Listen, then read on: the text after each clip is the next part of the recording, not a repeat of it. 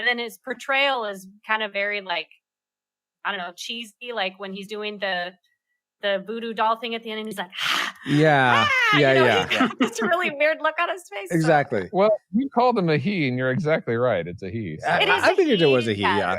It was, but when I was a child, I was confused. Got it. Oh, yeah. I never questioned it. In fact, I was surprised to find out it was voiced by a girl. It was dubbed. Oh by, yeah. Now my confusion makes so much more sense because it's played by a boy but voiced by a girl. Yes. Yeah. Yes. All right, guys, we had lots to go into, both of the things we really liked about this movie or things we really didn't like. But you know what? Now that we've entered all our targeting information into the firing computer, Alice, do you have a firing solution for us? Firing solution complete. Rating salvo at the ready. On your mark. See, I have the salvo authority too. Salvo at the ready. All right, guys, it's time for the moment of truth. Do we rate Indiana Jones and the Temple of Doom a classic? We'd recommend anyone go see this movie, whether or not they've seen it before. A nostalgic, if you remember liking it as a kid or whenever you saw this last, and are curious to watch it again, yeah, definitely take the time, watch it again. You'll probably enjoy it. But if you've never seen it before, it may be a waste of your time. Or do we rate it a tragic? It's not worth anyone's time. If you've never seen it, stay away. And if you have seen it, don't see it again because you may sully any fond memories you have. So let's start with LJ this time. What is your final rating for Indiana Jones and the Temple of Doom? I'm gonna go with classic. Whoa! To me, what? And you predicted nostalgic though.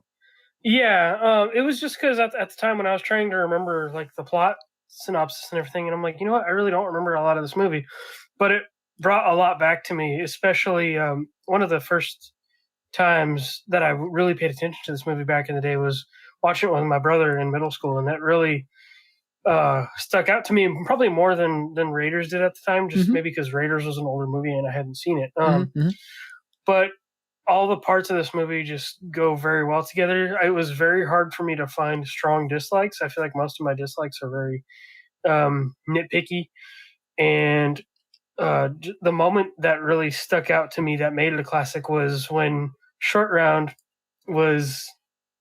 I said, like, you know, I love you, Mr. Jones, you're my friend. And I was just like, that tied it all up right there. Every part of the movie. It was just like, oh, man. Like, it was so good. Awesome. Aaron, what was your final rating? Oh, man. It pains me to say nostalgic. Oh, I thought you were going to say tragic. I'm like, whoa. No, oh, okay. No. I love this movie, but I grew up watching it. I think if somebody has no context for who Indiana Jones is, like they haven't seen any of the other ones and they just start with this one, it's a really poor place to start. So like as a standalone movie, I rate it as nostalgic, but as part of the Indiana Jones, trilogy, the Indiana Jones trilogy. Yes, it is a trilogy, exactly. It's part of a classic, iconic trilogy of movies, and if you want to watch the Indiana Jones story, then absolutely watch this movie. But if you're just randomly picking this movie and you have no context for Indiana Jones, you might not like it. Got it. Start with the Indiana Jones Chronicle. No, do not start with that. I would never tell anybody to start with a sequel. No, never. But it's a prequel, so yeah. Somebody might not know. Somebody might not know. I mean, I don't know. Yeah. You could start with Empire Strikes Back first and have a great viewing experience. It did come out first. Or Young Indiana Jones, right? Oh my gosh! Another. Travis, what's your final rating for Temple of Doom? I feel very similar to Aaron. I guess one difference is like I only watched it like maybe once, so I didn't have a lot of memories of it. So it was definitely like the nostalgic, like, oh, it's kind of fun to watch again. But if I was in the mood for an Indiana Jones movie or wanted to recommend someone, definitely wouldn't be this one. So I think it lands squarely in the nostalgic camp for me. Nostalgic camp for you. And if the ride, hey, that's a classic. So there you go. More minecart rides in the restaurant, the plane ride, and minecart everywhere. Disneyland, yeah, everywhere. Oh my gosh, the Indiana Jones ride at Disneyland, so it's good. my favorite ride. It's such a good park. ride. Yes. Favorite ride. Yes. Paul, how about for you? What's your final rating? You predicted nostalgic. Mm-hmm. And watching this, I loved it as a kid because I was about Short Round's age, and it was just I really connected. And but watching it now, the nostalgicness of it was just firing so strong that I really enjoyed watching this. And honestly, I'd recommend it to anybody. So I give it a classic. Classic. Wow. Paul. I'm a little bit surprised by that, Paul. I am too. So when you bring up how you relate to Short Round in the movie as a kid, I had never thought of that, but I was probably about Short Round's kid when I watched this as a child, and so to think that you could almost imagine yourself in the story from his perspective. That's really cool. I had never thought of that. I could totally imagine myself dying as I hit the mountain and then hit the water. Yeah. No, but being Indiana Jones' friend. I know. Again, comedic banter is what I'm going for, Paul. But I'm just going back to the movie. It's just I'd so recommend it. Paul, how the mighty have fallen. Just giving into your feelings. I guess we'll find out. For me, I mean, I rate a classic too. Oh my gosh, that's even more shocking. I didn't realize it is a Christmas miracle. His heart grew 3 sizes. Oh my gosh! And then it was ripped out by Mola Ram. I just like this movie. I was not so even though I predicted classic, it's been so long since I saw it. I'm like, well, maybe I just figured Indiana Jones will just prevail, and he did because I was so invested in this movie. I was on the seat of my chair as I was watching for a lot of it, and it's just I love the dialogue, and I love all of the stuff I liked about this definitely overshadowed the quibbles I had. So yeah, I'm gonna have to rate a classic, guys. I'm worried. I'm actually worried that this may hedge out Last Crusade when we watch it next year. I'm hoping it doesn't because Last Crusade has always been my favorite, but we'll see. But yeah, so definitely a classic for me. So given that, the Retro Rewind podcast rates Indiana Jones and the Temple of Doom a very well disputed classic movie. We'd recommend anyone go see this, whether or not you've seen it before. Though I think a little addendum. See Raiders first. Don't watch this one first. Yes. I still agree with that. I would never have anybody watch this first. Yeah. Even though it's a prequel. Even though it's a prequel. All right, guys. Well, now that we've had some good old time back in 1935, let's head back to our own time. Good old 20XX. 1935. I think we went back a little too far. Comsat online. Receiving incoming transmission. Okay, 1984, pretending it was 1935. Is that better? Oh, much better. Okay, feels good to be back, but we wouldn't have been able to travel back to 1984 to begin with, or 1935, if it weren't for our amazing reflux capacitors, namely Jared Holzhauer, Deborah Powers, Brian King, Patrick Hicks, LJ Lowry. Oh, he's right here. Chris Cowan, the Film Podcast, Chris Owens, Geek Devotions, the Untold Podcast, Mrs. Lomax, James Kennison, the Dapper Man, Drew of the Cellcast, Ashley Crowenbitter, Pastor Dewson, Kennethan, Redeemed Dutaku, Ryan Lingle, That's Our Babo, and Josh Adams, in addition to 5 other awesome patrons as well. Thank you all so much for keeping the gigawatts coming. And if you want to help keep us flying for as little as $1 a month and get bonus content for your generosity, head over to retrorewindpodcast.com/support to help us grow via Patreon, subscribe, or now just straight PayPal. You just want to just give to PayPal? You can do it. It's implemented. There you go. Awesome. Also, this stream is sponsored by PaulJPowers.com. All right. And while we're thanking our supporters, we also want to give a big adventure hug to our subscribers on Twitch, which is another way to send us a couple bucks a month. And if you have Amazon Prime, you can subscribe for free. Find out how at retrorewindpodcast.com/Twitch Prime. But what if you don't have the extra cash every month for Twitch or Patreon, Subscribestar, or PayPal, what have you, but you still want to support us? Well, you could do a one-time purchase of some of our merch. You could leave us a review on Apple Podcasts or Podchaser. But even better than that is sharing your favorite episode of the podcast with a friend. Maybe one of our Lord of the Rings episodes or Indiana Jones or The Matrix. I mean, we're over 200 episodes, guys. I'm sure at least one of them's a modicum of a favorite of yours. But share your favorite episode of the podcast with a friend, whether you listen for the banter, the trivial tidbits, or sometimes we have a insight or two. We would love for more people to enjoy Retro Rewind podcast for the same reason you do. So please be kind and share Retro Rewind. What a vivid imagination. RetroRewindPodcast.com/216 is the place to find timestamps for this episode, links to contact us, and links for voting on the movies you want us to review. But that's not the only place you can reach us. Paul, where else can people find the show and also yourself? PaulJPowers.com. You can go there, find all my social media links, including the link to the Retro Rewind podcast. So while you're on social media, if you find anything that's funny, that's 15 years or older, please share with us on social media because we like to laugh too. We are Retro Rewind Pod on Facebook, Twitter, Instagram, and you can join our Discord server by going to retrorewindpodcast.com/Discord. And also, as I have mentioned, we are on Twitch. You can watch and chat with us live like these fine folks are doing right now as we record this podcast. Francisco also plays retro video games. He creates pixel art. So you can follow us at twitch.tv/retrorewindpod. And coming soon, even more. If you want to find me, pauljpowers.com, guess where you go to? pauljpowers.com. Oh, I was going to say .net. I would have been wrong. Okay, .com. Oh, got good. It. Yes. Thank you, pauljpowers.com, for being an awesome friend, awesome fellow cult member. I mean, just co-host of this podcast. Really appreciate getting to do this show with you. Awesome. And I so appreciate getting to do this with you. I'm so excited that we're actually going through this. Yes.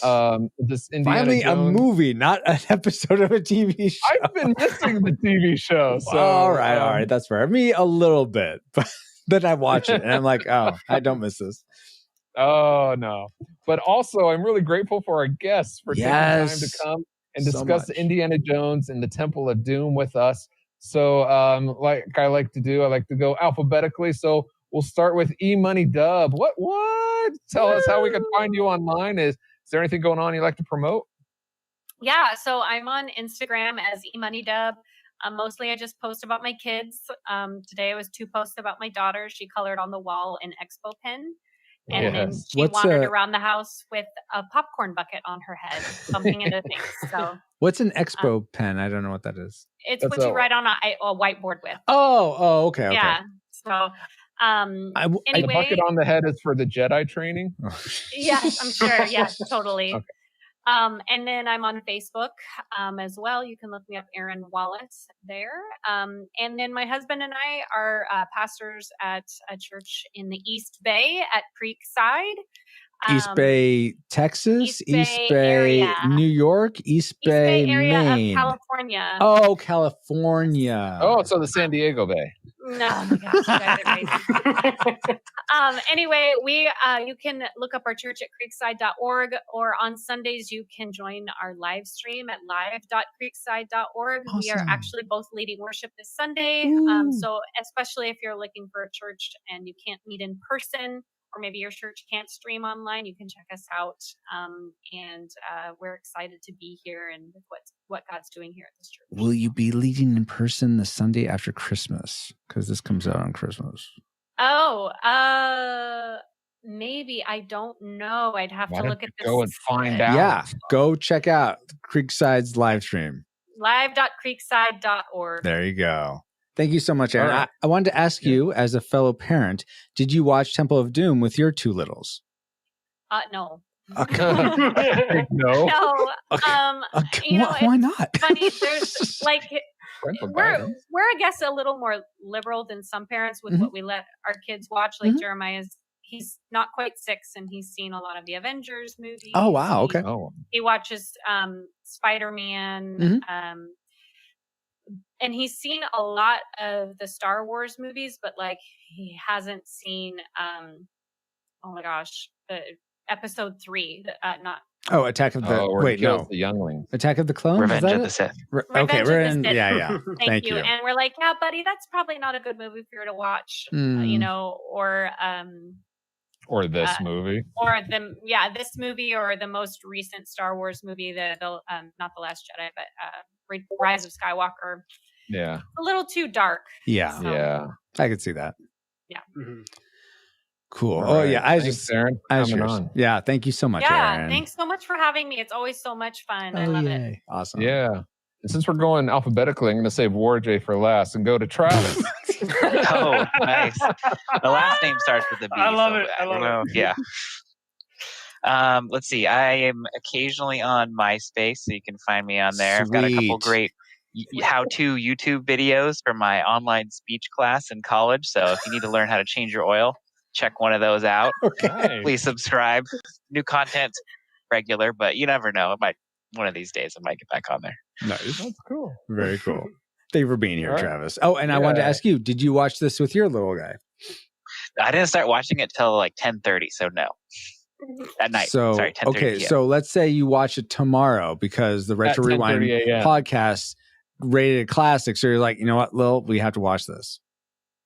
Oh, I mean, we just started watching like Frozen, so it might be a few. Yeah, you There need you to go, take first out that's a horrible choice. Take that out, pop in an Indiana Jones. What the music is better. Well, not sorry, the music. The songs a little catchier, let's say. You're breaking my heart. You're pulling out my heart, in fact, and it's lighting on fire right now, Travis. Well, someone's got Let to do it it. go. Let it go. Aaron, I will mute. Where's the mute button? Where is the mute button? Francisco, your All right. like your heart is Before made the- of ice. Yeah. Before the captain has a conniption, let's go to Warjay. LJ, thank you so much for coming and helping us review Indiana Jones and the Temple of Doom. Mhm. Yeah, I'm happy to be back. You can find me on Twitter at WarHeroLJ, where I post a lot of my content from Geeks Under Grace and a lot of virtual video game photography. Oh yeah, I'm really enjoying a lot of your video game photography. That's so cool. Thank you. It's become my thing. Like Cyberpunk just did a photo mode trailer recently, and Oh, everybody's like, cool. "LJ, did you see this?" And I'm like, "Yes, I did. It's on." Very, very cool. That's my thing. Awesome. Well, thank you all so much, Aaron, Travis, LJ, for being a part of this show. Oh, Paul too. But as much as I appreciate all you guys, you're not the ones who I appreciate the most. Yes, that honor is reserved for you. Yes, you listening right now. Indy, Junior, Short, Willie, Mola. Whether this is your first time listening to the Retro Rewind podcast or you're a part of our Rad Rewinder community, thanks for spending time with us, and we really pray you are more joyful now than when you first hit play. I have been and continue to be Francisco Ruiz. Find me on Twitter at FXRetro_ or on Instagram at FXRUIZX, and you can DM me in either of those places for pixel art commissions. Oh, finally, we are honored to be part of the Christian Geek Central network at ChristianGeekCentral.com. You can catch us at CGC or our website, but like a Pokemon, we got to catch you all for, here's an announcement, end of episode. For you awesome people that listen all the way to the end, you get the special announcement. In the months of January and a little bit of February, we are going to be covering on the podcast The Karate Kid 2 and The Karate Kid 3. But that's not all. If you are a patron of the podcast, be it Patreon, Subscribestar, or PayPal, you will also have access to, we are going to be reviewing Cobra Kai Season 1, Cobra Kai Season 2, and Cobra Kai Season 3, which drops in between our reviews of Karate Kid 2 and 3. I am here for this. So if you want to have access to that, you have to be a patron at least at the $1 level of Retro Rewind podcast. But yeah, that's coming in the next year. I won't be right off the bat, but that's what you'll get coming up shortly. So, January is a Karate Kid month. Exactly. Hiya.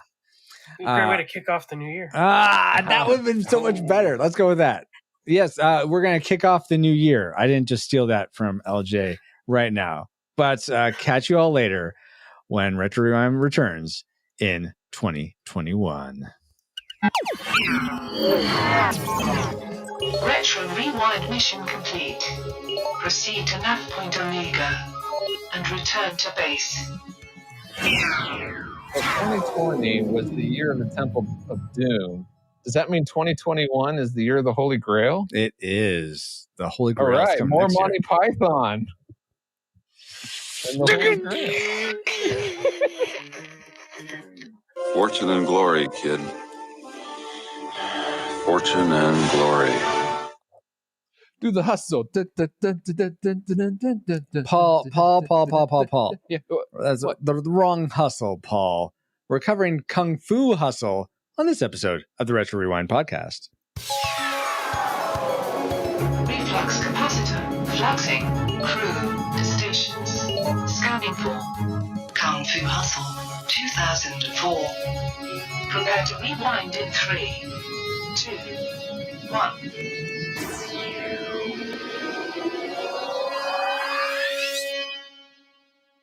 Welcome, Rewinders and new listeners, to the Retro Rewind podcast, where we take a fresh look at movies and games from 15 or more years ago. I'm your captain of the pod, Francisco Ruiz, and I'm joined by your XO and mine, Paul, the Master Interrupter Powers. And apparently everyone was Kung Fu hustling. Oh my gosh. Except that mute girl with the lollipop. Also, for this discussion of the film Kung Fu Hustle, we welcome back aboard the co-host of the Cellcast podcast, Drew Dodgen. Hey, Drew. Hey, how's it going, guys? Going okay. And glad to be here, though. I'm glad you're here. Indeed. And we also welcome, for the first time, the creator of the Cellcast podcast and Drew's co-host on the Cellcast, Jacob Heron. Hey, Jacob. Hey, what's going on, guys? Ready, roll. What's going on? How are you guys? Man, I'm so excited to be here. Yay. Was that Scooby on the podcast? Oh, yeah, maybe a little bit. I was going to say Clifford or Ray! Big Red Dog. Ray! Astro. Whatever. So glad you guys are all here. And now that we have a quick flyby of who we are, Paul, can you give us a quick overview of the production specs for Kung Fu Hustle? Sure. Kung Fu Hustle was released December 23rd in the year 2004 in Hong Kong. And a bunch of bootlegs DVDs the next day. All right. And it runs an hour and 39 minutes and is rated R. It was directed by Stephen Chow and written by Stephen Chow with the help of Kang Chuang Tseng. Here it comes. That part of the podcast where I mess up everybody's name, with lead stars being Stephen Chow, Hua Yuan, Ki Yun. I don't know, close enough. All right. The music was composed by Stephen Chow. Apparently, he was really into this movie, and along with Yinghua Wang. All right. Now, are you ready for the box office trivia game? Sure. Let's go for it. Okay. Kung Fu Hustle was made for about $20 million and then went on to earn over $102 million at the box office worldwide. My goodness. All right. I'm going to take a little moment and pause and do a reach out and help and ask the audience. We have been doing this a while, and we need a more substantial place to find our box office figures for genres and stuff, because the numbers isn't cutting it. We've been using the numbers.com, but it's only, each movie is only tagged in a genre if somebody tags it. So it's not like a full complete list, you know, or people tag other things. But according to the numbers.com, this movie is in the martial arts genre that broke $100 million at the box office. Fair. So, and according to this website, there's 31 movies that have done this, broke $100 million in the martial arts genre. Actually, it's been tagged with martial arts. For example, number 1 is Black Panther, because somebody tagged it with martial arts. Oh my gosh. So I'm going to take that off the number 1 position. Yeah. But so out of the top 30, what number do you think Kung Fu Panda is? Kung Fu Panda, really? Sorry. Kung Fu Hustle. There's all these movies listed with Kung Fu. Yeah, no, that's totally fair. Let's start with Jacob. What's your initial guess? Top 30. Top 30. Kung Fu Hustle. That broke 100 million. Oh, probably 5th, maybe? 5th? Okay. Drew? I think I'm going to go with 4. 4. We have chat. Cardinal Paladin says 27. Bobo says 42. It's top 30, Bobo. Yes, I will everything. So 12. Okay, 12. That's fair. And for me, I'm gonna guess just middle of the pack, 15. I honestly have no idea. So 15 for me. What's the final? Where did it end up landing, Paul? 29. Whoa. Well done, Cardinal. I was way off. Wow. Yeah. You should have stuck with 42, Bobo. You might have You might have won. But awesome. Thank you for those factoids, Paul. And let's see if any of them factor into our memory mind meld or our subsequent roundtable discussion, which we'll get into once Alice has located our target film. Alert, alert. Approaching target. Spoilers incoming. Establishing analysis vector. In the classic tradition of Asian cinema comes a film so exquisitely beautiful, so deeply spiritual, so full of enlightenment, you'll laugh. Till it hurts. From director and star Stephen Chow comes a movie that will chop your socks off.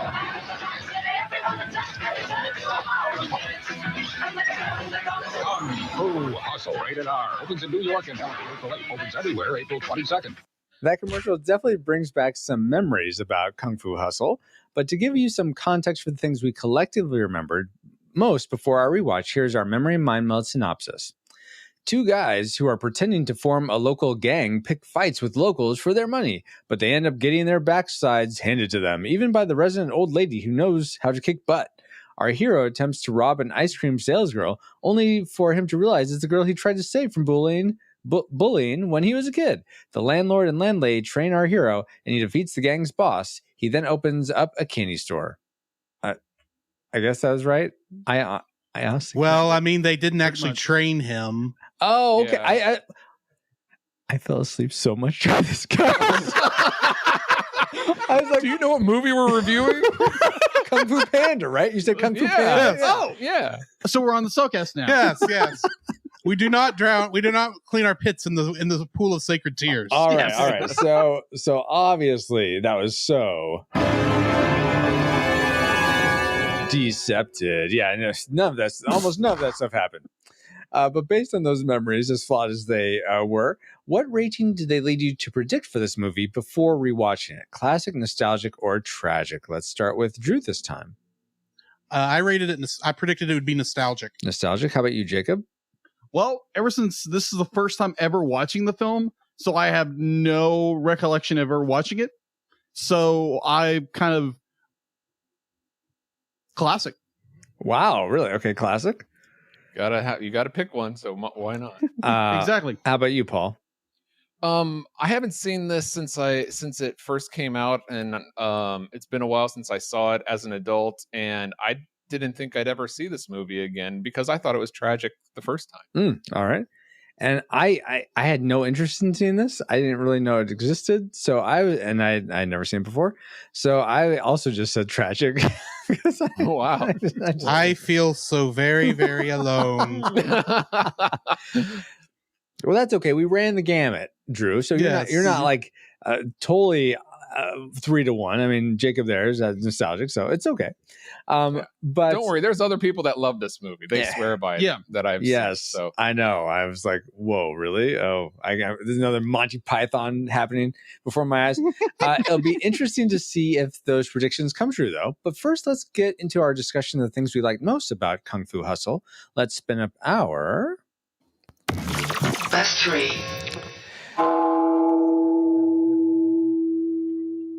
Or that. Okay. Let's start. This time, let's start with Jacob. What's one thing you liked about Kung Fu Hustle? Okay, the first thing I really liked was the opening the long shot when with we're the butterfly at the and it revealed the logo at the beginning. No, after that. Okay, after that, we're In talking the about when police we're in the police station. We had this long continuous shot. Yeah, that was pretty And cool, actually. It was so well done. Be like, you have all the characters, what's going on. You hear what's good, the commotion going on in the background, Mhm. and it's just like that tension ratcheting up what's going on. Eventually, you reveal what's going on, and I just really enjoyed how the camera work and the suspense of what's going on until you see the guy flying to the sign or something. Yeah, the sign. Yeah. And I was just like, whoa, okay, that's interesting. There again, I've never seen the film before. So Yeah. that was a very impressive. that caught your attention. yeah, It did. Very Mhm. much. Let's see. Drew, was there anything that really caught your attention about this movie so much that you liked it? I absolutely love how absolutely ridiculous this movie is. Agreed. It is very much like a live action cartoon in many Yes. ways. That's exactly like a note I wrote down much later in this podcast. But yeah, here's the thing. If you've ever listened to any of our the other show we do, you'll know that I am a lover of the absolutely ridiculous. Oh, Very okay. true. There's a reason I still catch Power Rangers from time to time. Power Rangers is fun. and Megazord. it's Japanese show Super Sentai. Yes, Because it's Megazord. absolutely ridiculous what we're Agreed. actually seeing. And this kind of, it doesn't exactly fit those corners, but there's just so many weird visual effects throughout the Okay. entire movie that Agreed. I just absolutely love, because the whole premise of this movie is absolutely ridiculous. So yeah, Well, you know what? I just Going along that, one of the things I liked, which was a ridiculous moment, but it was the only ridiculous moment that actually made me laugh, was when the tubby guys. I don't know their names. I saw on IMDb that the main guy's name is Singh. I literally had no idea that was his name throughout the whole thing. But Same here. Wait, there's a main guy? Steve Yes. Chow. Yeah, Steve yeah. Chow. Apparently, he's the protagonist. Did you realize this? Anyway, the first time I watched this, no.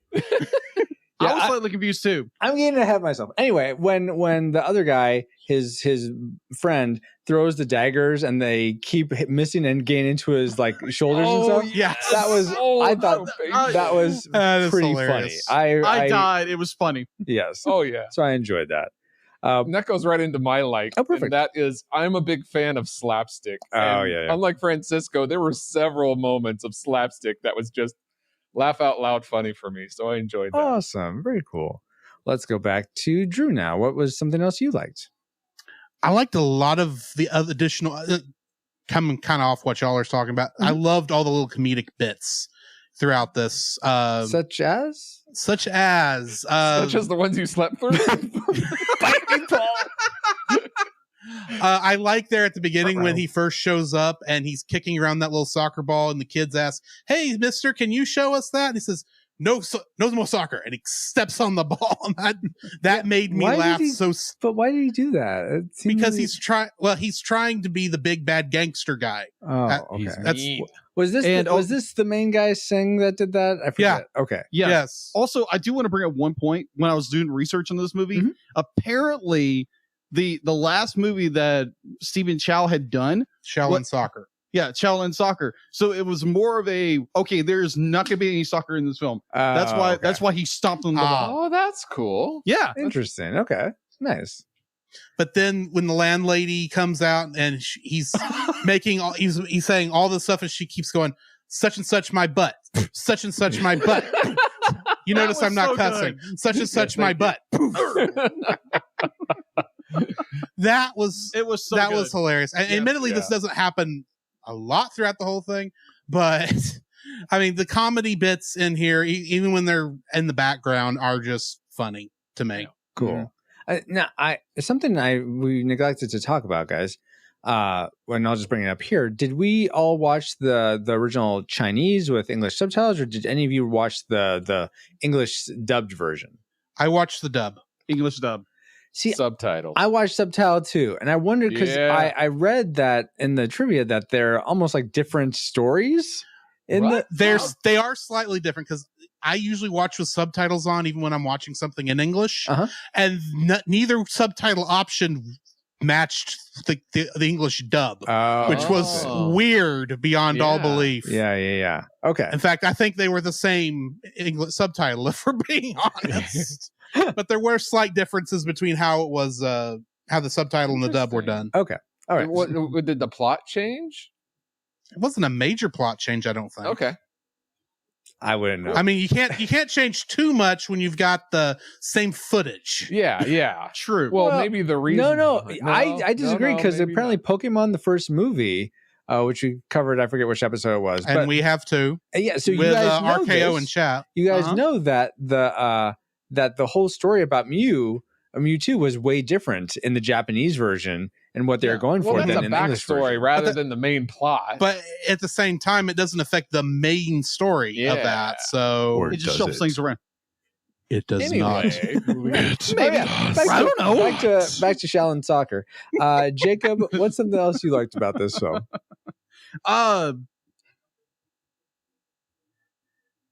The comedy of the dub. Let's say, no, I missed it. Yeah, I guess I missed it too. Yeah. Oh, it's so good. Be like, okay, the fact that I am severely ADHD. Oh, squirrel. I'm severely ADHD. It's bad. So when it comes to dubbing, like a dub or anime or what have you, I prefer a dub because me watching subtitles, I get distracted so incredibly easy. So with this, it was the light to actually watch the dub because like you could tell the voice actors were having fun with it. And just like every line was like it had these funny little punch gags to everything. And it was hysterical the entire time. And I just thoroughly enjoyed it. Oh, cool. And it was a blast to watch with this English dub on it. Even though it'd be like sometimes the lip flap didn't work whatsoever. Yeah. But it was still such a funny line. Oh, interesting. Or the scene where our main protagonist is because be like, oh, the big guy, he's be like, oh, he's the leader of the X gang. Be like, oh, he's gonna go to sleep. Oh, he's thinking of ways to kill you. And when the crowd shows up and he's like, oh, you come here. And like everyone would be like, oh no, I'd be like, none of you have this, and just hysterical. The dub is absolutely hysterical to me. Now, granted, someone else could be like, well, I don't like the dub, but I thoroughly enjoyed it. Okay. Well, nice. Yeah, I want to watch the dub version. There you go. It's on Netflix. Oh, really? All right. Oh, cool. Good to know. Let's go to the dub was something you really enjoyed. Paul didn't watch the dub, subtitled like me. But what was something, regardless of the language used, that you enjoyed about this movie as well? So, out of all the sequences, I don't know what you call it, but a big bass violin thing fight street in the street at night, I thought was my favorite sequence. Really? I really enjoyed that. Yeah. Really? Yeah, with them strumming and him like how Now, to fight like that. Now, go ahead. Say, I'll let you finish, Paul. I'll let you finish. This was before Edgar Wright improved upon it. Thank you. Scott Pilgrim Yes. versus the World. Very but this true, is before very that. true. So without this, there wouldn't have been that. Okay. In my opinion. All right, that's fair. But I enjoyed that scene. I liked it for like the first 5 minutes, but then I'm like, can you please be done? Well, yeah, I have a nap to get to. Come on.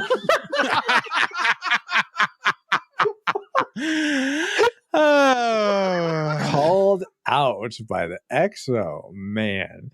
But okay, yeah, that happened from time to time. And I will say that yes, I could totally see how Edgar Wright. Do you know for certain he was inspired by this scene? How can you not be? It's like a total like lift. Okay, all right. I just add some floating symbols to it, and there's Scott Pilgrim. Just curious. That's all. But yeah, no, I don't know for sure. That part was interesting and is a cool moment for sure to see them fight and yeah. Yeah, it's a different style of fighting throughout the rest of the movie. So it changes it up. It adds variety. I totally get that. Something else that goes along with the violin part was I thought the overall music was pretty upbeat. I enjoyed it. It seemed engaging.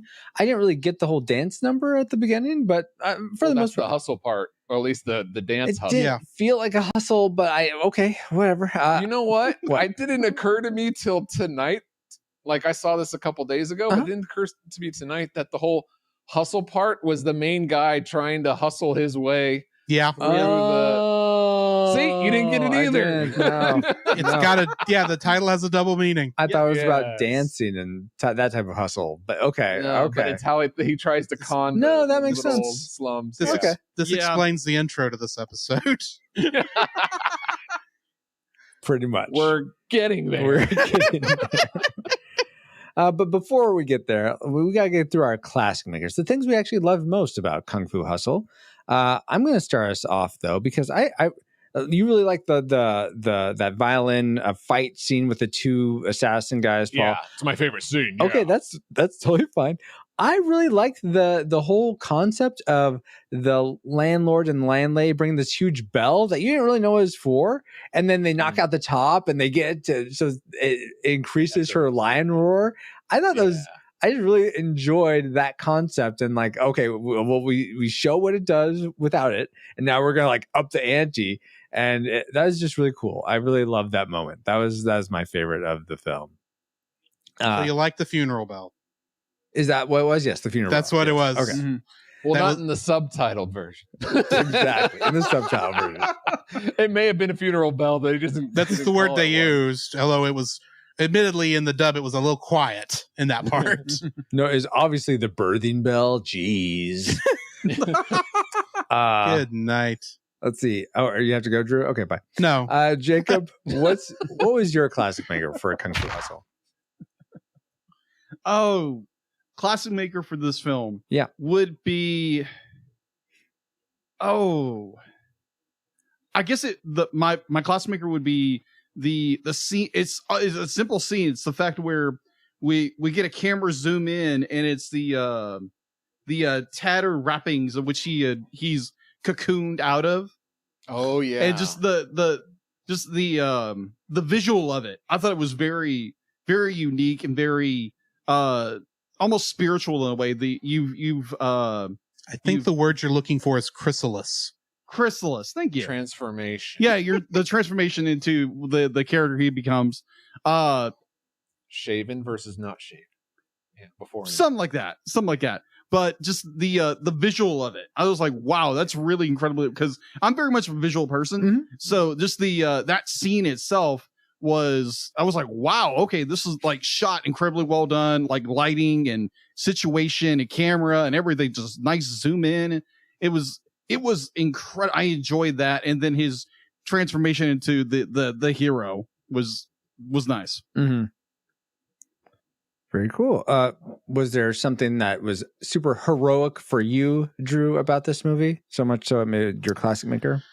Well, y'all already mentioned my classic maker, or at least part of it. You already mentioned mine too.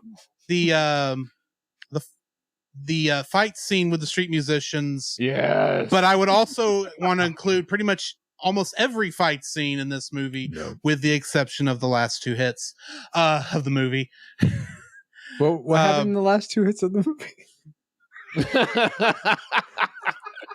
I'll just say you didn't miss much. I just didn't like that bit. Okay. All right. But the rest of the fight scenes in it, I thought were very impressive. Mm-hmm. It kind of hit that Dragon Ball Z vibe and Power Rangers vibe I've had for a long time, and so it was just it was a fun watch. But yeah, definitely I do enjoy the street musician scene probably far more than it deserves. But yeah. All right. Yeah, the street cool. musicians. Awesome. Just a quick question. Yeah. Does the guy in the streetcar, as he's like slamming their heads against the seat, does that count as a fight scene? That part was pretty funny. Yeah. That was funny. It does. That was funny. Of course, if we're talking about any scene with the Kung Fu as a fight scene, where she's in the car at the end with them, I would count also. Oh, yeah. That was funny. Wait, which part? The part you slept through. Don't worry about it. No, really. Which part was this? Maybe I didn't sleep through it. Right at the end of the street musician scene. Oh. Where she teleports into the car with all of a sudden they're in two head guys. The guys that are watching this scene in the car. Yes. Yeah, I slept all right. through that. No. All right, and she tells them how the cow eats cabbage. Yeah. Yeah.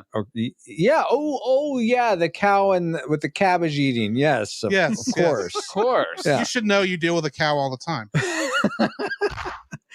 Paul, you're not a cow, but I do want to know how you calculated your classic maker. What was it?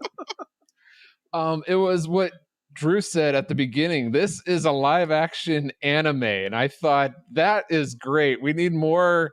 I love anime, and I love the antics and like the even it goes into like the Roadrunner Coyote kind of cartoon stuff, and it's just like over the top. That's fun, you know. If there's not a lot of movies out there that do that kind of thing, and this one I think does a lot of that. So that's my classic maker for this. Awesome. Well, that's awesome, guys. You know what? Really, you sound enthusiastic there. You know what? I'm so enthusiastic that I forgot one more thing I liked. This is not a surprise at this point. Helix Reviews. David Arrington is the host of the Helix Reviews podcast. In every episode, he breaks down what he does and doesn't like about the movies, video games, or comics he's reviewing, and also discusses the themes, messages, and ideas they portray. You can find Helix Reviews on your favorite podcast catcher or at helixreviews.blogspot.com. That's great. And Drew just told us how that ties into Kung Fu Hustle. No, wait. No, he didn't. Well, so what does Helix Review have to do with Kung Fu Hustle? Well, Helix sounds like a Kung Fu move, so doesn't it? Doesn't sound Kung Fu-y? Sure. I didn't see anyone move in a helix motion. No. The sleeves, how they like when the landlady and landlord were fighting the really tough guy, and he twisted their arms and the whole sleeves unraveled. Oh, that was okay, Helix. I'll take that. I'll take that. All right. Go in ancient Greek. Go in ancient Roman. That's all right. Whatever. Uh-huh. Okay, fine, Paul. Okay, fine. Do you want some trivia about the movie Kung Fu Hustle? Would that make you feel better? Yeah, or Kung Fu Panda. Or that, yeah. So, Jack Black was known to enjoy... All right, no, but for serious, did you all realize that the Chinese idiom to have a roaring lion east of the river, that's the idiom in Chinese, means to be a henpecked husband or to have a shrewish, he doesn't look shrewish. I was just thinking the same thing. But I was going to be nice and wait for him to finish. The master interrupter waits for no one. But a henpecked husband or a shrewish wife. So it's no surprise the overbearing landlady's superpower then is the lion's roar. So see how that works? Nice. Yeah. And I had no idea that was a Chinese idiom, so that was really cool to learn. My question for you guys is, what kung fu power, and this can be from any movie or any medium, what kung fu power do you wish you could have? So let's start with... Does the skadoosh in Kung Fu Panda count? I said any movie, so sure, I guess. You might have to be I don't know how I would ever use that. I don't remember what that's called. That has a name, but I don't remember what it's called. I don't remember either, but I would be great. People can hire me for destruction jobs. Yes. Wow. Drew, let's start with you. What would be your kung fu power that you would want to have? I'm going to take the power of flight from Dragon Ball. Okay. Oh, nice. Because they fly all the time in that show now. Nice. Well, in Z anyway. That's a good one. I want to change my answer. How about, okay, Paul, where are you changing your answer to? Fine. I changed the power to have the ability to collect all 7 Dragon Balls and make a wish for anything I want. Wow. I don't think that's a kung fu move. Wow. No. That's called collection. Oh. I mean, Bulma could do that much, and she doesn't even know kung fu. That's true, but she's in the... All right. Of course, she cheated with a radar, but anyway. Yeah. And other DBZ references. Yes. Jacob, what... Hey, I could have been really mean. What kung fu power would you like to have? Ooh. To go bald and walk the street. Wow. Oh. Well, honestly, I have not watched a whole lot of kung fu like movies in my lifetime. Not a whole lot of them. So the only one I can really go to is Dragon Ball. Okay, that's fine. I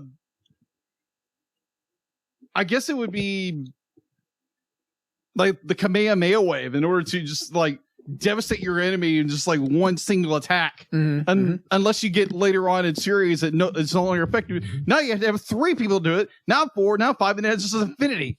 It's be like the idea that you can simply destroy your enemy with a very powerful, I guess you would call it a chi blast. It is a chi blast.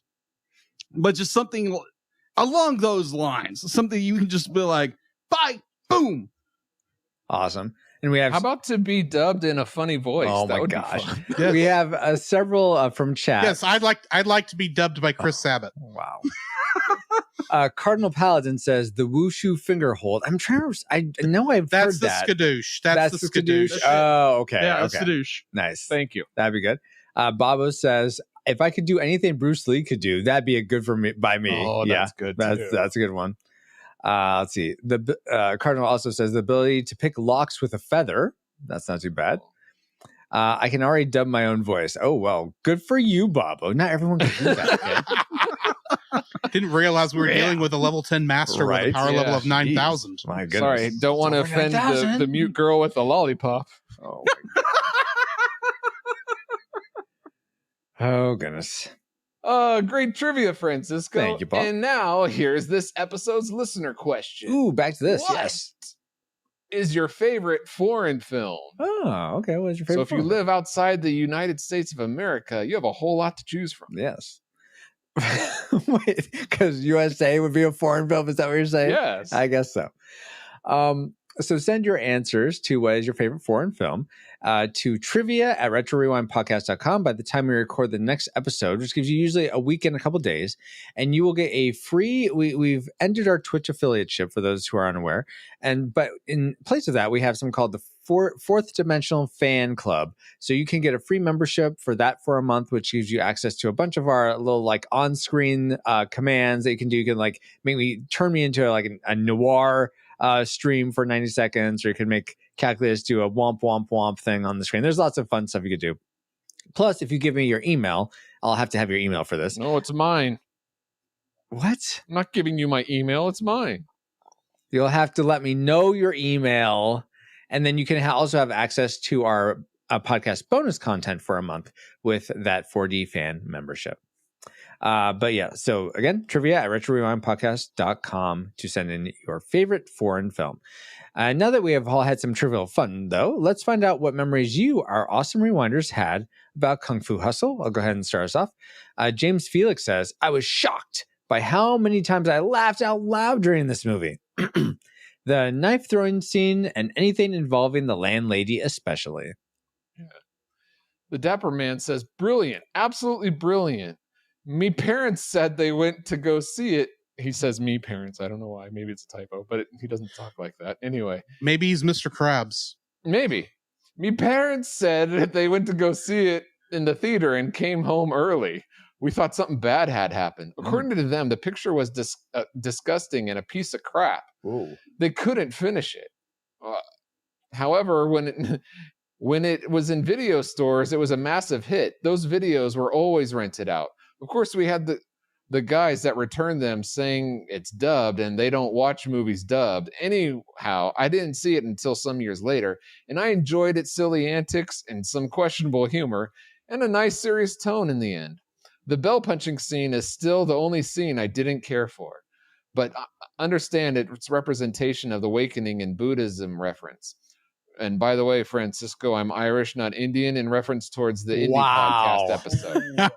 I do slip into Indian when I try to attempt Irish. That's true. Sue me, Dapper Man. Wow, Speak like inviting a lawsuit. That's weird. At least you don't have the problem I have, where I was trying to be Ozzy Osbourne, but I turned into one of the Beatles. Rory's Scooby-Doo. Yeah. Hey, Raggy, what's going on, man?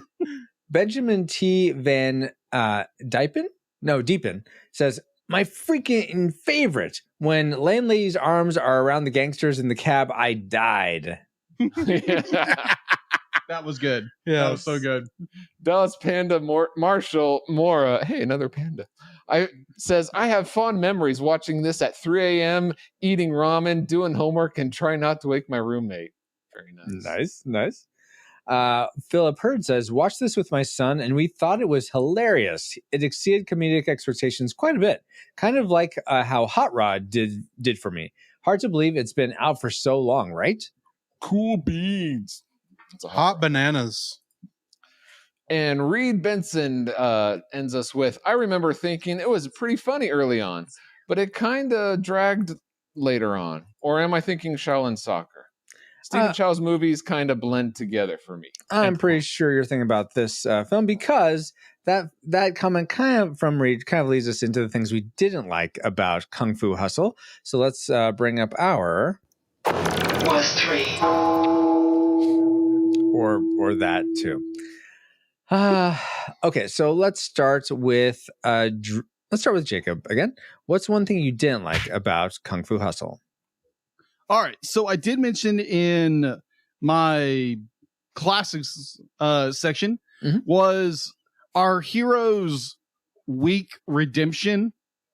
The fact that our main character is this very pathetic guy who is trying to hustle his way into the Axe Gang, right? The Axe Gang, yeah. He's trying to weasel his way into it, and he's just so pathetic about everything. Then he grows a little bit of a backbone towards the end of it, gets his patootie kicked like 10 ways to Sunday. I thought it was his face impounded, but okay. That is true. Well, it's the other end. But his it's like, yeah, he becomes the what is it, the Kung Fu master? I guess Kung Fu genius is the term the W's. Yeah, Kung Fu genius. And which is kind of like, it's like, okay. It's like apparently it awakened his inner legacy or whatever. And I was like, okay, this is so incredibly weak. It's got this incredibly weak sauce to it. And I'm just like, man, really? Like, couldn't you give this character a little more like redemption? Like he was actually he was a nice guy, but he was trying to be this bad guy, and he was just a really pathetic character. But I wish they would have brought more of like, maybe, I don't know, just like his whole character is just very weak. Yeah. You know what's interesting? And this just sort of dawned on me that it's almost like when he was a boy and he was trying to stand up for that mute girl, he stood up for her. He was brave in the face of bad odds, and then he got beat on, and it's almost like that's honorable, brave part of him got like just tucked away deep inside to where he couldn't be accessed. Yes, he got beat on too. Yes, and then this was it coming back to the fore. So it was a rebirth of that. Though, but I'm on the same page with you, Jacob. I was like, why is he all of a sudden the master? Maybe I was somehow missing, somehow missing what transpired there, but I didn't get how missed half the movie. I don't understand. I wasn't understanding how he was all of a sudden, this sort of like loser and also just mean guy that was just out to take everything trying for to himself. be a mean guy. Yeah, and now he's this awesome person. I just did not get it because the script said so. Same here. Great. It was like I said before, it was very weak. Yes, very weak. Be like, if we would have seen more of this early on, like like you said before, like when he's trying to defend the mute girl, that's a very nice scene. Yeah, exactly. But it's just like, okay, why didn't we see a lot of this earlier? And until I'll tell you why. Go ahead. My dislike is that there are no likable characters to root for in this entire film, except for the mute girl with the lollipop. Every single character, Paul, even the cute little guy who's trying to shampoo with his butt cheek out, he's not all that likable that much either. But like everybody else is like a bully. You don't like Stephen Chow's friend? He's just an innocent guy who likes overalls. No, that's fine. That's fine. But he wasn't in it long enough to root for. There's nobody throughout this movie that I'm rooting for because there's no likable. Everybody's a bully to somebody. The police, the gang, the landlords, the main hero. No, this movie goes on and on with no likable characters. Paul, can you give... While we're talking about non-likable characters... Go to sleep, Francisco. We'll get back to you. No, go ahead. Go ahead. I can rant here in a second. No. By all means. You go take the floor, Drew. Okay. I don't like our main character because he's an idiot. Yeah. I hate how he treats What's an Lollipop idiot? Girl. I've never really heard It's that. another term. word for idiot. Oh, pretty much. Oh, okay. Okay. Thank you. Sorry, I'm an East Texan. I use East Texan words. They But have Bella Bowls there. yes. I live pretty close to Palestine, not Palestine. Anyway, where was I going? Idiot. Idiots. The main character is I hate how the main character treats the quote unquote obvious love interest. Yes. For the entire movie. But he only sees her that one time. He runs across her like 2 or 3 times. You probably slept through it. Yeah. It's only at the end because after he learns enlightenment. Because those moments are at the slower parts of the film, which didn't need to be there, for being honest. But- while he's feeling bad for himself, because they go by her ice cream cart like 3 or 4 times throughout the movie. Yeah. Drew, I hear what you're saying, and I agree with you 150%. But what I do like is that she does not. Hook up is the wrong word, but I'm going to use the word hook up with him until the very end, until he's quote unquote been enlightened, and that he is now ready for her. So it's nice that she is able to find someone like that at the end, but that journey to get there is excruciating. Well, I'll talk more about why I think that's wrong later on. All right, sounds good. Hey, I have an idea. Let's let the captain speak. Yeah, that might be a good idea. Captain. I don't. Oh, Captain, my captain. Good eye, please. Maybe. I can't believe what I'm hearing from you guys, because it's like because it's like, you know what we should do?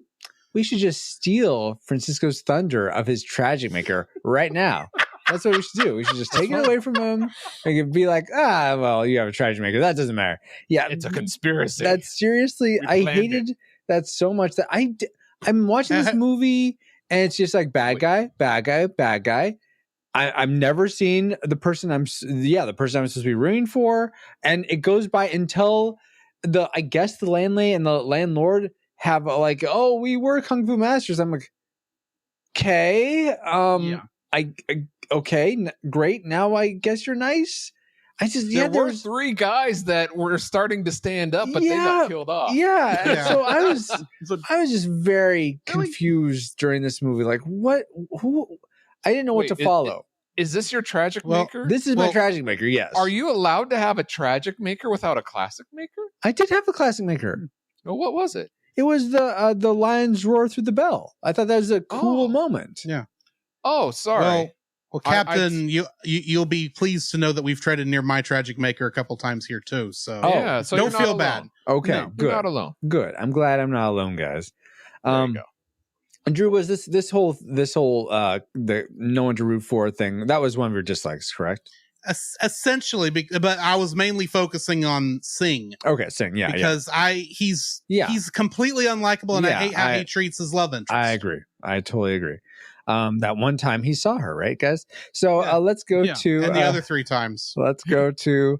Oh wait, Paul, that was yours too. So let's go back to Jacob. What's something else you disliked about Kung Fu Hustle? Oh, okay. Ever since we do an animation podcast, the CG in this film. Oh my gosh! Oh wow! This is my number. This is what are you talking go about? For it. Go them for it. Running on the street with no, that was great. That was funny. But Jacob, come on! You're talking about bad CG, and you're saying that's great. Well, it's supposed to be like Captain, that. That's supposed to be cartoon. Captain, that wasn't CG. That was Photoshop. It's entirely different. All right, that looked like Microsoft Paint. Okay, let me clarify. All the characters flying into backgrounds that are obviously CG. The Roadrunner scene animation was very good because that's the way that you wanted it. But everything else, the CG was just like and a lot of the CG in this movie does not hold up very well. It was done poorly or cheaply, what have you. I don't know. I don't know where their 20 million went. It was not the sets. Did you see the sets? It has to be the sets because the CG was obviously cheap for its time, and it definitely did not hold up. Over time, and a lot of the makeup definitely with our main antagonist, the main end villain. Was like he has this scar, but it looks like it's painted on. Yeah, I'm it looked like a skull what? cap he was wearing with bad wigs. Yeah, exactly. Looked really bad. No, but apparently with that, like he's not wearing a wig. That's his actual hair. Oh wow, okay. Yeah, that's his actual hair. Because apparently, was that his actual flip flops too? I have no idea. But apparently he was. Apparently the actor who played our main villain apparently wore a toupee or a wig all the time. And so he walked into the office. Who was the main villain? I thought everyone was the main villain. I'm very confused now. No, we're specifically talking about the Beast. I know. The Beast, thank you. I Yeah, know. the Beast. Okay. Well, there was the main the most unlikable person. Oh. Yeah. Okay. Wait, that's too hard for me to do. Yeah. So the main character Sing, that's what we're talking about now? As far as I'm concerned, yes. Well, who's the villain? They're all the villains. I'll go ahead and that goes into my dislike is Okay. the effects were disappointing. Imagine Uh-huh. in a world where The Matrix had just come out. The Matrix trilogy had just come out. Oh, and yeah. I'm sitting thinking, they use a lot of kung fu moves. It would be great to see an actual kung fu movie with this kind of special effects, and let's see how they do it. And then here we watch Kung Fu Hustle, and it is so disappointing because this happens after that. It's like, come on, here's what we have, and here is what you produce. And now, granted, some of the effects are funny, like when it's bad and it's hilarious on purpose when he falls down and like the image flip flops mirror wise, and it's like it's laugh out loud funny. Some of the effects. When does that happen? I get those. You were asleep. Don't worry about it. But there are other effects that are not supposed to be funny, and it just doesn't hold up. Yeah. No, it doesn't. Like for instance, the flower pot landing on the landlord's head. That just looked strange to me. I don't know. I thought it was funny. Yeah, I'm not saying it wasn't funny. I'm just saying it looks strange. Okay, that's all. That's all I'm getting at, guys. It's a strange practical effect. It's because that practical effect did not use dirt. It used what looked like a cloth with a flower sticking out. Oh, that was practical? Oh, I assume. Yeah, that was a practical effect. It wasn't CG. It didn't look cheap enough. No, it's practical. Let's go to Drew. What's something that looked really cheap to you about this film? It didn't look cheap. It sounded cheap. I'd like to know why all of the music in this movie sounded like it was recorded on a tin can, went through a nylon string, and was then played back over another tin can. Oh, that's because you're watching the dub. Exactly. I admit, I admit it might be because it's the dub. I will grant you that. But here's the thing. I watch so many dubs of different animes and different stuff that I expect at least some semblance of work being put into these dubs.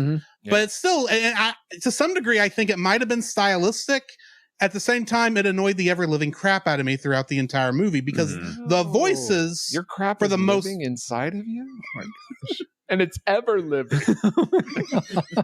Mumra, the ever living crap inside of you. Oh, come on. This is going to make the next episode of Thundercats interesting to review. Yes. Go check out those episodes. They're great. But the voices, for the most part, even the English voices, sound fine.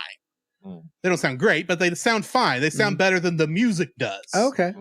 And it's just the music just sounded to me horrible. Yeah, the music didn't bother me at all. It sounded like normal. It didn't sound like great, like, oh my gosh, this is John Williams or Howard Shore or something like that. When I originally wrote that dislike down, I did admit, why does it sound like it's coming through a 1930s radio? Yeah. So I'd be curious if you listen to the subversion, if you notice a difference. But when I get my copy back from Jacob, I'll put it back in. Didn't this take place around the 1930s? Maybe it was done on purpose. Like I said, it could have been done on purpose. Yeah. To me, it sounded like a stylistic choice.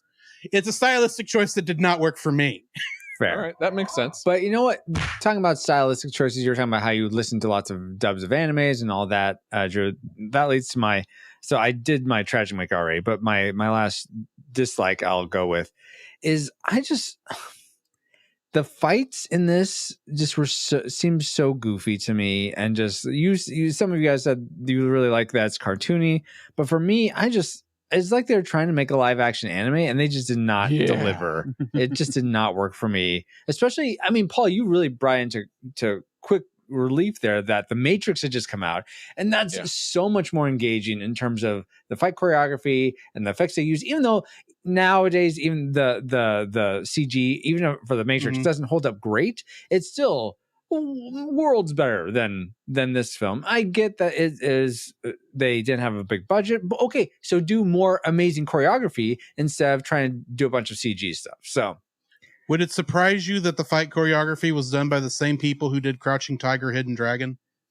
A little bit, yeah, because that, I mean, because it doesn't seem like what they did. Well, I know with Crouching Tiger, Hidden Dragon, there's a lot more weaponry, wire work, and wire work. So I wonder if that was more their forte rather than the straight punches and kicks and like bodily martial arts. But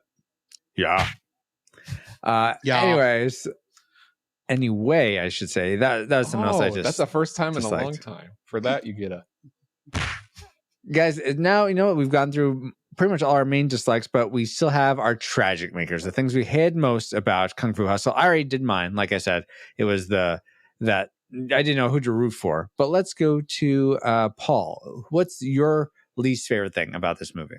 My is very similar to what you were just talking about, and I felt like the whole thing was it was a little cartoony, but it was over the top and ridiculous and stupid. Like, this just is incredibly I get that it's trying to be a cartoon, but a lot of the humor just, I did enjoy some of it, but a lot of it was just not my type of humor. If you're going to do a cartoon live action, then appeal to the kids. Get rid of all the blood. Don't get rid of all the blood. Like, the axe throwing and it chops off a guy's leg. That's funny because there's no blood. It's very cartoonish. Keep it like that. Don't show a guy just beating on somebody profusely with blood splattering everywhere. And you take the language out. And then I can understand, hey, I enjoyed this as a kid. I watched it with my parents. It's not a great movie, but it's a fun niche movie. It's in a particular genre. But because they don't, maybe it's because I'm looking at it in Western eyes, they don't fit within that genre completely. It takes it out, and therefore it's not hitting at the right spots where it could, I think, excel in its own way. But it is excelling for some people, just not for me as far as the humor and the overtopness. Okay. Yeah. I can't agree. I can't agree more. Yeah, I think that's the right way of saying it. Can't agree less. You're right there, right in the exact agreement. Something. Not more, not less, right at the same. All right, fine. Let's go with Jacob next. What's your tragic maker? Oh. I had it written down. Let me get to it in a second. Wait for it. Yeah, wait for it. Wait for it. You're fired. Yeah. You're fired. Mine would be There Are No More Heroes. There are no compelling characters in this movie. I think some of us touched on this like earlier on, but like there's no character you really find yourself rooting for. It's like, man, all these characters are terrible. Yeah. It's like and they're like, oh, we're kung fu masters, and it's like, oh, really? You're being a complete butt to everybody else. Exactly. But now you're trying to be a nice character. Now you care. No, be like, now it's when stop complaining and pay your rent. Exactly. Come on, you bum. Water's expensive. Oh, no more water for you.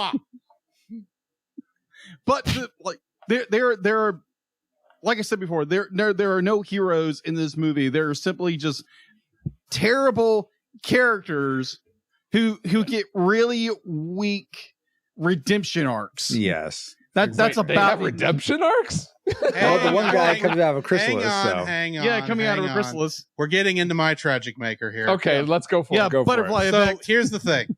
So, Anyone who let me- listens to this, Let me set Go this ahead, up. Drew, the person who foisted this film upon us, what is your tragic maker for? my tragic maker is this.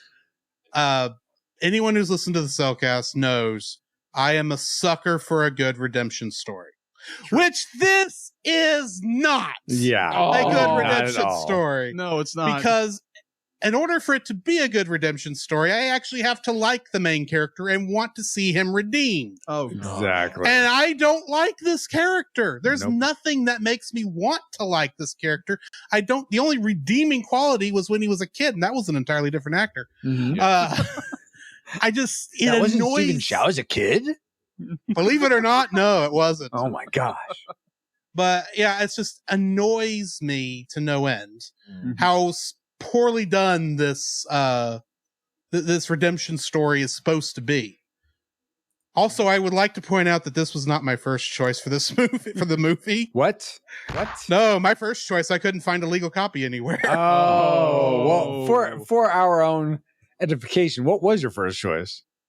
Jackie Chan's "Who Am I?" Oh, I've never heard of that. I haven't heard of it either. I haven't I seen saw it. most of I his saw it kung fu like movies. I saw it like Or 10 years something. ago. I did a Google search. You could get it on DVD for like very expensive, Sure. or I did see it on Daily Motion. You know what this movie? You know what this movie reminds me of? Studio Ghibli's Grave of the Fireflies. Oh no, we do not need to get into this rant again. Is it? Go it listen, doesn't go seem super listen. depressing. No. It's the fact to be like you have no redeeming character because if you go back and listen, to the Go review- listen to his dislike in Okay. in our Grave of the gosh. Fireflies episode. I ran for like 15 minutes. Literally, Whoa. I already knew where that was going. And so as soon as I let him have the mic, I got up, I walked to the kitchen and started pouring me a glass of water because I knew we were going to be there a while. Yeah. just Francisco go could have cut a nap through it. Yeah. Wow.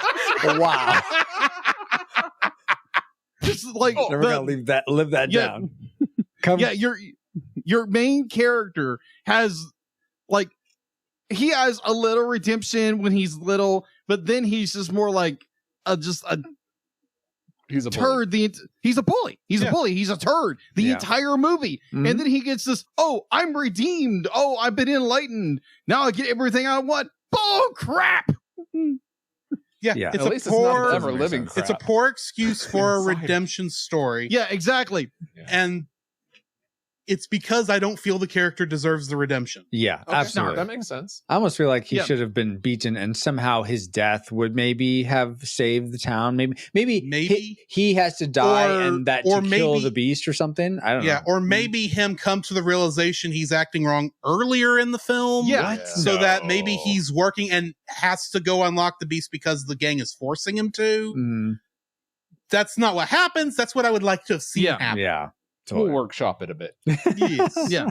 Flush it out more. When George Lucas releases the re-release of Yes, that. exactly. He's working on that, I hear. Yeah. exactly. Well, guys, now that we've entered all our targeting information into the firing computer, Alice, do you have a firing solution for us? Firing solution complete. Rating salvo at the ready. On your mark.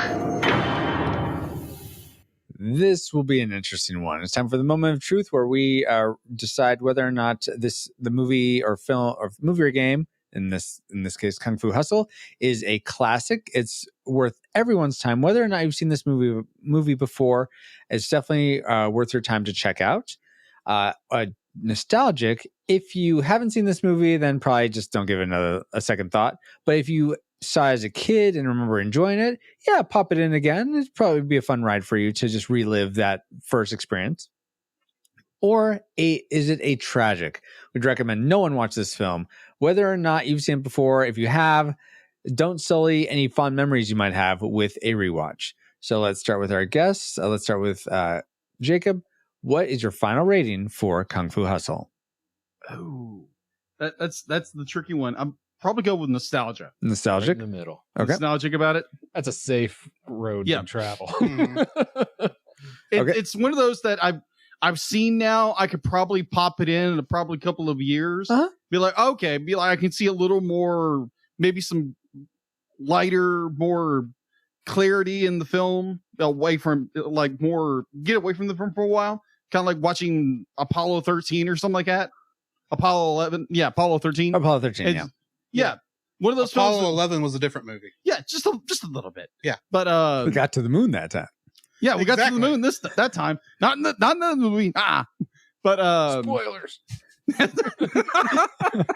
Oh, by the way, the Titanic sinks too. Oh, oh my no way! Really? Really? Who'd have thought? Yeah. Anyway. That's so But, yeah. nostalgic for Jacob. The nostalgic. Okay. Very cool. And you had predicted classic, so it did drop for you. Yeah, it did drop. All right. Drew, you predicted nostalgic. Did it raise to classic or drop to tragic or stay the same? It stayed the same at nostalgic because I don't hate the movie, so I can't rate it tragic. But yeah, the movie has problems. It's not perfect.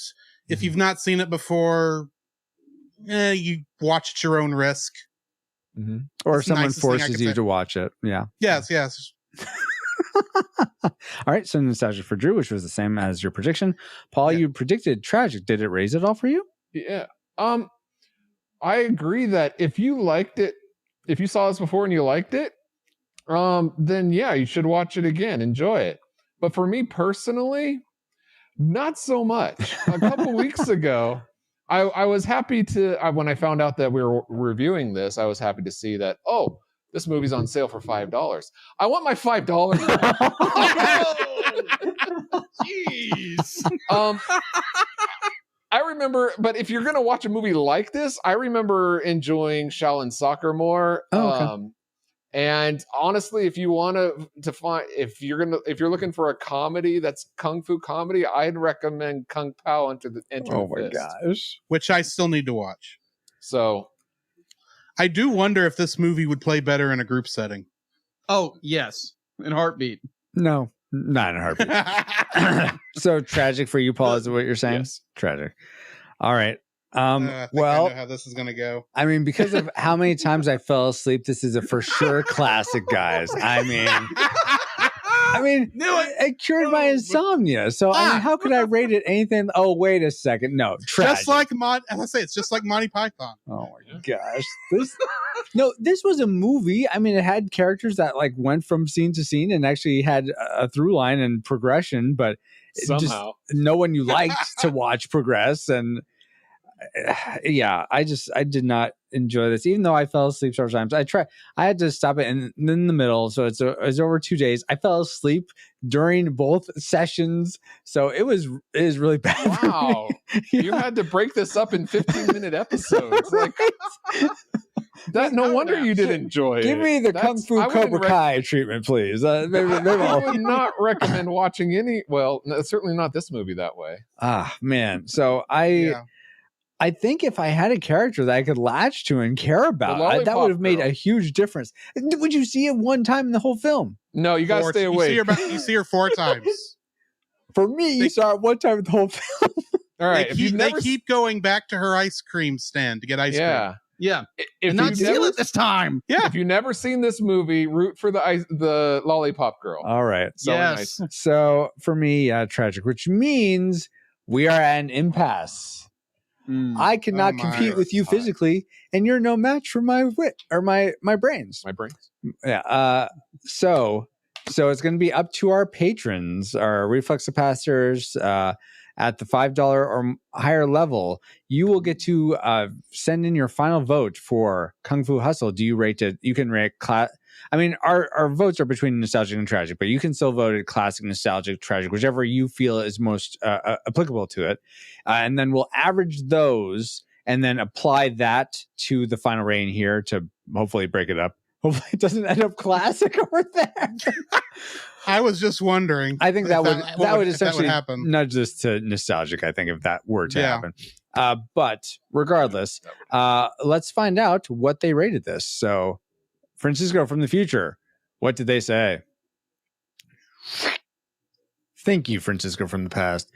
And yeah, according to our patrons, with their combined score, our Rewind Republic has voted Kung Fu Hustle a nostalgic film, which if you add those to Drew and Jacob's score, we end up with a final rating for Kung Fu Hustle from the Retro Rewind podcast of a disputed nostalgic film. So if you enjoyed it as a kid or youth, it's probably a fun experience to go back to.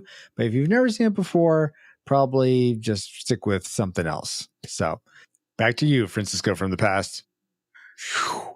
Oh, really? That was the final rating?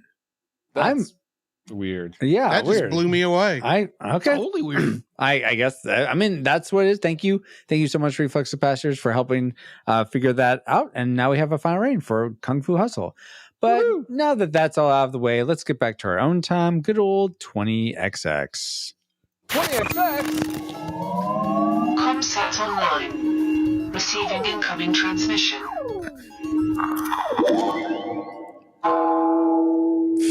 Feels good to be back. But we wouldn't have been able to travel back to 2004 to begin with if it weren't for our amazing Reflex Capacitors, namely Jared Holzhauer, Deborah Powers, Brian Keating, Patrick Hicks, LJ Lowry, Chris Cowan, the Feeling Film Podcast, Chris Owens, Geek Devotions, The Untold Podcast, Mrs. Lomax, James Kennison, The Dapper Man, Drew of the Cellcast. Oh, you're right here. Hey, I know that guy. Yeah. Ashley Cronenbitter, Pastor Dewston, Kennethan, Redeemed Utaku, Ryan Lingle, That's Our Babo, Josh Adams, and newest patron, D Tungsten. In addition to 5 other awesome patrons as well. Thank you all so much for keeping the gigawatts coming. Gigawatts coming, I should say. I keep wanting to change. I keep changing that. Thank you so much for keeping the gigawatts coming. And if you want to help keep us flying for as little as $1 a month and get bonus content for your generosity, head over to retrorewindpodcast.com/support to help us grow via Patreon, Subscribestar, or PayPal.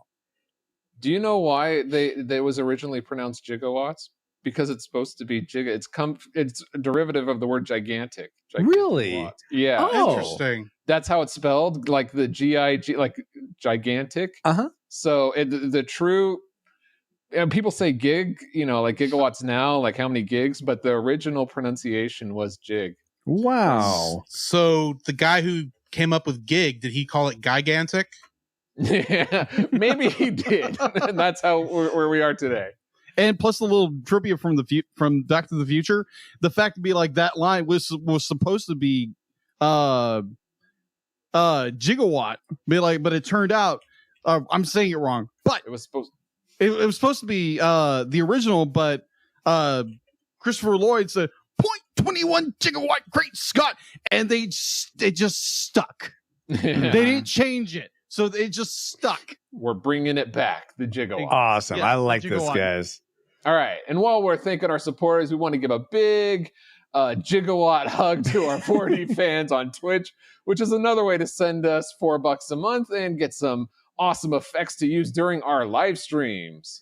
Indeed.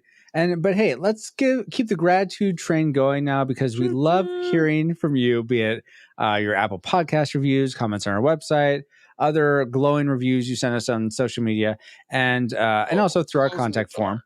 And here's what some of you had to say.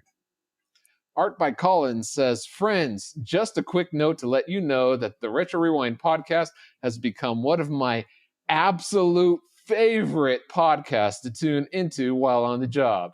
I've gotten through many an art project while laughing and audibly agreeing and even disagreeing, along with your awesome reviews. I appreciate the time, attention, and the heart you invest in all of it.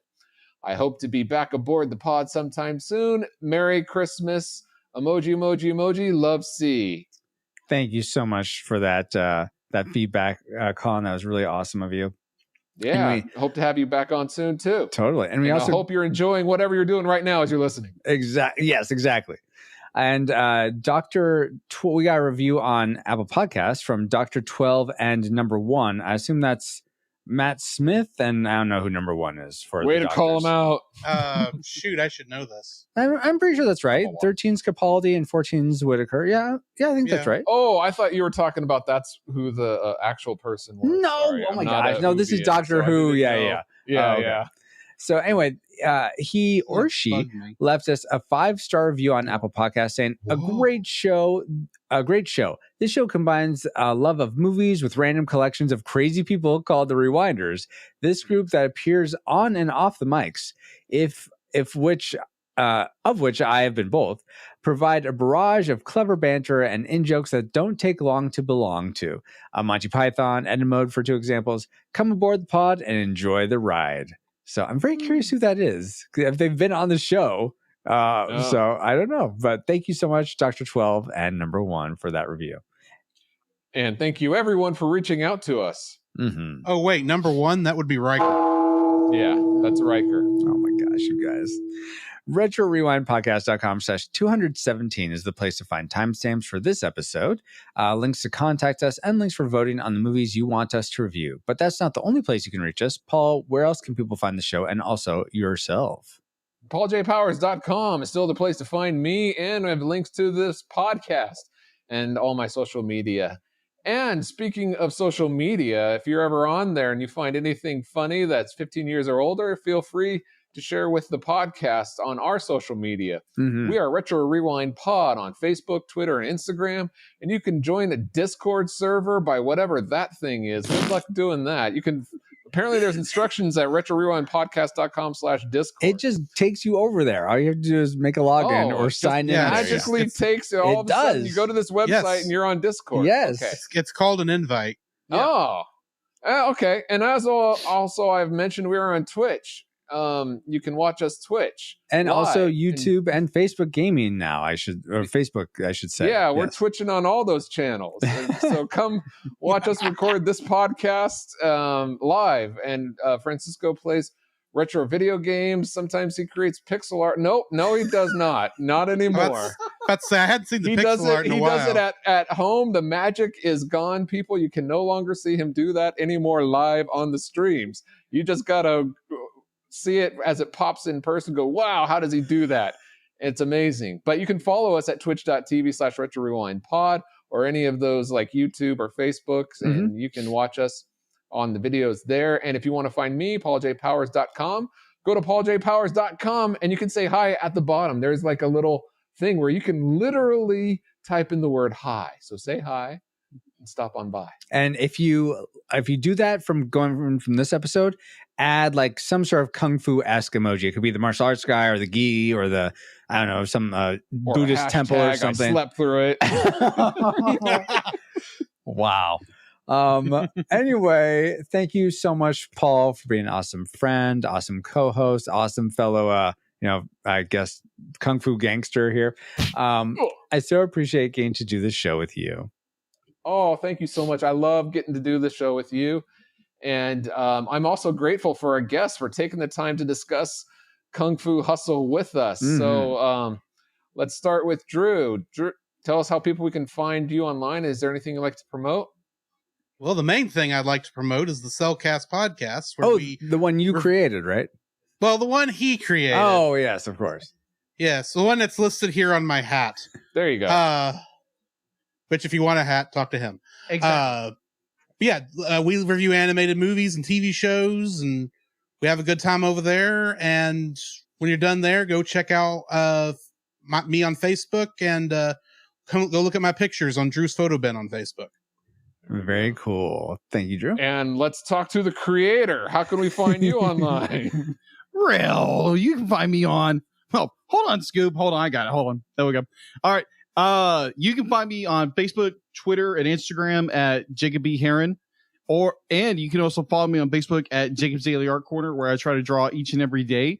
Oh, cool. I'm not as successful as I used to be, but I try to draw every day. It's pen art, pencil art, some ink, some color, some painting every once in a while. So go check it out. And really love people just to like and follow my journey as an artist. Awesome. Cool. Very cool.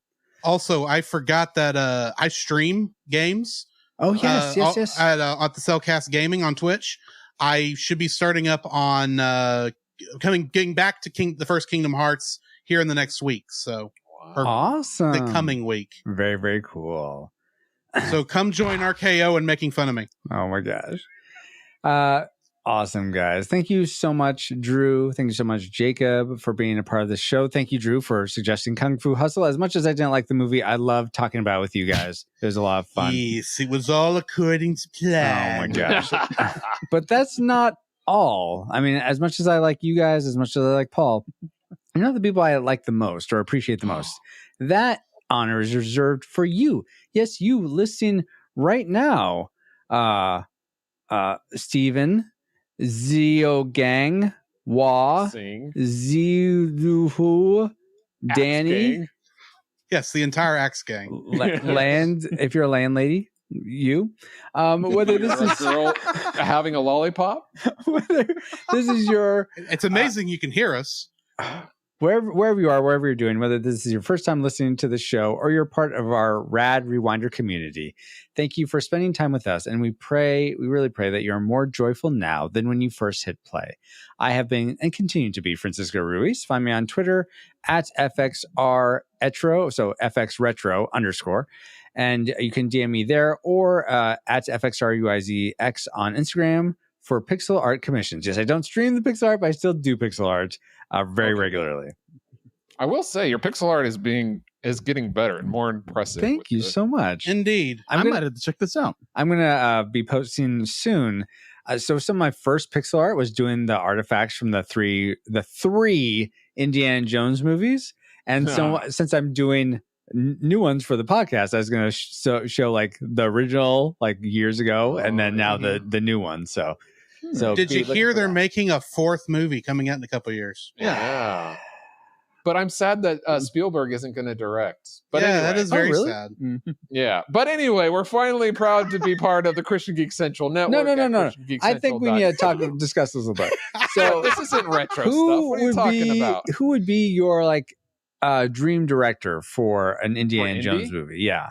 Spielberg. Well, okay, but other than Spielberg, if he decides not to do it. Yeah, second choice. This is a little more controversial, but it's always my go-to director is J.J. Abrams. Oh, yeah. What he did with the Star Trek reboot. Okay. I don't think you can put that many lens flares in an Indiana Jones movie. Well, that's just it. There'd be no lens flares, so... James Gunn, really? Okay, that's a bold pick. Good one. That's a good one. I'm trying to think. Edgar Wright would be a good one. I would love Edgar Wright. I think that'd be a little too stylistic, but I mean, I love his style, so I don't know. But I'd be curious what a Christopher Nolan indie would look like or be like. I haven't seen Tenet, so a little too gritty. All right, Tenet's good. It was good. Tenet is good. But then again, the director who did Logan is doing this new indie, so that's might be a little gritty. Yes. Yeah. Who is that? I mean, Ryan Johnson's the closest thing I can think of, but I'm afraid he might try to deconstruct it. Yeah. Let's keep him away from George Lucas properties, please. I liked what he did in Knives Out. Sure. That's not Star Wars. Edwards. That's not George Lucas property, is it? Right. Gareth Edwards actually is who I'd pick. Ooh. Oh. Gareth Edwards. What else has he done? I know that name. He did Godzilla and he did Rogue One. Yes. Go with that. I mean, that I could see him doing a good job with that. Anyway, like Paul alluded to, that's not retro. Paul, give us the actual exit of this. Let's get out of the pod here. Okay, and finally, we are honored to be part of the... Wait, is there air out there? No. Go back to yourself. Finally, we are honored to be part of the Christian Geek Central Network at ChristianGeekCentral.com. You can catch us at CGC or our website, but like a Pokemon, we got to catch you all for The Karate Kid Part 2, our next episode of the Retro Rewind podcast. I love how we're kicking this. Retro Rewind mission complete. Proceed to nav point Omega and return to base. No? Hey, Francisco, I've been thinking about something. Oh. But first, I gotta know, was I there for the bonus content of the review of Cobra Kai season 1? You were. Apparently you were. You from the future, though. Yeah. Yes, it worked. What? It worked. Okay. What worked? Actually, I'm confused about something I just heard. What's Map Pointer Maker? Check your Salvo authority. But while you're doing that, I've been having a little trouble with the Thunder Road 3. Basically, most of it requires the same parts as a Thunder Road 2, and you don't just walk into any store and just ask for plutonium. By the way, did you rip any of that off? Anyway, I was hoping it would be okay if you just take the Thunder Road 2 and revamp it and readjust. Whoa. You're talking about Thunder Roads again. Do you not remember what happened? I don't know if this is... okay, I know after last time, but this time I'm going to test it. We can use the Karate Kid 2 and 3 movies along with the Cobra Kai series for me to test it out, okay? Okay, so you did this test already without my approval. No time. I got to go get ready. Gosh, okay. Aha! Here are 2 rules of Miyagi-Ryu Karate. Rule number 1. Karate for defense only. Rule number 2. First, learn rule number 1. After you listen to this episode of the Retro Rewind podcast. Reflux capacitor. Fluxing. Crew to stations. Scanning for The Karate Kid Part 2, 1986. Prepare to rewind in 3, 2, 1.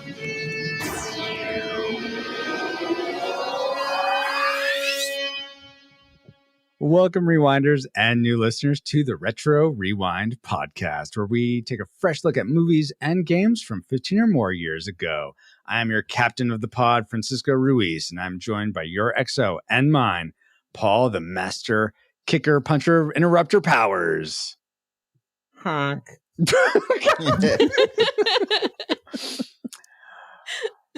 In addition to Paul, we also welcome aboard the hosts of the Peter Pan Syndrome podcast, where these Gen Y kids take you with them, to the second star on the right, straight on to the movies from their childhood.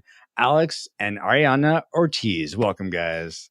Hello. Hi, everybody. I am Alex Ortiz. I am Mexican-American, 3rd generation. I was born in Austin, Texas in 1992, and I'm here with my wife. Ariana. I am also Mexican-American. I'm 1st gen.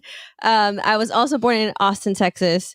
Is that everything? 91. I was born in 91 because I'm super awesome. Yeah. Whoa. Nice. The superest of awesomeness. 91. Nice.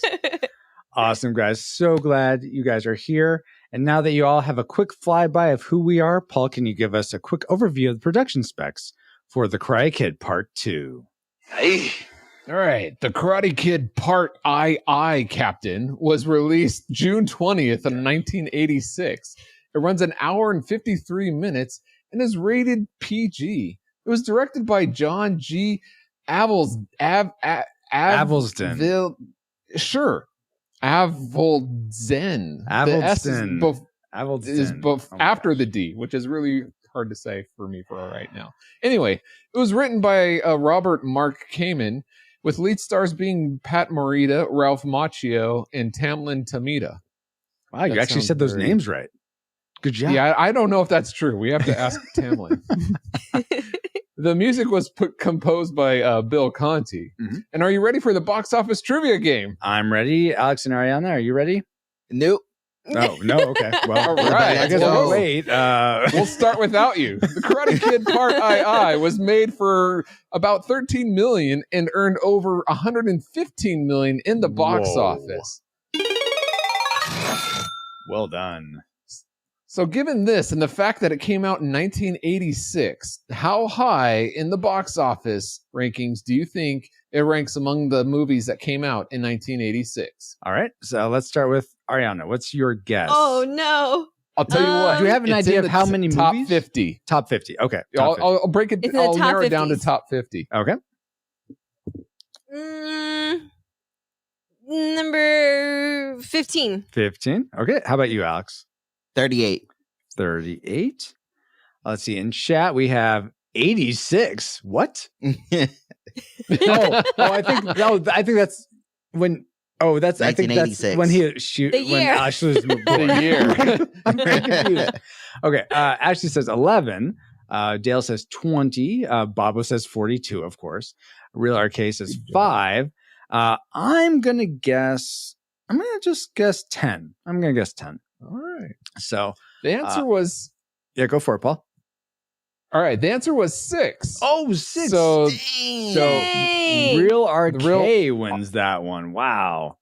Good job. Good job, Real RK. That was Nice. good. I was not expecting it to be that high. Actually. Yeah, me right? neither. That's But crazy. then again, I You think know about 1986, and I'm like, well, what bangers came out in '86? Yeah. And probably 85 was really like where it was at. And then 89, I remember Yeah. being really big also. Yeah, 89. But 91 was Well, also Top a great Gun. year. 91 was part of the I hear it's the best. Thanks. Oh, goodness. Well, thank you so much for those factoids, Paul. Thank you, Alex and Ariana, and chat for playing along with that fun game. But let's see if any of those factoids factor into our memory mind meld or our subsequent roundtable discussion, which we'll get into once Alice has located our target film. Alert, alert. Approaching target. Spoilers incoming. Establishing analysis vector. Experienced the tradition, secret of Miyagi family karate, the honor, no believe in fighting, the love, and the glory. $600 saying he breaks all 6. He became a hero, but this time it's no game. It's not a tournament. It's for real. Ralph Macchio, Pat Morita, The Karate Kid Part 2.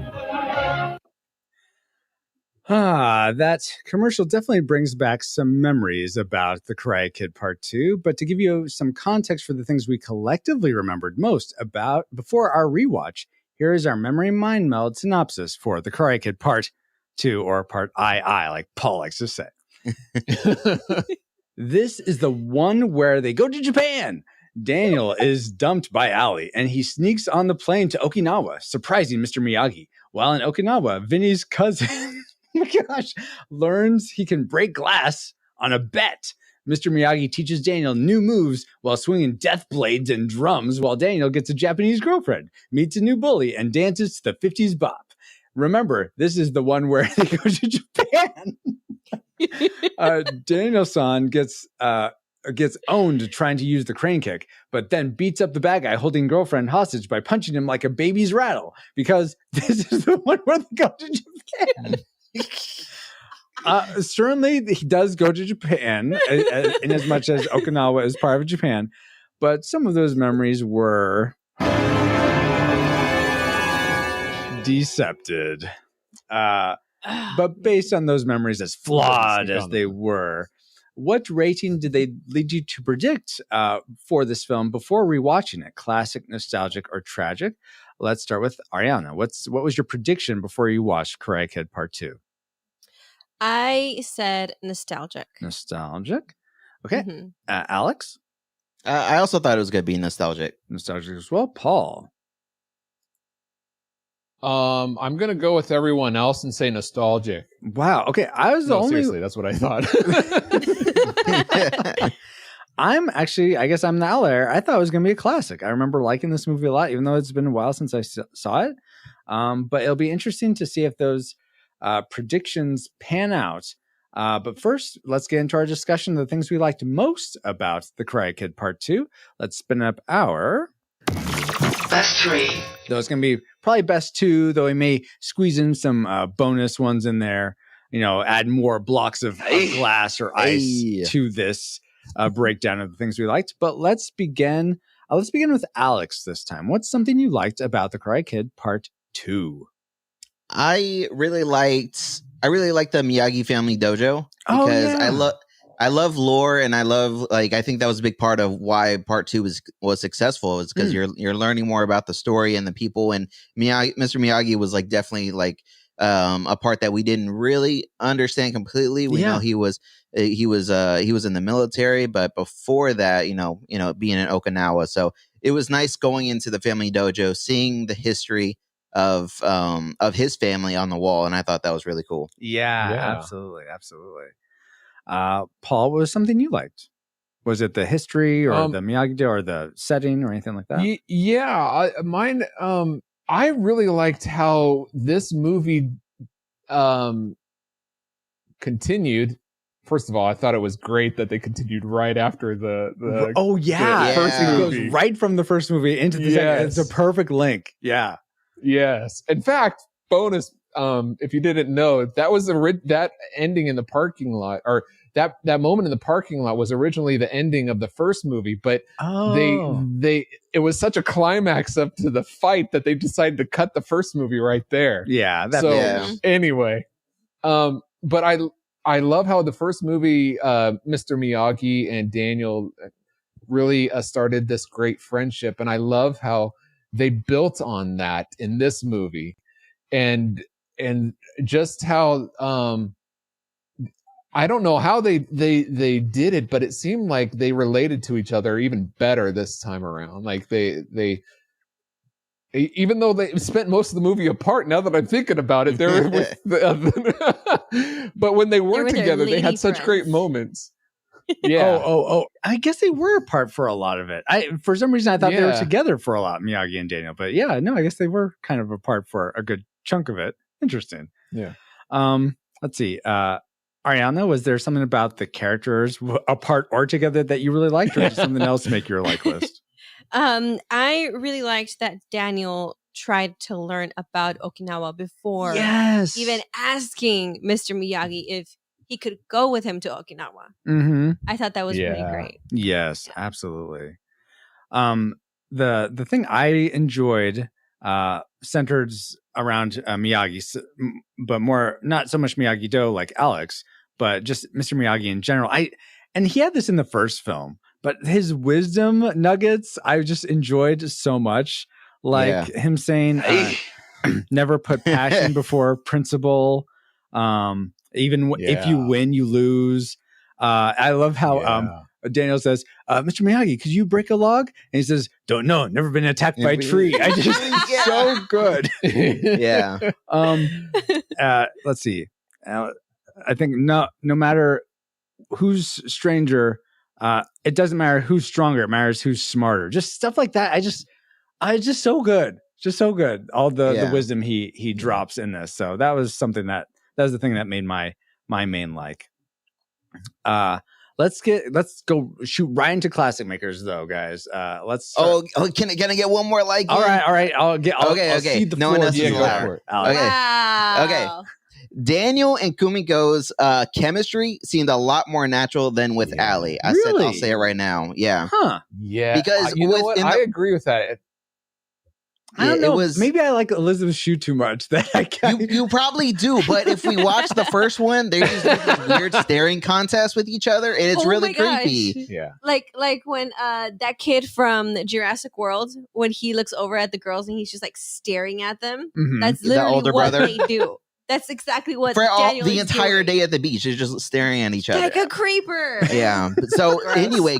Let's not pick on Allie. Kumiko, like the way they like conversate with each other, and then them going to the dance together. Mm-hmm. It just seemed like he wanted to know more about her. He wanted to learn about their traditions and everything like that, and then asking if she was what is it if she's if she's spoken for. Oh yeah. Arranged marriage. Oh yes. Yeah. So I thought that chemistry was a lot better in my opinion. You know what I wonder if it is, and I think that it makes a lot of sense that it would be this way, is because with Allie, she's like from the hills, she's like upper class. Yeah. And so he's like fighting that dynamic, whereas with Kumiko, he doesn't have any of that. And so it makes sense that he's like learning, oh, you want to be a dancer? Oh, that's so cool. Okay, great. Are there any schools here? Yeah, I could see how their chemistry would work better because they're almost on an equal playing field. Right. And yeah. All right. That's fair. Let me go to Ariana now for your classic maker. What was the thing you loved most about The Karate Kid Part II? Mr. Miyagi getting down with Kreese. Oh, yes. That was nice. Hands down. Yes. Like Kreese had it coming and Mr. Miyagi, like he just moved a little bit and Kreese just got hurt. I think that was the better ending. I think maybe leaving it in instead of a freeze frame probably would have been a little bit more satisfying in my opinion. But I think it ended where it should have. I think that having this little moment in Karate Kid, was just amazing. Well, maybe Paul will back me up because again, listening to the first Karate Kid Retro Rewind, it was like the way it stops, the way the movie ends so suddenly in Karate Kid 1, it's just like I probably would have liked to see Miyagi go against Kreese. I think you know what, Alex, I'm with you in that I feel like it does sort of end very suddenly in Karate Kid part the Karate Kid, but I feel like since that's Daniel's story for most of it, like it's his arc, it makes sense to end with him winning, as opposed to this one. It's so much more of it is about Mr. Miyagi. That makes sense to start with him in that way. Wow. But I get what you're saying. Way to win me over. But that's an awesome one, Ariana. That's so cool to see, like the two masters standing, facing off. Yes. Oh my gosh, he had it coming. Oh, of course. It was about time. Let's go to Paul next. What was your classic maker? Oh man, this is hard to. I don't know how to sparse these, but I thought these were such interesting characters that were introduced to this lore in such an interesting environment in an unpredictable stories. Like as I'm watching this, I didn't know what the way it was going, where it was going to wind up, and like, oh, who's this character? And then all of a sudden, like, these people are trying to kill Daniel all of a sudden. And it's like, not all of a sudden, it's like building up. And then like, oh, it's just, so it was a fun ride. I wasn't really expecting, I was like, okay, here's a boring trip to Okinawa, where there's like no TV, no internet, no, but that's just so the dynamic. No, go ahead. No, go ahead. Oh, I was about to say just the dynamics of the characters that were introduced, and even the actors that they got to play, like Sato or Sato, like his voice is just like command presence and respect is just amazing. I couldn't stop thinking about his voice. What a formidable foe. I couldn't stop thinking about his voice. I was like, oh my God, is this a Shredder from Teenage Mutant Ninja Turtles? I was like, this voice it is sounded so familiar. like I could hear that, but I don't think it is. But yeah, I can totally see that. I don't think it is, but it very well could be. Like he's menacing enough to be like. And then I thought he was the bad guy from Three Ninjas Kick Back, where they go to Japan. Oh. Not Ninja Assassin? No, not Ninja Assassin. I'm sorry. Three Ninjas Kick Back, the bad guy in there. I was like, is that not him? I looked on IMDb. It's not. It's neither of them. I was wrong twice. That's funny though. There's like more than one Asian guy out there. What? I know, they're so good. Yeah, Alex. Oh my goodness.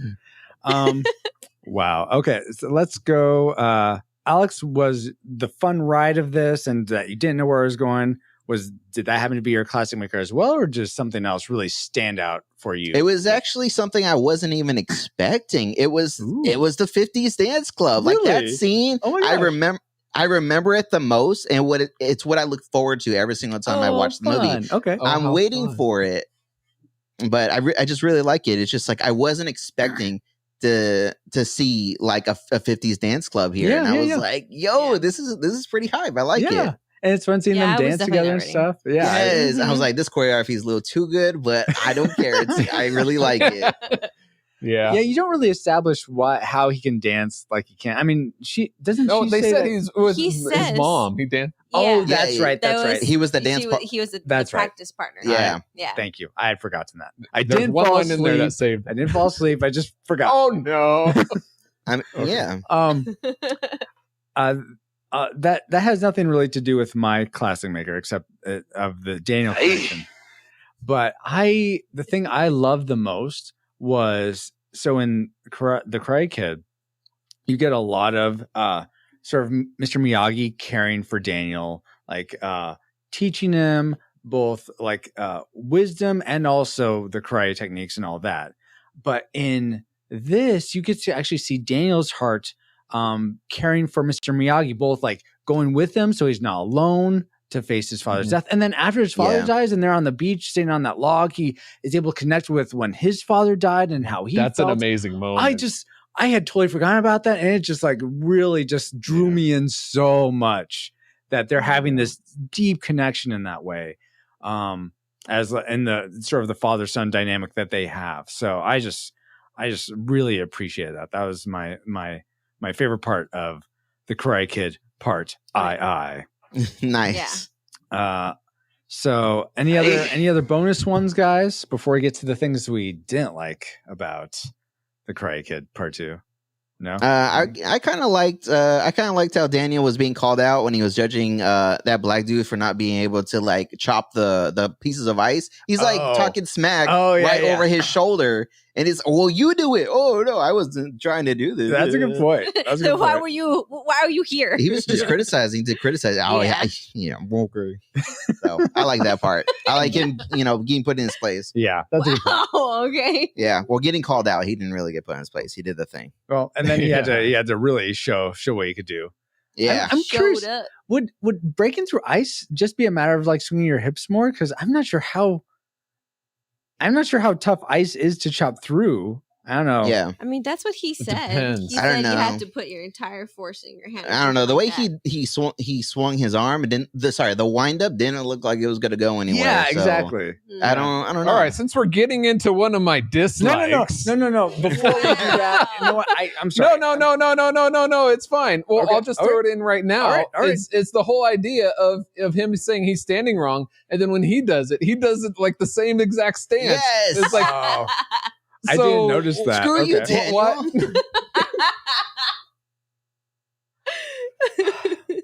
I don't know what to tell you, but I can tell you. Back to something that we like. I can tell you something I forgot that I liked, guys, and that would be the Cellcast. Jacob and Drew review animated movies and TV shows, discussing what they appreciate about the medium and about the animation medium in whatever form it takes, whether it's traditional hand-drawn animated movies or claymation shorts or 3D CGI series. Check out some animated reviews when you subscribe to the Cellcast at thecellcast.podbean.com. And don't forget, Cell is spelled with one L at thecellcast.podbean.com. Oh, that's amazing. And you're saying that with the Karate Kid 2? Does that mean that they reviewed the Karate Kid cartoon series? I gotta check that one out. I don't know, but there is a Karate Kid cartoon series, which is animated, so that's the connection, yes. I don't know if they've reviewed it, though. My mind is blown right now. Oh, did you not know that there was a cartoon series? I had no idea. I literally was about to ask if there was one, and then you said there was. Yeah, there was even like toys that came out to promote it. I had a couple of those. Oh, toys. really? Oh, Yeah. cool, Paul. So there's your connection. So we probably don't need trivia now, right, Paul? All right, let's skip it. No trivia this time. That's not the answer you're supposed to give me, Paul. Oh, I was trying to, support the captain and make sure there's no mutiny. Support me. Yeah. All right, fine. Let's not support you and go with some trivia. Okay, fine, Paul. I guess since that's what you want. Did you all realize that Bill Conti chose to score this movie instead of Rocky Part 4, which came out in 1985? Coincidentally, Peter Cetera, who originally wrote Glory of Love, for Rocky IV, but Sylvester Stallone rejected it in favor of Hearts on Fire. So, and Glory of Love, for those that don't know, Glory of Love is the main love ballad thing for Karate Kid Part 2. So here's Hearts on Fire, though. Worth it. So here's my question for you guys. Yeah. What is your favorite power/rock ballad from a movie? It doesn't have to be retro. That'd probably be more apropos, but it could be from any movie you like. Let's start with Ariana. Oh no. Can I go after somebody else because I forgot the name? Let's start with Alex. Sure. Oh man, you guys, at the end of Good Boys from 2019, when the kid sings "I Want to Know What Love Is" by Foreigner. Oh my god, man, yeah. It was so good. And what movie is this? I don't. Good Boys from it. It was called It's a dirty movie with little boys in it. They were good boys, you guys. Is this the kids that were trying to run across the street? Yeah. Yeah. Okay. Man, Okay. that was a good one. Okay. Yeah, the It was a ending, great movie. Yeah. pretty good. Awesome. Very cool. You know what? It's Paul? so funny because that is exactly mine. Like I could What? be Yeah. having the best day ever. And it's a relatively, sad song. But when that chorus hits in, you just gotta like Yo, let's go! sing along,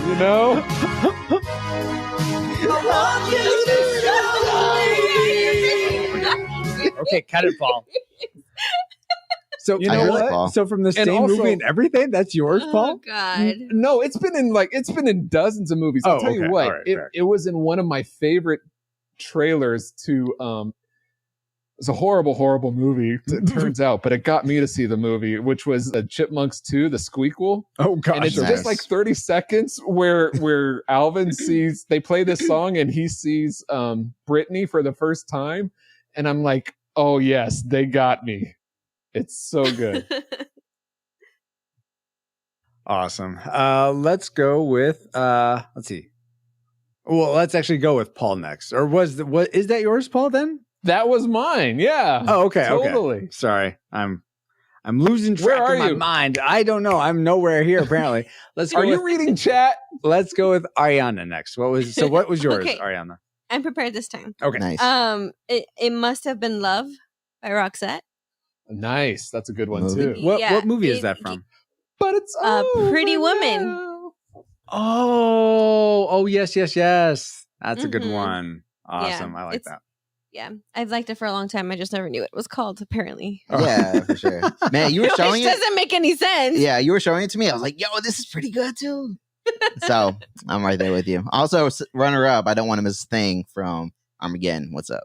Oh my gosh. Yeah. No. I know my runner-up. Which is? But I know. Can you say it, or do you want me to say it? No, I don't want you to. Okay, I'll let you say it. I would do anything for love. By Oh Meatloaf. yeah, but The you won't Dr. Pepper do that? commercial. By Do Meatloaf? what? But I won't Yeah. do that. Yeah, that okay. one. Okay. I would do anything. Oh, for yes. love. Okay. Thank you. That one. Okay. Yeah. Thank you. That was huge. From That the one. from the Dr. Pepper commercial. Oh, Because we didn't know a movie that it was from. I don't have a tie-in for a movie specifically. I just know that is the most amazing, and I love it. Yeah. very awesome. Very cool, guys. Thank you. Yeah, great trivia, Francisco. Paul, what was yours? Sorry, Francisco, what was yours? What? Mine? Oh, yeah. I thought it was the one from the Squeak. Mine was. Oh, yeah, that's No, right. Yo, let's go. Got it. Did you All say right. yours, Francisco? It was the Squeakquel. Oh, I oh. forgot. Oh, No, you're Francisco. asking me of mine? Oh, well, thank you, Yes. Ariana. That's so kind of You're- you to you're ask welcome. about mine. Wow, that's very You're kind. welcome.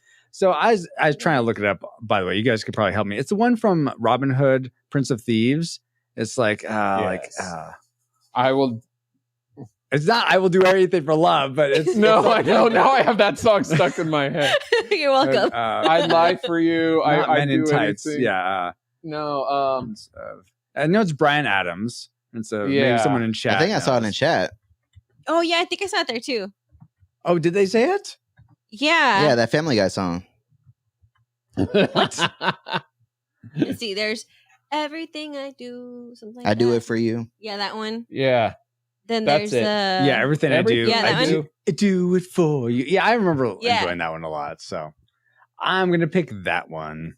Nice. Good pick. Oh, that's nice. Is it, Paul? Is it nice? We can just hear the melody. Yo! There it is. Cut it. We We're not jamming. reviewing these movies. We can't just include We're them. talking because- about All right. I thought we can talk about if we're talking it- about them, it's we so- can include them. If we're reviewing this song, but we're not really reviewing the songs, we can. If Well- it's music from this movie, that's fine. Everything I do, I do it for you by 1 o'clock, Brian 2 Adams. Now o'clock, we're 3 reviewing o'clock, it. rock. 5 o'clock, 6 o'clock, 7 o'clock, rock. Hey. Rock. Oh, around the clock okay, tonight. fine. Anyway, Paul, do you like that trivia? Yes, I love that trivia. In fact, we're going to keep it going in just a bit. But I have the answer to our last audience question, which again was, what is your favorite foreign film? Awesome. And we only had one entry this time from Drew Dodgen from the Cellcast. And he said his favorite foreign film was Your Name, which is an anime for those that don't know. Yes, that's and nice. I haven't seen that, but he is actually already a member of our 4D fan club, which is the membership you get for a month if you win the trivia question. So, Drew, I'm going to count on you to let me know if there's someone else you'd like to have me share that 4D fan membership with for the month. But I'll work that out with you later. But thank you for answering that trivia question. Great. Now here's this episode's listener question. Fantastic. Curious minds want to know, what is your favorite power rock ballad from a movie? Wow, how did we you played come up with ours and that? Francisco yelled at me. So hopefully you can submit yours without him yelling at you. Don't worry, I own the tape. It's in my car. Boombox that you're holding up. As referencing the next thing we're going to review, but okay, Paul. All right. Anyway, yes. So send your answers to trivia@retrorewindpodcast.com by the time we record our next episode, which gives you usually a week and a couple days. So yeah, let us know what your favorite power/rock ballad from a movie is. Again, send that to trivia@retrorewindpodcast.com. Now that we have had some trivial fun, let's find out what memories you, our awesome rewinders, have about The Karate Kid Part 2. David Bobke says, I remember how it wasn't Kung Fu Hustle. Actually, I've never seen it. Is it the one with Pat Morita and Jay Leno? No, it's not that one. No, not Collision Course. But Daryl Hafner says, this was definitely my favorite of all the Karate Kid movies. Ooh. I think it gave Daniel a lot more character growth. I loved how much it showed some of the traditional beliefs, with honor being so big and the tea ceremony and the bone dance. I don't know what a bone dance is. I think that's the drum thing. I don't know. That's what they called. No, when she was doing it, it was called B-O-N-E. It was B-O-N, but it was pronounced bone. Yeah. Okay. All right. The final fight scene showed that a lot as well. The nephew ignoring his uncle because his uncle shunned him, and how besting Daniel in a fight would earn him back his honor. Just all around the best story of these movies. Ooh. The defiant classic of the 3 original movies. Wow, that's pretty brave. Nice. I think it's. I wonder if that's supposed to be definitive, not defiant, but maybe defiant classic. It's defiant because a lot of people. Everything else. Yeah. And then Wardell White says, my favorite movie theater experience I ever had was when I saw this movie. There were some dudes in the back row of the theater that seemed like they were heckling the film, but we're just funny. When it got to the rag scene and Daniel punched Chosen between the legs, them dudes were all over the theater laughing and being in the seats cheering Daniel on. You thought we were at the Arsenio Hall show. They were so charged up over it with all the hooping and hollering they were doing. That and Pat Morita at his best. Tamara Tomika, the climax to the fight between Daniel and Chosen, and Peter Katira's Glory of Love. Great time at the movies. Well, none of those comments lead us into our next section, the things we didn't like about The Karate Kid Part 2. But so let's skip it. We still have to go into the things because there are some things that, I mean, unless you really consider this to be better than Princess Bride, Paul, I'm sure there's things that we we gotta review it then. Worst 3. Our worst 2 this time. Spun Up. Thank you, Alice. Let's begin with Ariana this time. What is one thing you disliked about The Karate Kid Part 2? Chosen. Really? Oh. What do you like? Like, he was ripped. Expand on that. He can be ripped all he wants. He can have that. Whatever. That's fine. Well, that's a win in my book. Yeah, I'm sure it is. But he was just the biggest butt. Yeah, besides Kreese. Yeah. You know what? Oh, I'll let you finish. Man Yeah. had nothing to do with Daniel. Mm-hmm. Like, all he knew was that he was Mr. Miyagi's student. Yeah. Yep. And he was like, you're done. Yeah. This is it. For no reason other than he was Mr. Miyagi's student. Yeah. I don't like him. Yeah. Not my favorite. Yeah. Honestly, I thought about putting him as a dislike because most people, that guy has a mouth on him. Right. And like he talks way so much. And usually people that talk that much are not good fighters. And people who are good fighters don't need to talk that much. He's a weird combo. Yes. It's like something that you don't really see a lot in the world. And so like they just made that's like a hint of a made up character because I don't think most people wouldn't fall into that category. But I thought he was an not an admirable, but I thought he was a good foe for Daniel. Yeah, for Daniel, yeah, he was fine. Yeah. There was one moment that just really, really made me dislike him. Mhm. It was when what is her name? Daniel's girlfriend? Kamiko. Kimiko. Yeah, when she threw, I think it was like an apple or something The at him. and tomato, his shirt boom, dirty. right on Yeah. his back. And Yeah. he like gets all like cocky and Yeah. he's like Oh, takes off his shirt, like Yeah. insinuating or saying that she wants to see that anyway. Yeah, and what did he do after that? He threw it He at her. threw it at her. Uh-huh. Yeah. Disgusting. Wait, no, and what did he say after that? I forget. What was the line? I don't remember. Oh. I just You remember can him keep doing it that. for That your was disgu- collection. Yeah, I that know was you a like it. baller Yeah, that's move, though. Oh man, I love it. That was gross. Did not Yeah. enjoy. Yeah, I think that's probably why I hate him. Actually, It was pretty great. That's, you know what? I have a very similar dislike in our bonus content covering Cobra Kai Nice. season 2 that we'll get to Oh. later tonight. But I know you like it. Okay. Yeah. Oh no. Oh my goodness. Anyway, okay, yeah, Ariana, I can totally get behind that. I mean, that's always an odd dynamic because if they write the bad guy in a way that you don't like him, then like they do their job then, as opposed to a bad guy Yeah. that you sympathize with necessarily, but still at the same time, I mean, you don't like it. So yeah, I totally. There's totally get something that. off about that character. Yeah. Okay. Yeah, he's just like a butt just to be a butt. I Yeah. think there's just Well, yeah, no that's real what bullies reason do. behind him. Okay, well, okay. No. Let me ask you guys this: how do you feel like he differs from Johnny from the Karate Kid in terms of, because Johnny, in a lot of ways, until we find out more about his backstory in Cobra Kai, is a butt to Daniel. Well, Yeah. he's a butt because he is literally fighting over a girl. Like it's not just that. Oh, this guy, I don't like him. Forget him. It's more okay. Daniel, yeah, But was Daniel Jo- goes but was- and makes the move on his Oh, girl. Okay. So But I can see he's jealous, so he Okay, goes for all it. right, but was that makes sense. to but me. was Johnny using fake weights to trick an entire village out of money that they no, he deserve? wasn't. Oh, that's good point, That's also good another point. reason that I don't like So him. Johnny, pretty awesome. All right, Johnny's yep. pretty great. That's a good I don't evaluation. know about that. He's still a hothead. Oh, I think there's another True, true, hothead true. we'll talk about another time. Oh, yeah. Later. Oh yeah. But Paul, apparently you want to talk, and I like to let people talk who like to talk because Who it like lets you talk. know how full of S they are. They are. I'm kidding. Nice. Not that you are, Paul. I'm just quoting Rush Hour, okay? Wow. Calm Yeah, down I'm over just there. Calm down. I would like to know, Paul. See, what that's don't you why like I'm not about buff. I do a lot of talking instead. Paul? What don't you like about Karate Kid Part II?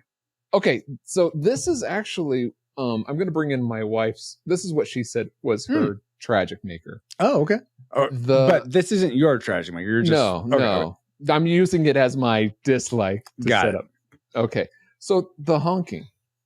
It's when Mr. Miyagi did it, and then when Daniel did it, it seemed silly and over the top and like a Inappropriate. yeah. It's totally out of context with the rest of the movie. It's all of a sudden we're in a cartoon. Yeah. Like, I thought it was kind of cute and fun. I can see how it can take people out, but I'm just wondering what your guys' take on it. Not a thumbs up or fan. thumbs down for the honk. I liked it. Oh, it's split. I'm sort of medium. I'm. Oh, great! We're all over the Why board. don't you, Francisco? Fine. I don't need the support, I guess. So, Alex, why don't you like it as well? It's just like Paul was saying. It's so cartoony. You So have the moment to just stop your hand right before hitting crease, and it could have that's a pretty solid move too. I mean, we kind of saw that in First Blood Part 2, and then also at the end when you were about to be murdered, and then you're gonna honk this man's face. I'm The like, two most dramatic moments in the whole movie, almost. Yes. And then it's like interrupted with the cartoon. So I mean, I changed my mind. That ending. Yeah, I'm fine with it being cut. Oh wow. Backtracking. Here's the thing, and Ariana, maybe you can add to this. I like that it's bookended, and it's Daniel doing what his sensei does, and that carries over. That makes a lot of sense. So no bad student, only bad teacher. Exactly.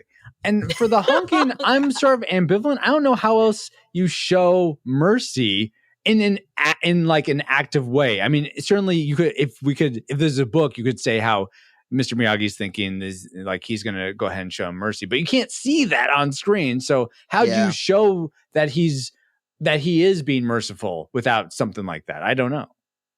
I would think maybe drop them and let their own weight, like kind of like, you know, you drop them on their back, and, you know, you didn't finish them, but you still kind of like you disrespected them in a way of it's like what you could do, like if you want to be cartoony, you can like not.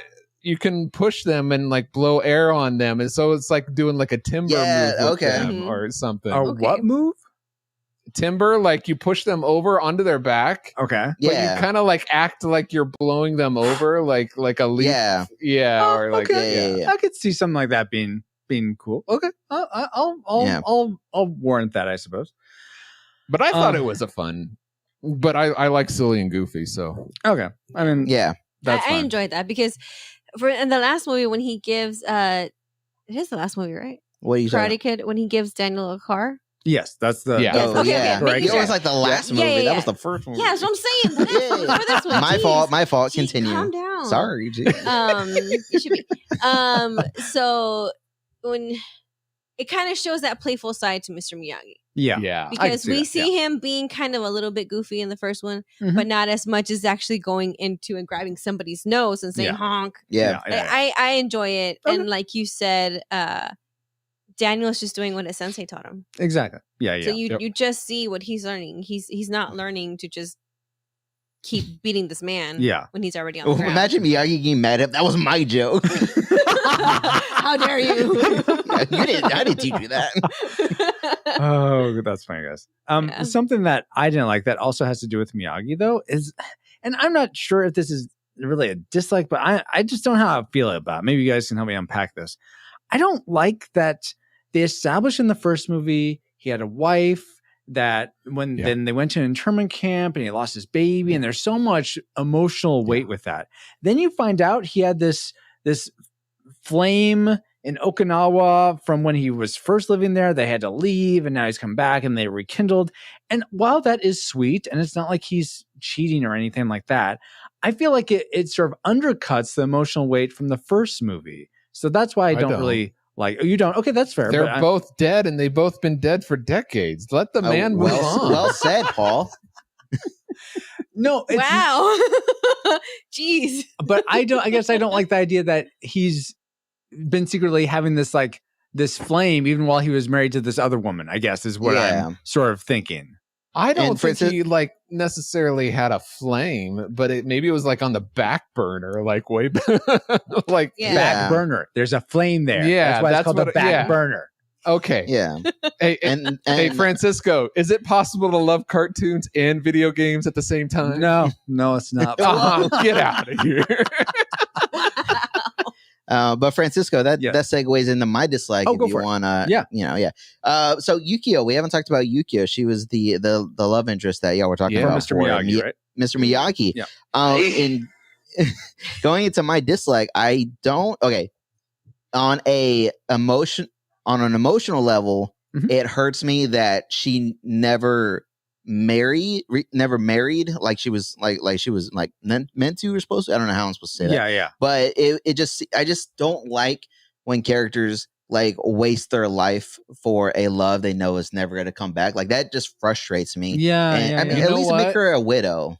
I actually watched this movie with commentary once, and then actually total 3 times playing it on the background. Okay. And the first time I felt the same way. But the second time I realized they had this conversation. Miyagi said, but you knew I wasn't going to come back. And even though that they didn't work out, he said, you never married. Yeah. Why didn't you marry? Because she says, because, she loved him. And he said, yeah, but you knew I wasn't coming back. And she says, yeah. So it's almost like, and not almost, to me, it seems like she used him as an excuse not to get married. She'd rather not. Oh, okay. Yeah. That's fair. I kind of see that. Yeah. It's just my dislike because, like, I guess now that I think about it, I think that's more of a personal thing because if my parents divorced when I was 2 and my mom never dated and she never, not that I know of, never dated, never remarried, And it's like, I would want you to be happy. And, you know, if that meant having a stepdad then, or a bonus dad, then, you know, that's something I would like for you to have. But just seeing my mom never dating, it's just, you know, it doesn't fill me with as much joy as if I did see her happy with somebody. So basically, why does it have to stop here? Well, yeah, why does it have to stop here? Yeah. Gotcha. I mean, that makes sense. The why she never got married again. But I sort of understand her side though. Like, if you're not going to marry your true love, why get married at all? Yeah, you know, you can love someone else. Because this is like for the rest of your life. This isn't like, oh yeah, let's get married for a couple of years and then let's see what happens. Yeah. You'll Yeah, find yeah. another true love. Yeah, you can love again. You know, I figured she's a strong enough woman. If the right person came along, she would have. Yeah. And so it's just maybe no one ever came. And that's a small village and stuff. Yeah, so it's that's not like, well, that's true too. I didn't think Exactly. about yeah. that. So Everybody knows everybody. Yeah. anyway. Okay. Yeah, that's totally fair, guys. All right. So I think that's all the things we disliked. Now let's get into our tragic makers, the worst parts about the Karate Kid Part 2. I'm going to go ahead and kick this off. Kick. Well, it does have to do with martial arts technique used this. It's not the honking thing. But okay, so I get, even though the crane kick in the first one is really just a glorified front kick that really it's unstoppable. Johnny could have blocked. I think something about the wings made him, I don't know, he was just Distracted him. distracted Yes. him. Yeah. Okay. Yeah. That's fine. So it's clear in the audience's mind at least what's happening. It's a move that's unexpected that gets the best of Johnny. In this I'm one, so thankful that you're saying this because this is also mine. I know exactly where you're going. in this Let's thing, go. I don't understand how the drum technique is used to somehow overcome Chosen. It doesn't make any sense to me. It doesn't. I don't get. I only slightly get how he came up with it from the swinging, the fish blade of steel thing. But still, I don't get how like this random swinging punch like this is all of a sudden going to, Chosen, who's this master black belt guy with the ripped abs, is going to all of a sudden just be, I don't know what to do with this. I'll just take it on the chin over and over again. Because he doesn't know how to block. Like, apparently not. What the heck? So that's my tragic maker. I just don't. Maybe I'm missing something, but I don't see how that overcomes. I don't think Chosen. you are, because the drum move is also my tragic maker. Oh, yeah, really? Okay. Yeah, All right. it's mine too. Yeah. Okay. It looks so goofy. It's just like, okay, I feel like whoever came up with this movie went to Japan and then went into a souvenir shop and got one of the drums. I'm like, I can figure something out here. Like this drum is found in like every single country. It's in Mexico and it's in Canada. It's everywhere in every souvenir shop. Mhm. And I just feel like this was a really dumb thing to take over the crane kick. Yeah. But I do like that the crane kick got blocked in this one. That was pretty rad. Yeah. That's good. That means but- that's a way of upping the stakes, like we were saying before. Yeah. To answer your question, this is actually makes it worse for me. Oh, But, gosh. the writer of this actually wrote Karate Kid 1, 2, and 3. Mhm. And he wrote it because his master, the guy who taught him, was taught in Okinawa and Oh, wow. from the traditions and it all handled down. And that drum thing is actually what he told him, is that everything that about karate that you need to know is in this drum movement right here. Really? And it's a real life thing. The tragic part is that it's not explained at all clearly in this movie of how it like, okay, I can see how it can be used for blocking, like with the blades coming at him. Yeah. Or But- dodging in some way. Yeah. I get Right. that. Yes. Do a parry. Yeah. But it looked like he was trying to figure that out. He was Mhm. trying to figure out, well, what am I Yeah. doing? Am I blocking? Is this how I block? Yeah. And then he just ends up swinging at this guy over and over again from Yeah. side to side. I'm thinking about it in my head. It looks so dumb. It's amazing that He's not just even swinging. doing it fast. He's just going like, It's almost it's like he's exhausted and he's like his arms Yeah. are barely hanging on. It's a brilliant strategy, obviously. I saw the movie. Have you guys seen Ace Ventura When Nature Calls? And he Let's gets go. Numb arms. And he's like, "Whoa." It's like That's what he's Exactly. trying to do. It's ridiculous. Two darts is too much. Yeah, that's great. Oh, That's a good one. craziness. well, Anyway, wonderful. okay, so that was my tragic maker. It was apparently Paul's and Alex's. So I guess that leaves you, Ariana. What's your tragic maker for The Karate Kid Part 2? Mine involves the drum. Oh, okay. Not quite exactly but I just don't feel that last fight scene was absolutely necessary in this movie. Mm-hmm. A lot to do with it because of that dumb conclusion that he came up with. It was just to punch this man over and over again in his face. Yeah. It just didn't feel like it was necessary. Like, he was gone, he left, he wasn't coming back. Dishonoring him and dishonoring his cow. And the uncle was on board too. No, yes, it was done. It was over. It was. Yeah. I'm not a fan. I just don't think that it was absolutely necessary. It was a good watch. I mean, I guess you need a climax, so I guess if this is what you can come up with, but I agree with you. I mean, the climax already happened. Like, they with the storm defeated the storm. They defeated that damn storm. They defeated the storm. And then they got Daniel gets a hero to do the movement bond. there, so, go. Yeah, they got. Sorry. No. I They got shouldn't have to touched do the bond in the castle. They got the castle back. They got the castle back. Yeah, I feel like that was the rad. climax, ending it with what's your name? With Kimiko. Kimiko. Yeah. With Kimiko doing the dance, I just think that would have been perfect. You know what? Yeah, if they let her finish the dance, because it was beautiful. I loved watching that. I was like, I had forgotten this part. This is great. And yeah, They you're could've totally ended right. with the credits over the dance. Is that right? Is that what you're saying? Sure, I'd be fine with that. I think, but I feel like you get a climax. So much of this film is the heart of the characters, and you see Daniel have a heroic heart moment when he goes after that kid up on the bell tower, whatever it's called. I know this is this like a fight. This is a Karate Kid movie. guess- You want to see a fight at the end with the Karate Kid. Yeah, I do. I don't want to see Jim Carrey swinging his arms though at the end. So let's go, Mr. I do. I want to see that. Yeah. Also, going back to that little girl on that tower, She deserved it. why was she up there for that long? You rung the bell. You rung the You bell. did your job. Everybody came out. Where are your parents? Why didn't you get off this thing? Why Yeah. are you still there? I don't know. I thought I'm that one of my dislikes is right there. It's like, okay, Daniel takes out his belt and whips down an electrical power line. Do you know how hard that is to do with a little rope? Oh my gosh! And then that little girl was just like straight up choking. Yeah, him. like from Jurassic Park, where Lex is on Alan's back. Yeah, Like, how did he Lex, even have? Lex, you choking me? How did he even have the It's breath slippery. support to carry He's this holding little on for her girl life. and climb down? Like, I don't like her. not And then they ask Chosen to help him. Like, why? What else can someone do? I think too many cooks in the kitchen. You know, I think let Daniel get this. But I think you needed to see how Chosen was a coward at heart. And then he went out. Oh, Daniel conveniently tripped with the girl. He needs help. Okay. Yeah. Well, I mean, to be fair, that little girl was like more than half his size. Yeah, you know, she was. And it was But slippery. He's karate trained. He has he's wiry. He's strong. Yeah. I mean, he doesn't have Chosen abs, but still. That's true. Exactly. Apparently, Apparently, he's Alex's dibs. Nice.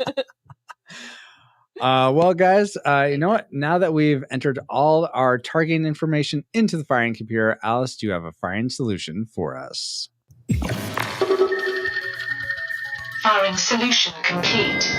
Rating salvo at the ready. On your mark. It's time for the moment of truth. Do we rate The Karate Kid Part 2 a classic? Would recommend anyone go see this movie, whether or not they've seen it before.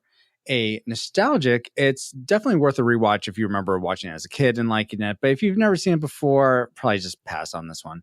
Or a tragic, it's not worth anyone's time today. If you've never seen it, keep it that way. If you have seen it before and have fond memories, don't sully them with a rewatch. So let's start with Ariana. What is your final rating for The Karate Kid Part 2? Nostalgic. Nostalgic still. So that was your Sticking with it. prediction. Mhm. Continuing on with it. Awesome. Alex, how about yourself? I went tragic. Tragic, really? Yeah, oh my I goodness. I just think it's just, I don't think it needed to happen. It Mhm. was just, I feel like you could have came up with a little bit better story. It just felt like a lot of filler, a lot of love stories, Oh, okay.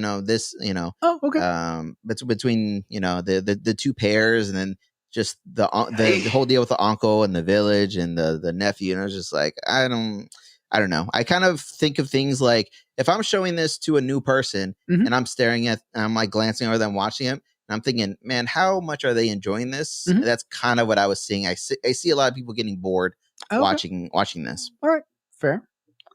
Paul, how about you? I'll tell you what, I was not bored. I was pleasantly surprised with all the characters and, like I said, the way the story was going. So to me, it's a classic. I'd recommend it. Whoa. Like I liked the first movie, and I thought this was a great continuation of the Karate Kid lore. So, Captain, you're the tiebreaker. We have a three-way tiebreaker. Three-way. So it goes with whichever one I choose. Well, I mean, pressure. Yeah. No whammy, stop. I don't know. Maybe I'm too much of a romantic, but I thought this was a classic as well. I think the emotional journey that the characters went on was really impactful for me. I still liked how the characters developed. It wasn't even that drum thing is so dumb.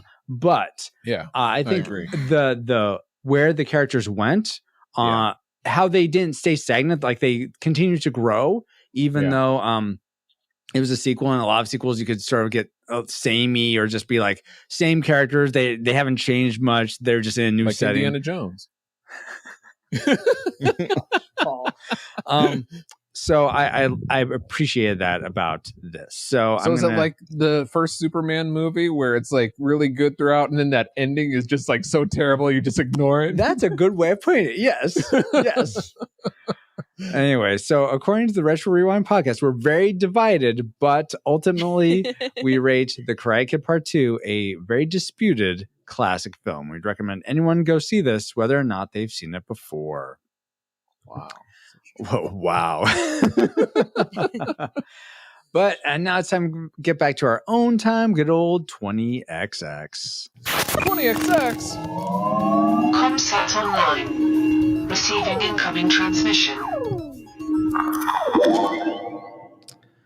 Alrighty, guys. It feels good to be back, but we wouldn't have been able to travel back to 1986 to begin with if it weren't for our amazing reflux capacitors, namely Jared Holzhauer, Deborah Powers, Brian Keating, Patrick Hicks, LJ Lowry, Chris Cowan, the Phil and Film Podcast, Chris Owens, Geek Devotions, the Untold Podcast, Mrs. Lomax, James Kennison, The Dapper Man, Driv the Cellcast, Ashley Cronenbitter, Pastor Dewson, Kennethan, Redeemed Utaku, Ryan Lingle, That's Our Babo, Josh Adams, and D Tungsten. In addition to 5 other awesome patrons as well. Thank you all so much for keeping the gigawatts coming. And if you want to help us keep flying for as little as $1 a month and get bonus content for your generosity, like our reviews of Cobra Kai each season, then head over to retrorewindpodcast.com/support to help us grow via Patreon, Subscribestar, or PayPal. And while we're thanking our supporters, we want to give a big Miyagi hug to our subscribers on Twitch, which is another way to send us a couple bucks a month. Is that still true? No, it's not still true, but we do have something called the 4D Fan Club, which is where you can sign up, do a one-time $4 donation and get a lot of the benefits that we have in our live streams. Or if you're a patron at the $4 level or higher, you get those same benefits for our live streams. So that one $4 tip or whatever, how long does that last? For is 1 month. Forever? For 30 days, essentially. 30 days. Oh, so if I donate on the 30th, it lasts till the next 30th? Or does it last till the 1st? Whatever calculation Google Sheets gives me for 30 days plus the day I enter, it's that day. All right. So go to retrorewindpodcast.com /live. Donate? Live to go to, that'll kick you over to our live stream on Twitch. Okay, cool. Is that about does it? Yes. All right. Thank you, Paul. But what if you don't have the extra cash every month to be a 4D fan or support us via Patreon, but you still want to support us? You could do a one-off donation for our merch, leave us a review on Apple Podcasts or Podchaser. But even better than that is sharing your favorite episode of the podcast with a friend. I mean, maybe it was this one. Maybe you love this one so much. But whether you listen for the banter, the trivial tidbits, or sometimes the occasional insight, We would love for more people to enjoy Retro Rewind podcast for that same reason you do. So please be kind and share Retro Rewind. Hey. RetroRewindPodcast.com/218 is the place to find timestamps for this episode, links to contact us, and links for voting on the movies you want us to review. But that's not the only place you can reach us. Paul, where else can people find the show and also yourself? Thanks so much for asking. I'm going to read a script right now. Feel free to talk to us and share anything you like or find funny that is 15 years or older on social media. We are Retro Rewind Pod on Facebook, Twitter, Instagram, and you can join Discord server by going to retrorewindpodcast.com/Discord. Also, I have mentioned we are on Twitch. Watch and chat with us live like these fine folks are doing right now, where we do this podcast, play retro video games, and create pixel art. That is old text. What are we talking about? You can follow us. Sorry. You can follow us at twitch.tv/retrorewindpod or on Facebook or YouTube, actually. And if you want to find me, Paul J. Powers, you can go to pauljpowers.com where you can stop by and say hi. Thank you so much, Paul, for being an awesome friend, awesome fellow. Like you're my Sato to my Miyagi, maybe. Hopefully we don't become at odds. I feel you. Hey, they're friends at the end, and that's what matters. No honor. But so I so love getting to do this podcast with you. Likewise. And I am so thankful and grateful to our guests for coming back to discuss The Karate Kid Part II with us. So let's start with, let's go with Ariana. Tell us how people can find you online and is there anything you'd like to promote? Yeah, you guys can find us on Twitter at PP Syndrome Pod and on Tumblr at PP Syndrome Pod. And where else can they find us? Yeah, we are the Peter Pan Syndrome podcast. We specifically go through lore of the movie, between the runtime. And if we have the VHS, we'll go through the trailer too. Nice. But that's why our blind spot is kind of directors and actors, and we don't really know in box office. We don't know any of that. We just exactly the movie. So, that's all you have to do. And you can find us on Facebook at the Peter Pan Syndrome podcast Facebook group. And who are you that is speaking? Are you Alex? I'm Alex, yes. Okay. Are you sure? Yeah, no, for sure. Okay. Glad we covered that, guys. But thank you so much, Alex, Ariana, and also Paul. I really so appreciate you guys so much. But I don't appreciate you the most. Mostly, I appreciate you. Yes, you listening right now. Ralph, Pat, Daniel, Chosen. Whether this is your first time listening to the show or you're a part of our Rad Rewinder community, thank you for spending time with us, and we pray you are more joyful now than when you first hit play. I have been and continue to be Francisco Ruiz. You can find me on Twitter at FXRetro_, and also on Instagram at FXRUIZX. You can DM me at either of those places for pixel art commissions. Finally, we find great honor to be part of the Christian Geek Central network at ChristianGeekCentral.com. You can catch us at CGC or our website, but like a Pokemon, we got to catch you all for the Karate Kid Part 3, our next episode of the Retro Rewind podcast with Alex and Ariana Ortiz. Hey! Woo! Retro Rewind mission complete. Proceed to nav point Omega and return to base. Alrighty, guys, I'm jumping into Thunder Road 2 now. I'm heading off to watch and review Karate Kid 3. While you guys stay here, and hopefully my future self will be here shortly to help, with the bonus episodes of Cobra Kai Season 2. Say hello to my future self for me. And for all those of you who are still listening to this episode, you can keep it for your collection. I know you like it. Why do I have to do this with this thing? Because it's part of the training. Because I'm teaching techniques that you don't have. Techniques you'll need to win the tournament. Well, you think you can rely on that crane crap? Well, I did pretty well with it last time. Hey, wake up and smell the coffee, Mr. LaRusso. Last time you weren't listening to this episode of the Retro Rewind podcast. Reflux capacitor fluxing. Crew to stations. Scanning time for The Karate Kid Part 3, 1989. Prepare to rewind in 3, 2, 1.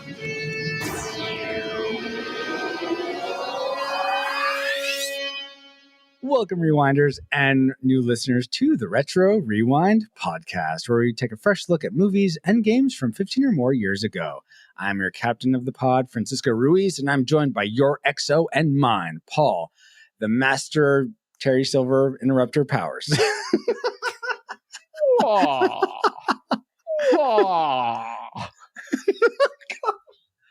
In addition to Paul, we also welcome back aboard the hosts of the Peter Pan Syndrome podcast, where these Gen Y kids take you with them, second star to the right, and straight on to the movies from their childhood.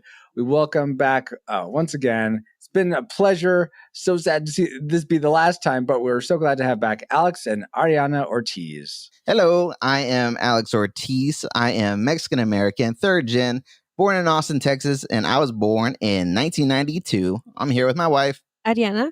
I am also Mexican-American, born in Austin, Texas, but I am first gen, and I was born in 1991. Whoa, yeah. Awesome. I hear that's a good year. Is that accurate? It's the best year, actually. Oh, the best year. Oh, okay. Best year, I hear. I can confirm. Awesome. And yeah, I wasn't trying to insinuate that you guys can never come back, by the way. We'd both be happy to have you back on. I just mean, I'm sad that this series of Karate Kids with you on is coming to the end. Yeah. But regardless, now they have a quick flyby of who we are. Paul, can you give us a quick overview of the production specs for The Karate Kid Part I? All right. The Karate Kid Part I was released June 30th, 1989. Power Rangers. Runs an hour and 52 minutes and is rated PG.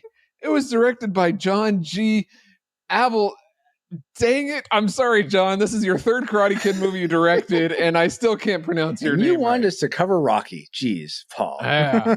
It was written by Robert Mark Kamen, who also wrote Karate Kid 1 and 2, with lead stars being Ralph Macchio, Pat Morita, Thomas Ian Griffith, and Robin Lively.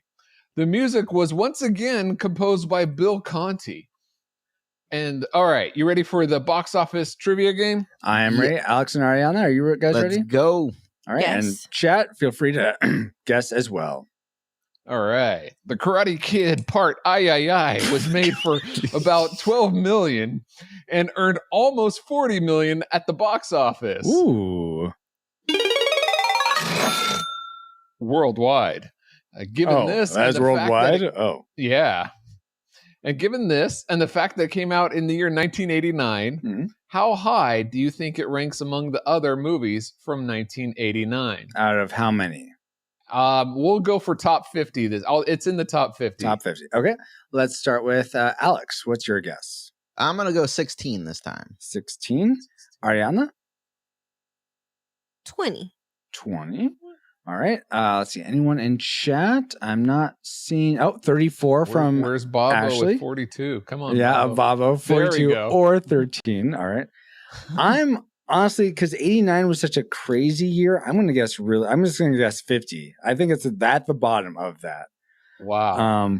Let's see. Any Okay. Beck says 12. Hold on. Beck says 12. Star Fox says 20.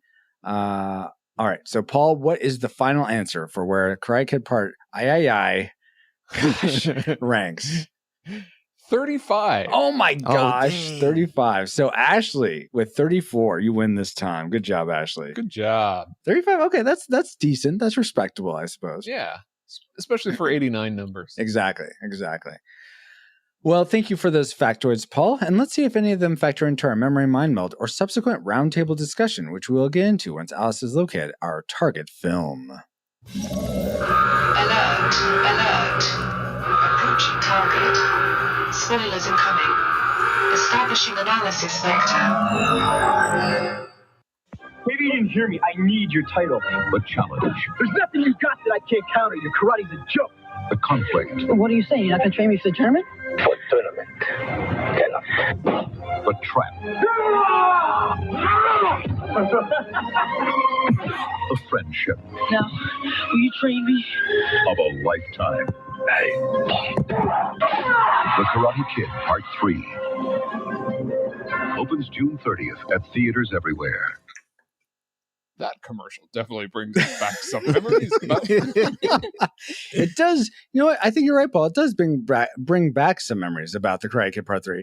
But to give you some context for the things we collectively remembered before our rewatch, here's your memory mind melt synopsis for the Karate Kid Part 3. Daniel gets yet another girlfriend who happens to be not quite human sister. I hope young Indiana Jones doesn't mind. What? So Hilary Swank becomes the Karate Kid. Meanwhile, Daniel rips out Miyagi's special cliff bonsai tree for no reason, so Miyagi mad. Hilary Swank babysits some kids while Daniel decides to join Terry Silver's Cobra Kai in spite of Miyagi. All new All Valley rule allows Daniel to cheat and automatically get into the finals without earning it, allowing Daniel to win another tournament for his collection. Meanwhile, Hilary Swank shoots kids with huge water gun after being sneaky and hiding it behind a newspaper. Yeah, that was definitely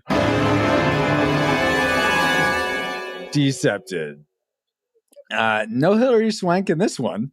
No, not this one. Based on those memories, as flawed as they were, what rating did they lead you to predict for this film before rewatching it? Classic, nostalgic, or tragic? I think Hilary Swank was in the medical one, the Karate Kid Part IV. Yeah, there you go. Gosh, Paul. It wasn't called that. It's just called The Next Karate Kid, Paul. Oh, that's right. Ariana, what was your prediction for Part 3? I said tragic. Tragic. Alex? Yeah, I also thought tragic. Whoa, Paul? 2 for 2. I'm going to break the mold and say nostalgic. Nostalgic. I'm going to reform the mold and say tragic as well. So no classic predictions it here. Seems like we had some low expectations for this film, and it'll be interesting to see if those predictions come true. But first, let's get into the things we liked most about the Karate Kid Part I. Let's spin up our Best 3. Best 3 things, and let's begin.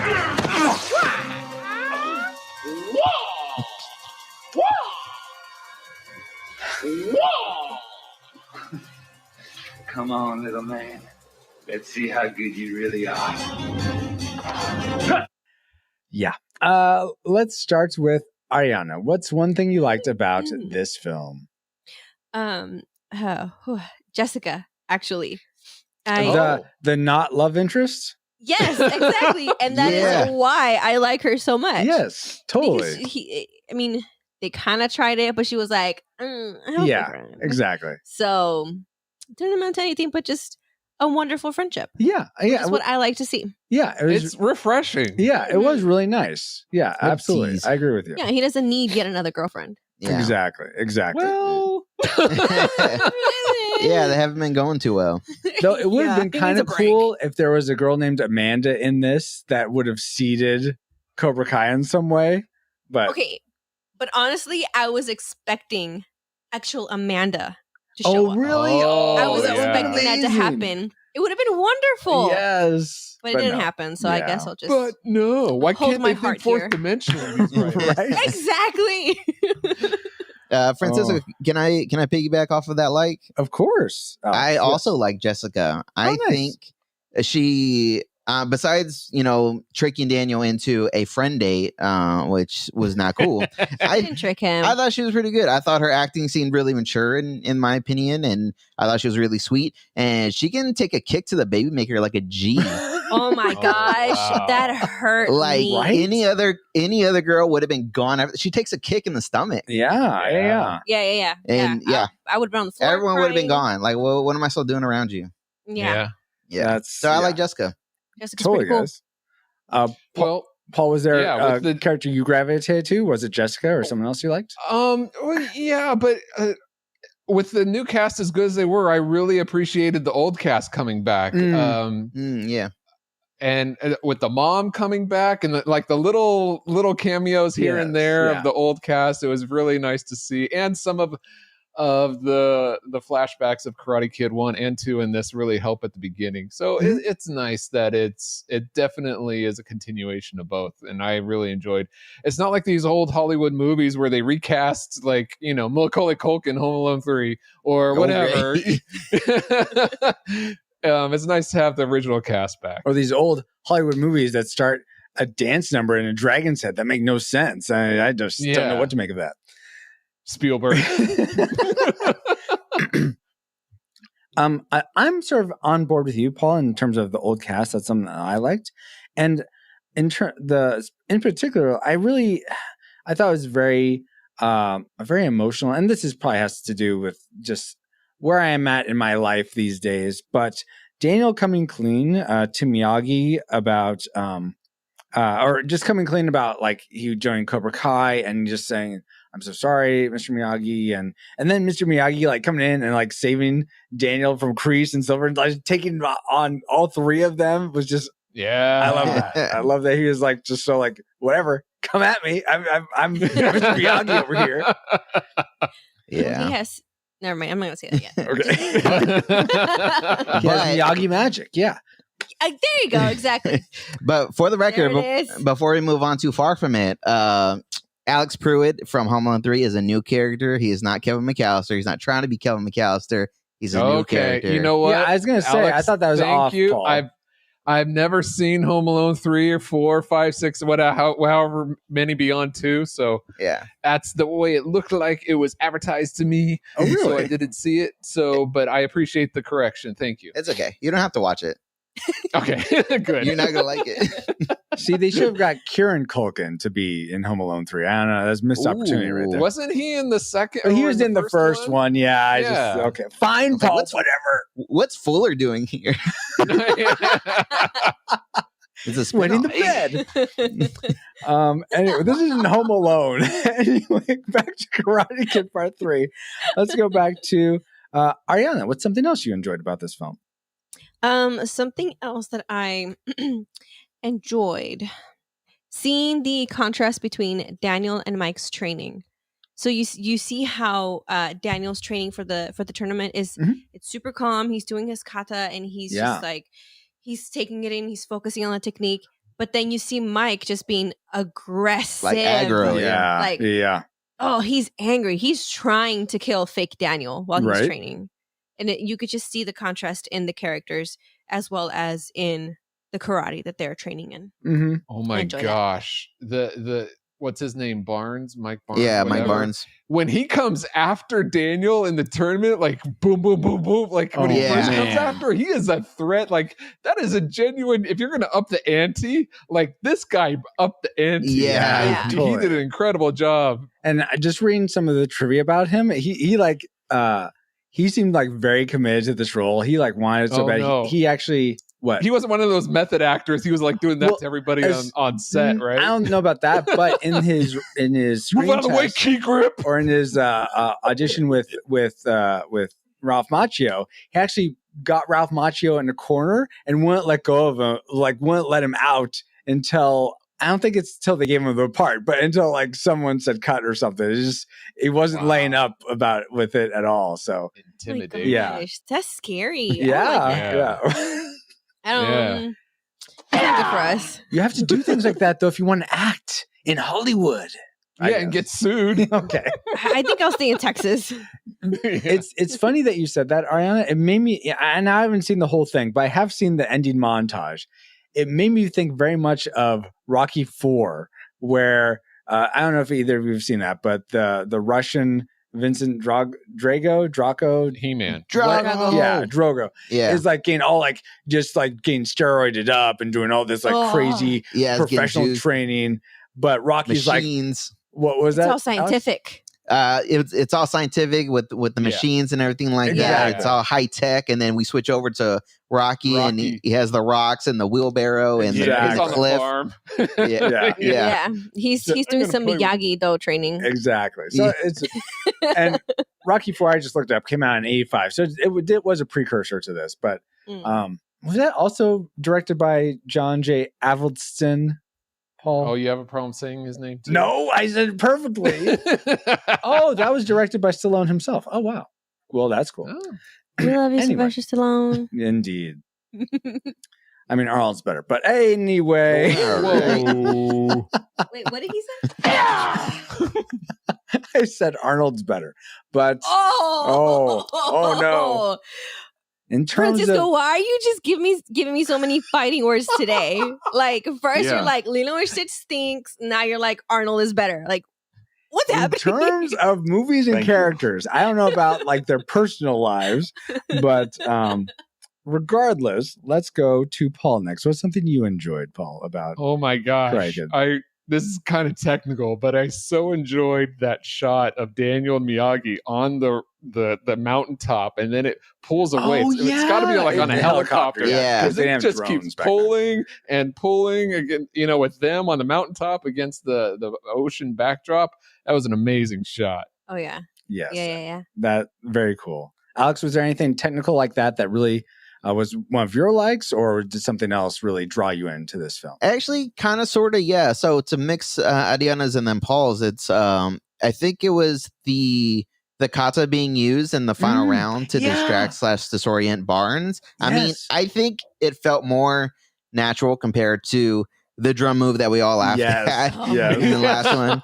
And Gosh. it was showing Terry Silver that, the kata wasn't worthless, as Exactly. Terry Yeah. said. So I Yes. like that part. I It did. made him focus. That didn't make one of my likes, but yeah, I absolutely agree that it was cool that it made so much more sense, like you said, than the drums. Yeah, And like that- they didn't shoe in a new move. Exactly, Yeah. exactly. It was like, Mhm. oh, It wow, actually this is, made more sense than a crane kick if you want to be technical about it. yeah, because I could see how that would confuse Barnes, who's all about just like aggression, and it's like, what Yeah. craziness is this thing? I It don't know would what's going to confuse come at me too. Yeah, Yeah. I loved the look. Sorry, I didn't mean to. That's okay. I loved the look on his face when Mhm. he saw Daniel like just going move after move after move, and he was just like, Exactly. What's going Yeah, on? I still don't know what Wonderful. kata is. So like that's why it probably like really says something. I don't know. Mhm. Well, a kata is just a series of moves that sort of trains your mind for a larger attack. It just sort of gets you in almost like the moves you would do if you're being attacked, but it's memory. It's muscle memory for the positions you want to hit. It's kind of like stretching before going out in the game. Okay, so I guess, it's yeah. kind of okay. So it's kind of like yoga, where they all have like their own isolated moves, and you put them all together. I think and so. You memorize it. Sure. Yeah, so I think something like that. And there's different. It's not all the same. Like I know at the martial arts school I used to go to, you would learn different ones. There wasn't. I don't think they are called katas, but it was something like that where they're just different. Or they're called palgays. It's just essentially different sets of moves that you learn. And Yeah, you go most through. martial arts have that. Mhm. Different names, yeah. Exactly. That's cool. Anyway, something that I liked that was also sort of a technical thing, I guess, but it was very dramatic for whatever reason. I got so sucked into when the bonsai tree falls. And like, oh my gosh, oh, it's in the water. Oh crap, what's gonna happen? Oh, get it. What are you doing? Come on. Yeah. I was feeling so like so much care That for this bonsai bonsai tree. really added a lot of tension. Yes. Oh, yeah, there it was did. so much Absolutely. anxiety in that one scene. That's just Mhm. oh gosh, that one. moment. Ugh, Oh my and- gosh, even worse when Mike grabs it just in Daniel's Oh, I face know. and you just hear the Ugh. crack. Oh, Yeah. hurt my soul. So much for But I Jessica love knowing the how to analogy. repel. Oh, I love the analogy between the tree and Daniel, how Yes. his life was snapped. and, Yeah. like, Yeah. out of Yes. place. yeah. Yeah. That is no. actually one of my likes. Oh, well, perfect. Did that I'm happen to setting be? you up. Here you go. Did that happen to be your classic maker? Because we're to classic makers now. Let me look. Okay. Yes, actually. I Awesome. love the metaphor. Yes. Because he's just so it's just like one thing after the other. He just cannot win for losing and he's just Mhm. lost a sense of who he is. Yeah. And Miyagi putting back the tree together and taping it together and then seeing it at the end how it's flourishing. Like it has Mhm. the buds again. Like this is what Daniel has to look forward to. This is the Exactly. optimism that he needs in that moment to feel better about the mistakes that he's made because he's Yeah. a child. Yeah, yeah, for Mhm. sure. Yeah.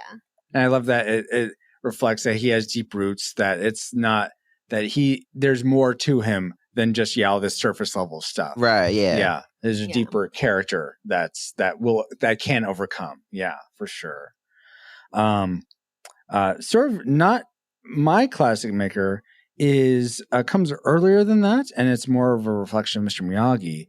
And it's when Daniel's sort of in the throes of Cobra Kai and just wants to is hiding everything, and Mr. Miyagi like looks at a picture of them and says, like, heart's empty without Daniel-san. And it's just that was just like so touching and sad, and I really felt for Mr. Miyagi in there. That really like touched a deep emotion for me. So that was really cool because the whole time I'm watching the series, I'm like, man, this is a one-sided friendship if I've ever seen one. And yeah, so hearing Miyagi say that, like he does care about Daniel. Yes, yeah, and he's very much like his son. It seems like throughout the whole thing. Yeah. Let's go to Alex. Let's go to you. What's your classic maker for? I was about to say Cobra Kai for Karate Kid Part 3. Whoa. My classic maker is Adriana, I might want to take off your headphones for this one. I really love Terry Silver in this. Okay. Man, he is turned up to 11. He's having such a good time in this movie. Here's my 3-part reason why he's awesome. Number one, I've already said the first one. But I really like the way the manipulation on Daniel. I believed Terry when he was like sticking up for Daniel. And I was like, in the back of my head, I was like, is he going to steal Daniel from Mr. Miyagi? Is he going to backtrack on his promise and, take Daniel under his wing? Like, that's how much he was really protective over Daniel. And I believed it. And I also like the line at the end of the movie. I love it when he pounds him. Oh my gosh. Oh man. I love that audio. It's so good. I'm not going to make any comments. All right. Leave it at that. I see. The problem with Adriana is that she doesn't really understand that a villain can be good at being a villain, and she just gets so emotional about it. You're like, that's fine. That's what they're supposed to do. They're the villain. And she just hates him so much. Don't even come at me right now, bro, because we're gonna fight. I mean, and you know what? I can understand that, Ariana. I mean, the villains in Lilo and Stitch just make that movie horrible. So I totally get it. I gotta go. No, that's not the problem. Like, there are plenty of villains that I love. I mean, Scar's amazing. Yeah. Loki, I love Loki. Who else do I like? Wait. Loki is manipulative and charming. Yeah. Yeah, but he's Loki. There's Loki, and then there's Terry. Yeah. Well, so Terry has a slimy quality to him that maybe that's what you're reacting to. Yeah, which I can the hair is slicked back in a ponytail. Yeah. Wait, no, that's Loki. See, oh my god. He the whole time I was watching that movie, the Karate Kid 3, I was just thinking about the Green Ranger. Really? Oh, I could see that. Tommy. Yeah. Tommy Oliver. Yeah, because all I remember, I mean, all I see when I'm looking at Karate Kid 3 is just the slicked back hair and the ponytail. And obviously he has the karate moves. Yeah. Like Tommy. It's funny that you say that because you know who I was thinking about the entire time I was looking at Terry Silver? Who? I was thinking about the bad guy from the first Three Ninjas. Did Three Ninjas steal all their villains from Karate Kid series? I don't remember that one. I love being a bad guy. Gross. But that the whole that Terry Silver reminded you of the Green Ranger. That's why this is the Karate Kid part. Aye. There you go. Anyway, nice pool. Paul, what's your classic maker? Was it Terry Silver as well? Did he was he such a ham of a villain for you, or something? As well written? I agree as that villain is because oh man, but mine is kind of ridiculous, and no one would probably ever agree with me. But the moment where Daniel is trying not to go into the tournament, and these people are attacking him. And he's in the truck with Mr. Miyagi, and he's like, "What are we gonna do about it?" And Miyagi just starts singing. Like, I don't care. Like, forget about it. I'm like, yes, that's the right attitude. Yeah. Move on. Mm-hmm. That was my classic maker. I love that moment. You know what? I totally forgot about that sort of arc of Daniel where he's just doing everything he can to avoid it because he's like, yeah, I don't want to do this. This doesn't matter to me.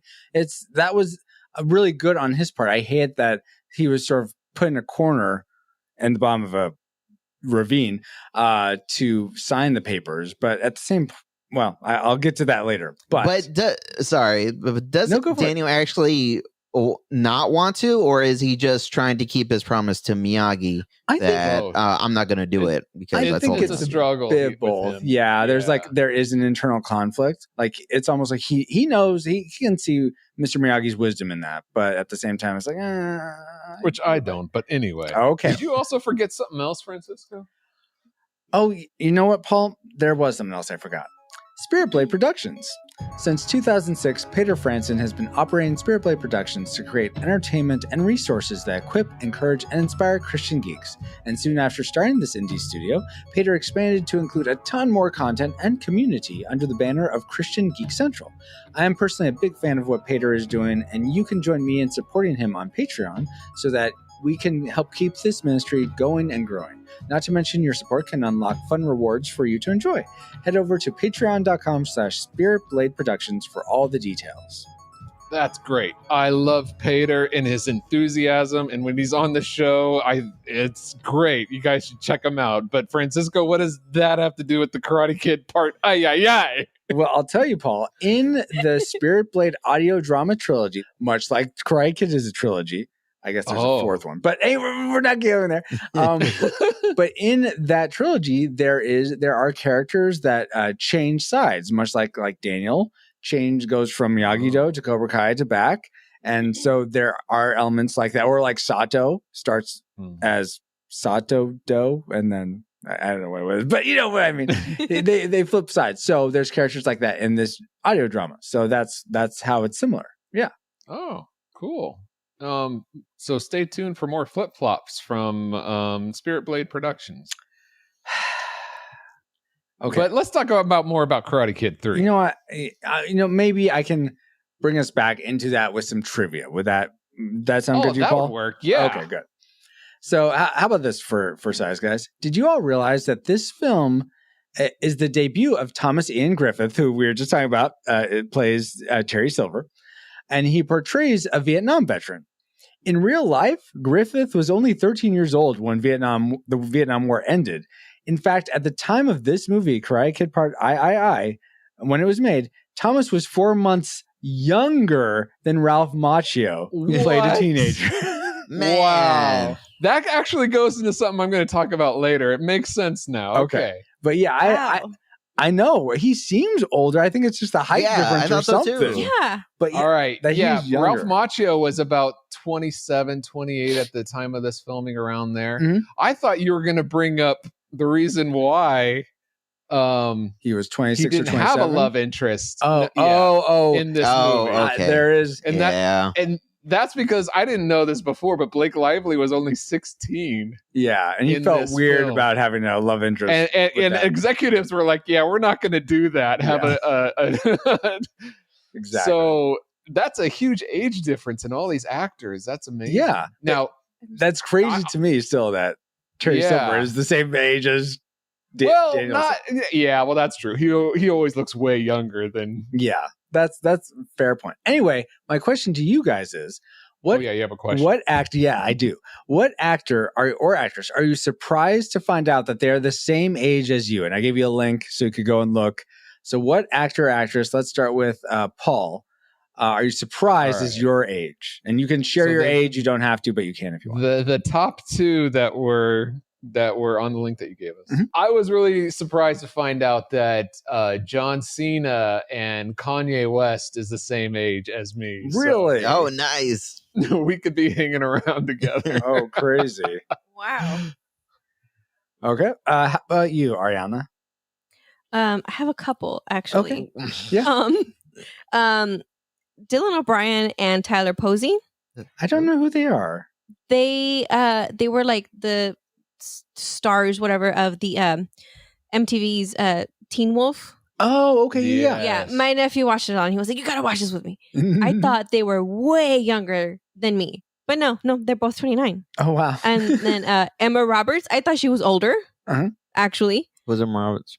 Emma Roberts, oh gosh.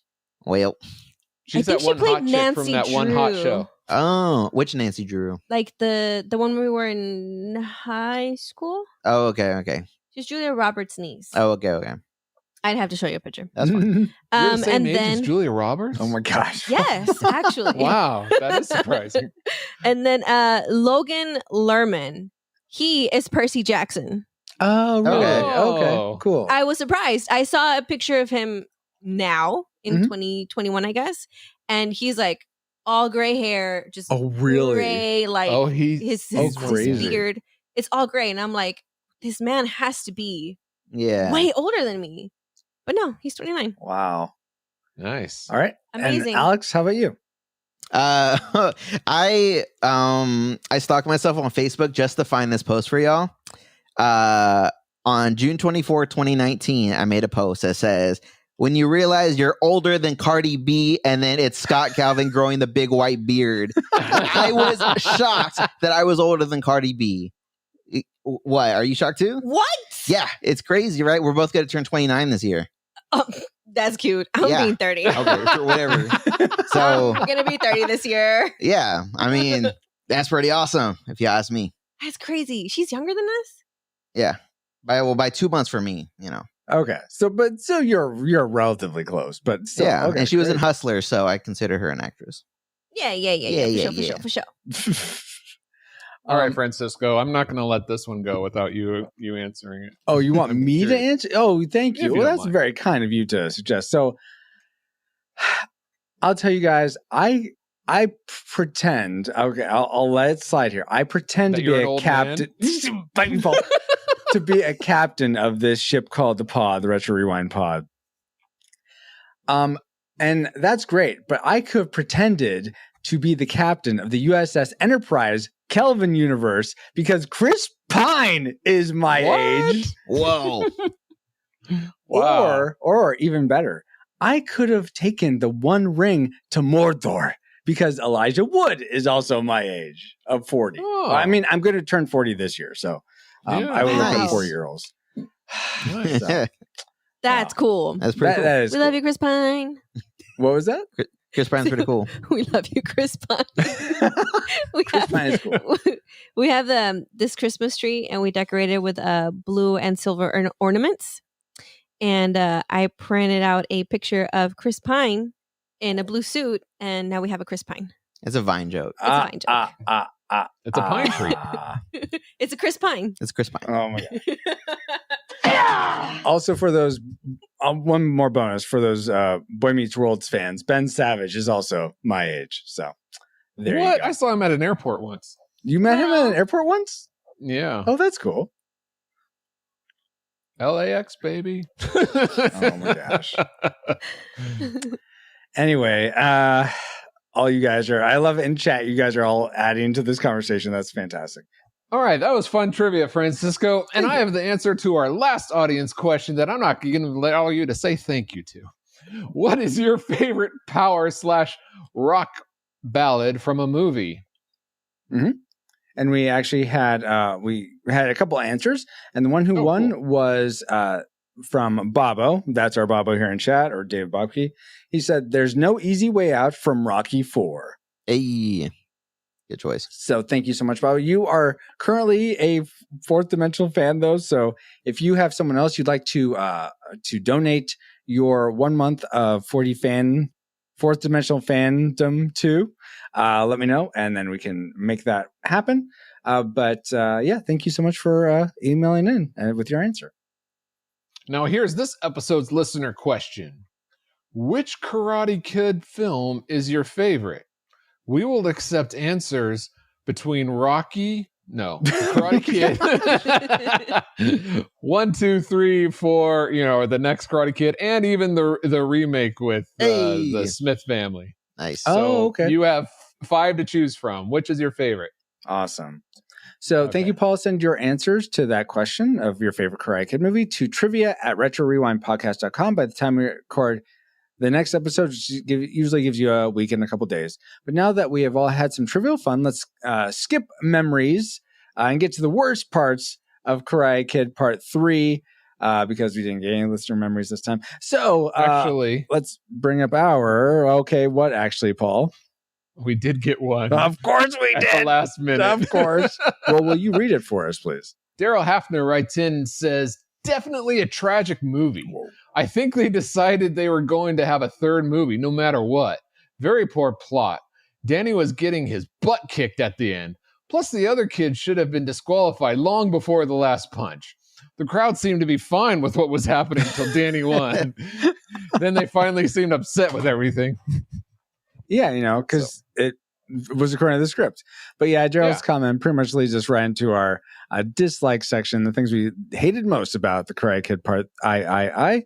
So let's spin up our worst three things. Now the real pain begins, Demi boy.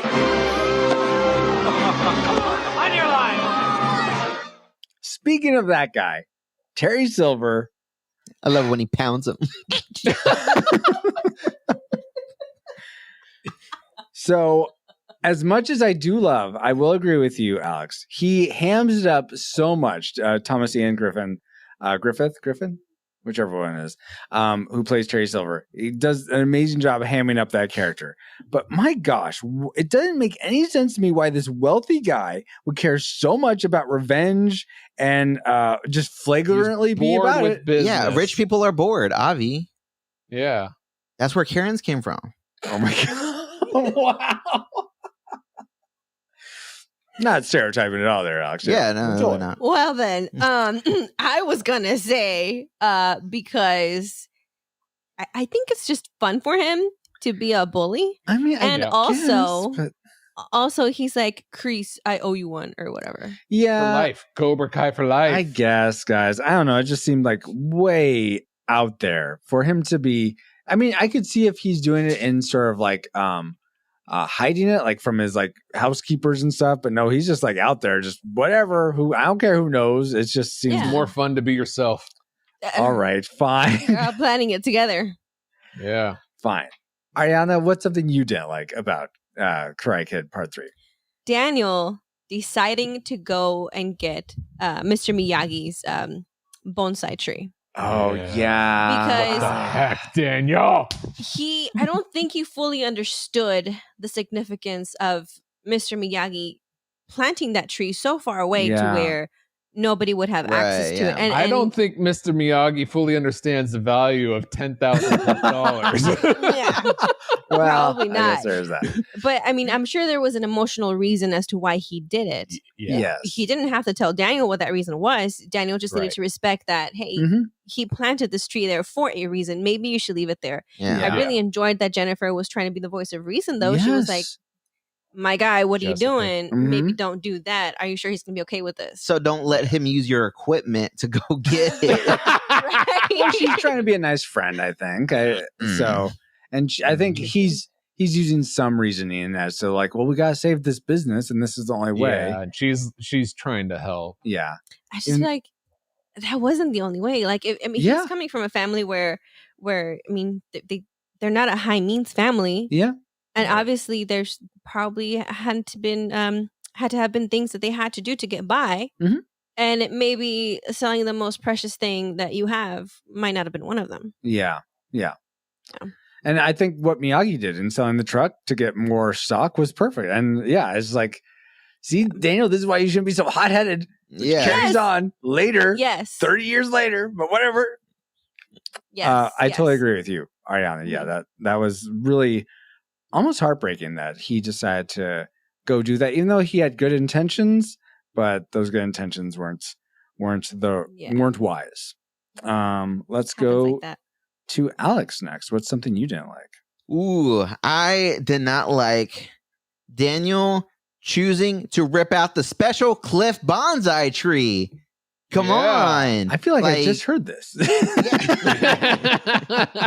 I mean, Miyagi has 3 additional cars he'd probably rather part with than the special cliff tree. Totally. Like as Adriana was saying. Yeah, Daniel, sell your car. Yeah. Why don't you sell your car, Daniel, if you really wanted to? Yeah, the one that Allie wrecked. That you got for free. Thank you.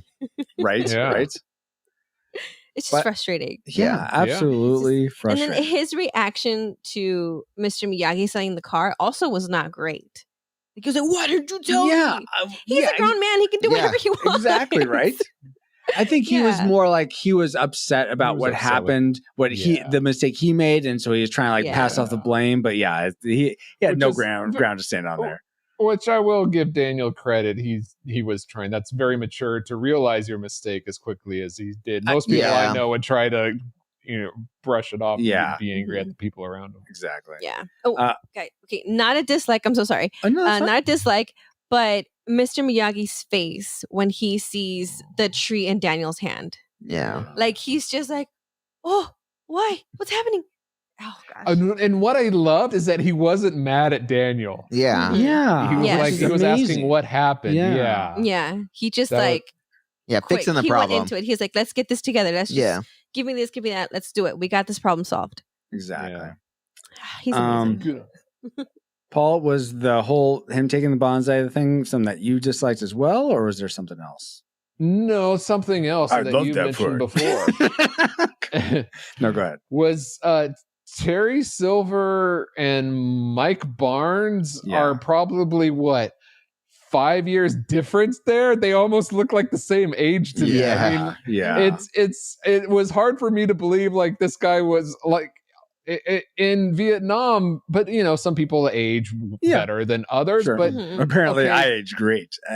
Yeah, but, and with Silver's hair slicked back, where you can't, if he's looking straight on, you can't see the ponytail. And Mike Barnes the same way. He has his hair slicked back. They look too similar to me. It's kind of like, can't you vary your villains here a little bit more? Okay. It's just both actors I think did great. I just the look, I thought it was too similar. And speaking of similar, why do you name Johnny John Kreese, Johnny, the same villain name as Karate Kid 1, Johnny in the first one? Now, it's like, why all the similarity? Like, get variety. I don't know. It's a pretty common name. That's true. I had a thought. I had a thought. You know someone very close that's named John Paul. Yeah. Paul John. No, I mean... And my middle name's John. Yes, exactly. My dad's name's John. Exactly. My uncle's name's John. Yes, I know a lot of Johns. So there you go. But I don't go around going, Johnny, Johnny, Johnny. Come on. And before Adiana gets into hers, I thought they were different enough, like, for the record. All right. Yeah, that's right. That's fine. Yeah. I'm racist. I'm sorry. What? All white people look the same. Wow. When their hair slicked back, yeah. Oh god. Let's go back to Alex. What's something you did? Oh, Adiana had something before I okay, go for it. Honestly, I can't remember. Okay. So we can move on. Okay. Go for it, Alex. Okay. I did not like Miyagi not training Daniel for the tournament. I mean, yes, it is partly Daniel's fault for not properly explaining the situation to Miyagi, but I think Barnes targeting Daniel is kind of a bet, maybe not a better reason, but probably on the same level of getting picked on by Johnny and the rest of Cobra Kai. I mean, you're being attacked at your store, at your place of work. I mean, if this guy wants your title, I mean, just Miyagi teach me or something like that. Maybe the difference is that Daniel should know how to defend himself at this point, and it shouldn't have to be at the tournament. Well, you never stop learning, Right, of course, but that's true. And that's why he difference. he teaches him the kata on top of the mountain, so he's still teaching him, but it's just not tournament focused. But I could see how it's like, oh, they're wanting this thing, so can you help me with this? Great. Yeah, I don't know. I'm going to have to kind of disagree with you, Alex, okay, but while agreeing with you. I understand. Yeah, well, why doesn't he teach? But that gets into my other dislike that I'll talk about later. Okay, well, before we get there, I have something related to Mr. Miyagi I didn't like, which was... Please tell. This is what just too much Deus Ex Machina. It seems like Mr. Miyagi's always there when Daniel is in too much trouble. When he's in too deep, Mr. Miyagi's there. either Mr. Miyagi's stalking him, or it's just too. No, Daniel told him, "Hey, I'm gonna go to Silver and say I'm out." And he's like, right now it's the middle of the night. Yeah. Yeah, I'm going. And so Miyagi saw that and was like, okay, this could lead to trouble. Yeah, that's why he fought. That's and why then he was when there. Chosen is attacking him, and he shows up when Johnny There were and then several times where Chosen attacked him. It's a small village. It's a small village. That's why I love you. Yeah. It's a small village. fine People know guys. people. Okay, fine. I see your point, Francisco. It just But- seems but no, plus it does too make convenient. sense. Miyagi is, everywhere. He's on the president. He has that Miyagi magic. Yeah, okay. Yeah. Yeah. Oh my gosh. So that was just something incidental about him. I like Mr. Miyagi a ton. So that's just something though that seemed too much like a script problem rather than Mr. Miyagi. But Oh, speaking of script problems, Go for it. here's one. They're at the bottom of the ravine, and they're going to trust people to pull them up? No, you just hold on to the road and pull yourselves up. Why would they trust people who are threatening them and already tried to beat them up? It doesn't make any sense. yeah, because wouldn't they have to pull themselves up anyway if no one was up there? Exactly. Yeah. That's a good point. Exactly. Yeah. And how do they know he signed it or didn't sign it? They just took his word And for didn't it. they It's- need it's- Miyagi's signature too? Like, I I don't don't know. think No. so. because why was Daniel asking Miyagi's for his signature? For him to be represented by him. Oh, to okay. train Oh, him. that's right, But if he wasn't going to train him, he doesn't need his. He could be Unaffiliated. Yeah. I don't know. Under 18, I think he kind of needs some waiver signed or something. I don't know. I don't think he's under 18 anymore because he's about to start college. But it's called the Under 18. Under 18 All Valley. Well, Yeah. have you seen Mike Again, Barnes? He's Daniel- like 25.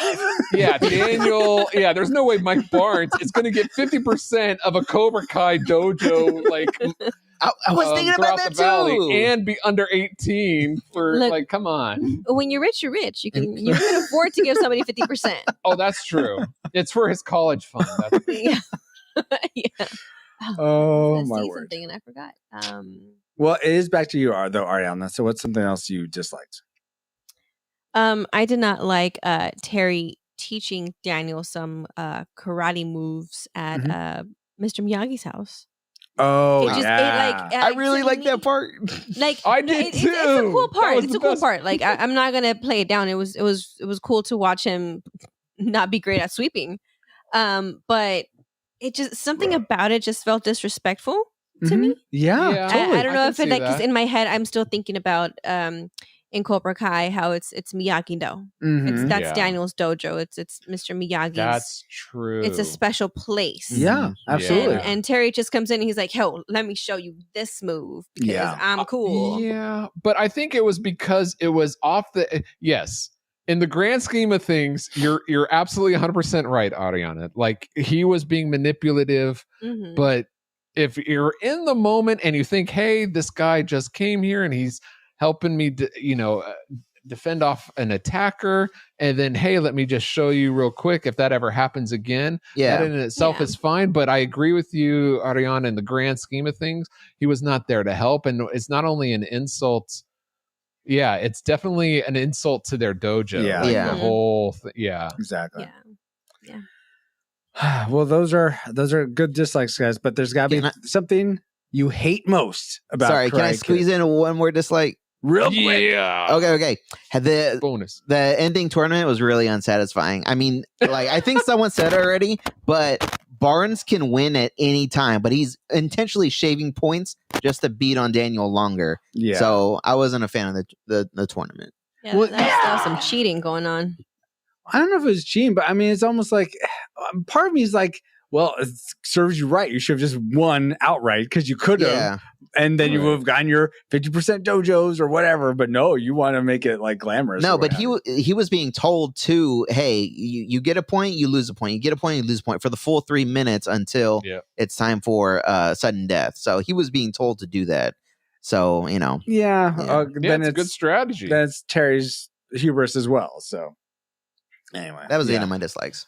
I'm not saying it's a great strategy for anyone to emulate. I'm just saying, as strategies go, in and of itself, Losing's a strategy. Yeah. yeah. Okay, let's get to the worst strategies, the worst parts of Karate Kid, part I. Let's begin with Ariana. Okay. I'm a little bit ashamed of how I wrote this out. Okay. So please just remember that I am a kind person. Okay, yeah. We'll be the judge of that. Let's get unkind. My I don't like this. Okay. Terry Silver. Mhm. My notes say Terry being literally a piece of trash and much worse sadist than Kreese. Wow. Interesting. Those are harsh words. Yeah. So but yeah. I do agree that he is a good villain. He was written out well. Mhm. Just to me, emotionally, like Alex said, it was gross. It was gross to Yeah, see him totally. because you can see him enjoying every single moment of planning the demise of Daniel and Mr. Miyagi. Mhm. And he's like, oh, don't worry, he's gonna be in pain. And then when he's in pain, XYZ and blah blah blah. And he enjoys watching Daniel hurt his foot while he's training. He enjoys Yeah. watching Daniel make his hand bleed. Mhm. He enjoys watching him hurt his elbow.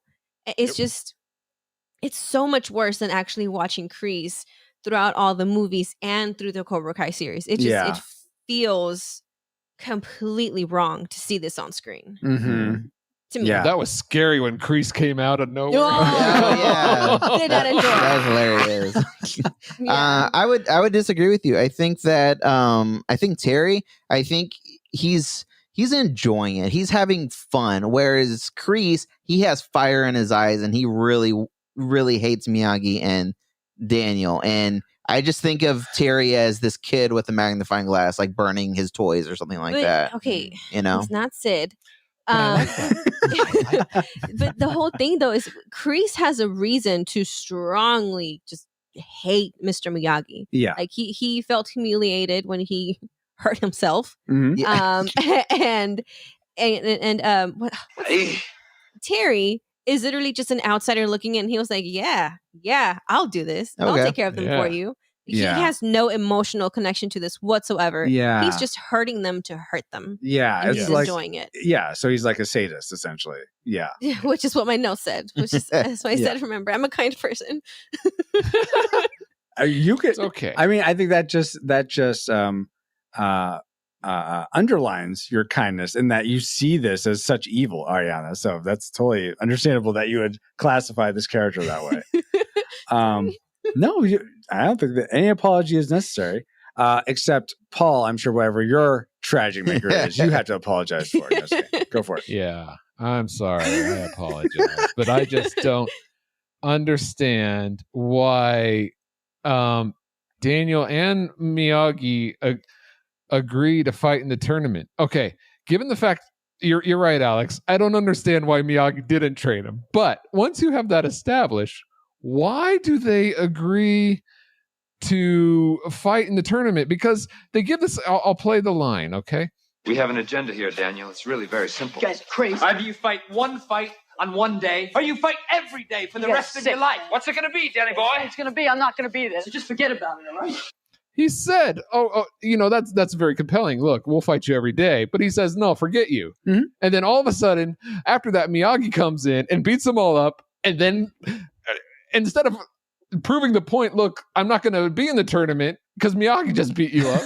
It's good. It's like, okay, now we're both going to be like in this. Now I'm going to be in the tournament and Miyagi is going to train me. They did a flip based. I don't understand the motivation behind it all. It just doesn't make any sense to me. Yeah, I'll just pause real our sort of dislike section real quick for some other trivia that I read. So again, this is IMDb trivia. Take it with a grain of salt. But apparently both Ralph Macchio and either some of the producers or the director really felt like this script was underbaked. There wasn't a lot there. There should have been a lot more. It's like rewritten, or there's just a lot not working with it. And so I think this definitely plays to that. There's definitely some themes like the symbolism of Daniel and the bonsai tree. That's great. But yeah, some things like this, that just don't make any sense. I agree, Paul. It's very strange. And that goes right into some a similar tragic maker that I have, which is Daniel is this like he's more experienced at this point than in Karate Kid 1 or 2.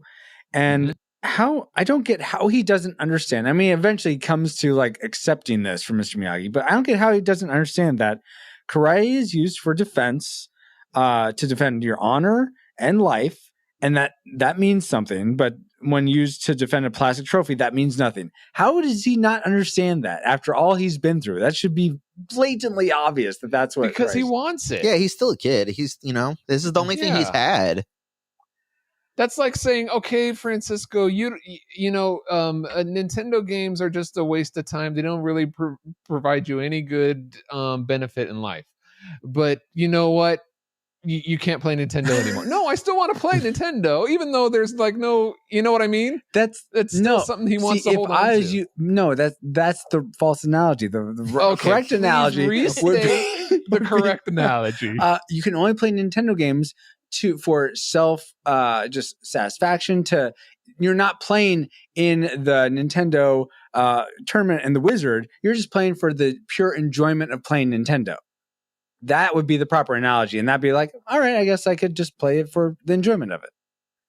No. But going back to my dislike, I feel like once it wasn't about the plastic metal trophy anymore, when it was about, getting this guy off your back, I thought that Miyagi would be, a little bit more open to going back into the tournament. And just him saying no, it just didn't feel like that's something he should have, been about. Well, what's the thing that they really, really shouldn't have done in this film? Alex, finish this off with your tragic maker. Daniel using his college money to pay for Mr. Miyagi's little trees. Oh, that was lame. I hated that so much. And okay, I don't get this. I think that's great. You want to start a business? That's fine. I mean, okay, because I feel like Daniel was kind of doing it for himself and just kind of saying it was for Miyagi because he was really hyped about it, and he was using Miyagi's dream as like a push to like, hey, I want to do this too. Mm-hmm. I mean, okay, on a personal level, I feel like the people that I could be wrong. I mean, I'm only one person. I've only done one thing in my life, but I feel like when you take that year break between high school and college, you do. You lose the momentum, and you may never go back to college. Mm-hmm. And I feel like we'll probably just wind up as a used car salesman or something. He sells new cars too, or that too. Yeah, and 93 Dodge Caravans, but still. Which, sorry to interrupt you, but in this moment where Daniel is showing Mr. Miyagi what the space actually looks like, you can see the salesman in him. Because he's like, oh, we can do this. Oh, imagine that. Oh, this is fine. This is just yours. So you can just do whatever you want. And it's like. And I look at him and say, look how full of crap you are. Exactly. This place is worse than. Yeah. And then when Miyagi like starts to come around to the store, I feel like he's playing it off in the end just to kind of save Daniel some feelings. I'm like, Miyagi's like, okay, he spent this money. We can't get it back. I'm just going to pretend to be happy. And, we'll just take this as a positive. I think he was happy. I think he was disappointed. But I can see what you're saying, Alex. He was disappointed that Daniel used his college money that he worked so hard to earn. Yeah. I was about to ask. The thing is, where did he get that college money? From the ice thing, I thought. Okay, Mr. Miyagi bet, and he gave him the winning bet and said, use this for college. Right. So, and now, but that was to replace Daniel's college money from joining him in Okinawa. And two, so where did he originally get that money from? Like his mom. Either way, I agree with you, Alex. It's not his decision what to do with that money, really. I can see that, guys. But somebody left that money in his care, so he spent it. I suppose so. Yeah. Well, guys, now that we've entered all our targeting information into the firing computer, Alice, do you have a firing solution for us? Firing solution complete. Rating salvo at the ready. On your mark.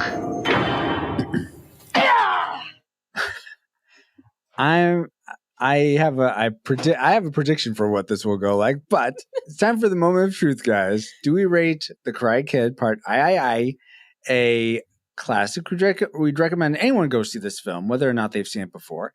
A nostalgic, it's worth your time to revisit if you saw it as a kid or a youth, and it's a ute, and you remember it fondly. It'd be worth your time to revisit it. Or a tragic, it's not worth anyone's time today. If you've never seen it, keep it that way. And if you have seen it and remember it fondly, don't sully those memories with a rewatch. So, classic, nostalgic, tragic. Let's start with Ariana. What is your final rating for The Karate Kid Part 3?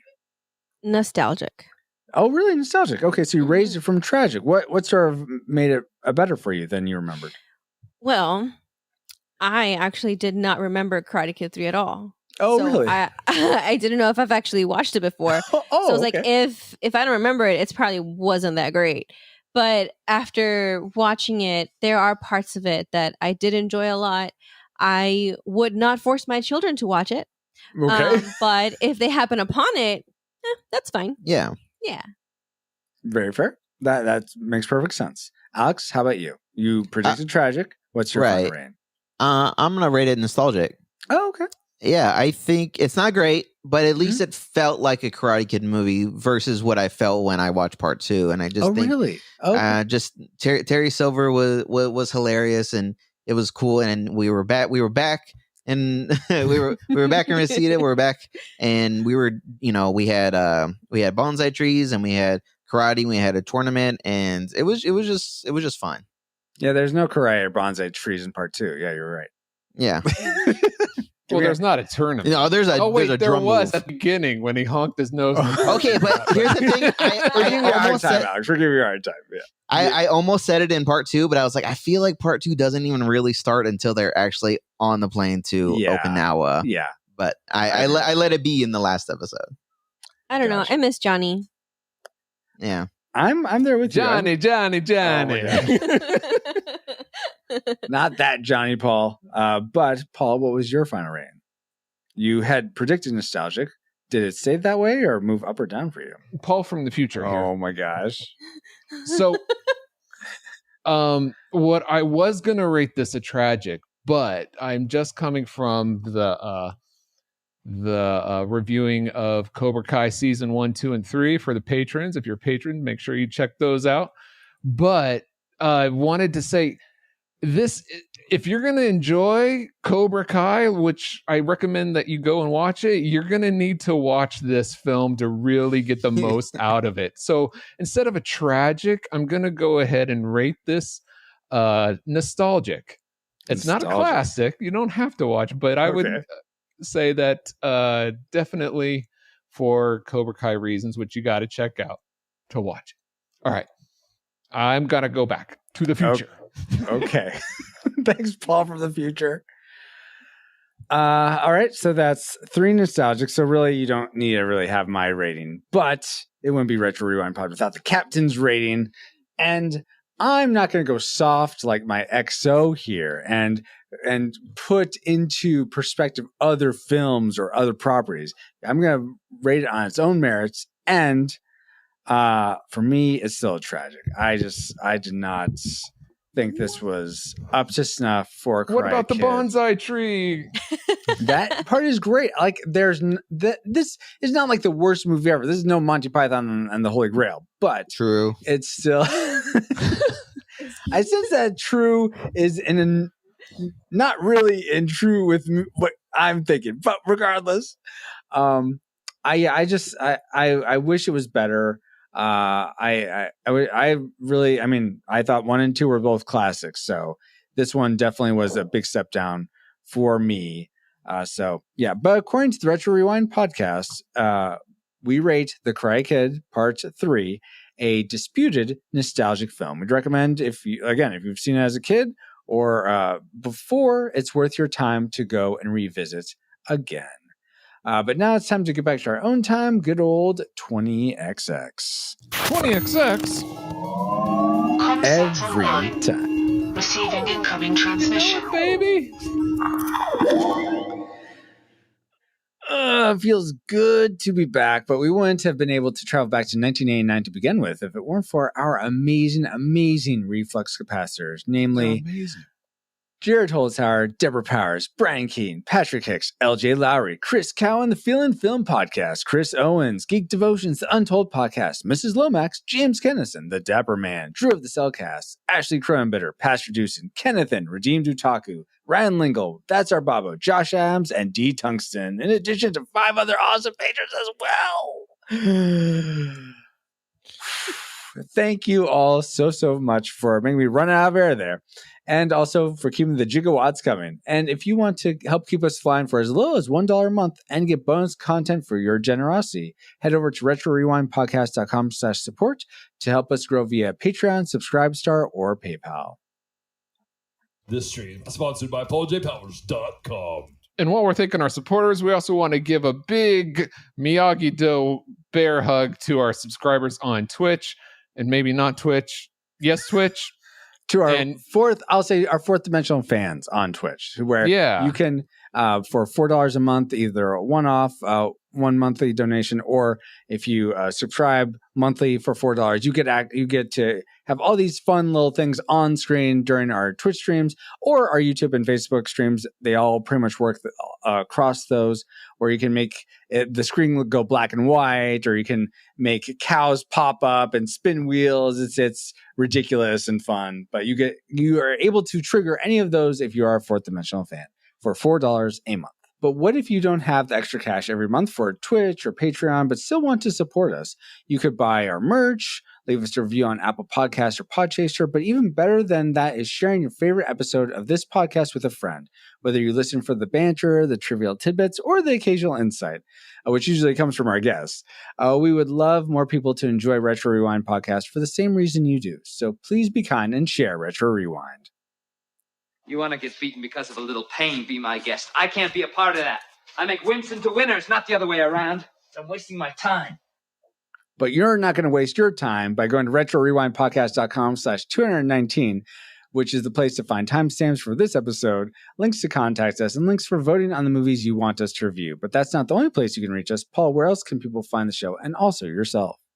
PaulJPowers.com. You can find me and the podcast there, and you can feel free to talk to us or share anything you find funny that's 15 years or older on our social media. We are Retro Rewind Pod on Facebook, Twitter, Instagram, and you can join our Discord server and go to retrorewindpodcast.com/Discord. Also, I mentioned we are on Twitch and YouTube and Facebook Live. You can watch us live and chat with us like these fine folks are doing right now as we play. Well, we're playing, but we're also recording podcasts. And sometimes Francisco does retro videos, and sometimes he creates pixel art again. Whoa, you might check that out. I don't know. But follow at twitch.tv/retrorewindpod or YouTube or Facebook. Just check us out. And again, you can find me, Paul J. Powers, at pauljpowers.com. pauljpowers.com. pauljpowers.com. That's right. Anyway, now back to the notes. End mode done. And my dog. Can you hear my dog? Yes, I can hear you. All right. Obey my dog. He's so hot right now. Thank you, Paul, so much for being an awesome friend, an awesome Cobra Kai Miyagi-Do just an awesome XO, an awesome friend and co-host. Really appreciate getting to never scratch that. I mean, it's okay doing this show with you sometimes, I guess. No, I really appreciate getting to do the Retro Rewind podcast with you, my friend. And I am truly grateful for a guest coming on yet again to discuss The Karate Kid Part I. So we'll go alphabetically and start with Alex. Please tell us how we can find you online. Is there anything you'd like to promote? Yeah, you can find us and our podcast on the Facebooks at the Peter Pan Syndrome Podcast Facebook group. That's where you can find us. Our show is, it mainly focuses on the lore of the movie in between the start time and the end time, and the trailers if we have the VHS handy. Cool. And who is next to you? Adiana, my wife. Oh, I messed it up. My wife. The potato. No. Yeah, you can find us on Twitter at PP Syndrome Pod or Tumblr at PP Syndrome Pod. I promise we're going to update it. And yeah, thank you so much for having us. It's been so much fun. It's great. Okay, we love having you, but I gotta ask, the PP syndrome, if I look that up, and is that gonna direct me to your podcast, or is it gonna take me somewhere I don't want to go? I've never tried. We intentionally did that because I'm like, well, Twitter only allows so much characters in the name. Yeah. And I'm like, what's the funniest way I can do this? And then PP Syndrome Pod was the obvious choice. I mean, come on. Obviously, we laugh at duty jokes. Yeah. Right. Well, very obvious. Then. Well, it was so great having you guys. So thank you so much for being on for Karate 2 and the Cobra Kai's and Karate 3. It's been a rad experience getting to have you guys on. So thank you so much. Yeah, sure thing. Thank you. We had a lot of fun. Awesome. Really appreciate you, Paul. But as much as you guys are awesome, you're not the awesomest. That is reserved for you. Yes, you listening right this second. Terry, Daniel, non-love interest girl, I forget your name. Whether this is your first time listening to the show or you're part of the Rewinder community, thanks for spending time with us, and we pray you're more joyful now than when you first hit play. I have been and continue to be Francisco Ruiz.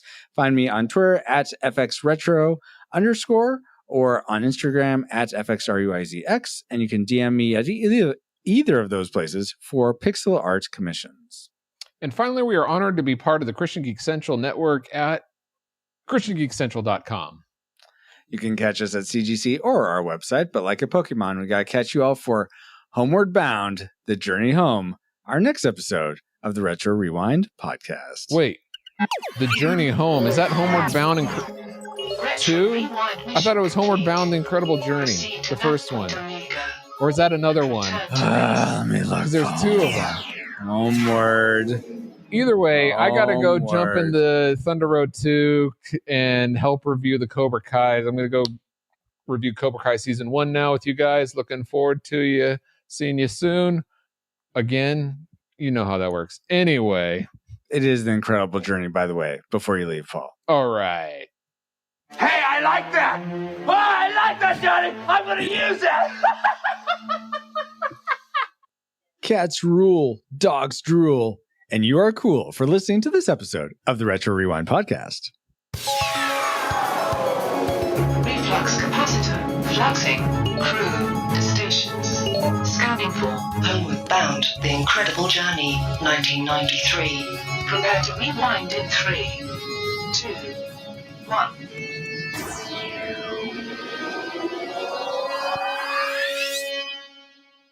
Welcome, Rewinders and new listeners, to the Retro Rewind podcast, where we take a fresh look at movies and games from 15 or more years ago. I am your captain of the pod, Francisco Ruiz, and I'm joined by your XO and mine, Paul, the master interrupter, Paul Powers. I'll take it. Hey, we all understand that, dogs drool more than cats, but it's my personal belief that dogs also rule. I agree. I would agree with that. Awesome, Paul. Also, for this discussion of the film Homeward Bound, The Incredible Journey, we welcome back aboard magician, theater actor, and director Daryl Hafner. Welcome back, Daryl. Thanks. How's it going, guys? Going well. Do dogs rule or do cats rule?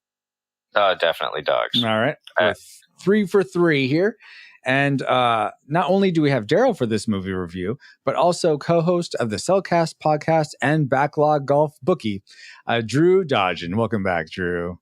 Hey, how's it going? And I have to let you know, it's cats that rule and dogs that drool. Thank you very much. My goodness. Well, you're outnumbered, unfortunately, Drew. So was Sassy. I guess that's aboard, Sassy. And look what happened to her. Went over a waterfall. Don't go she chasing. Survived. Don't go making phony calls.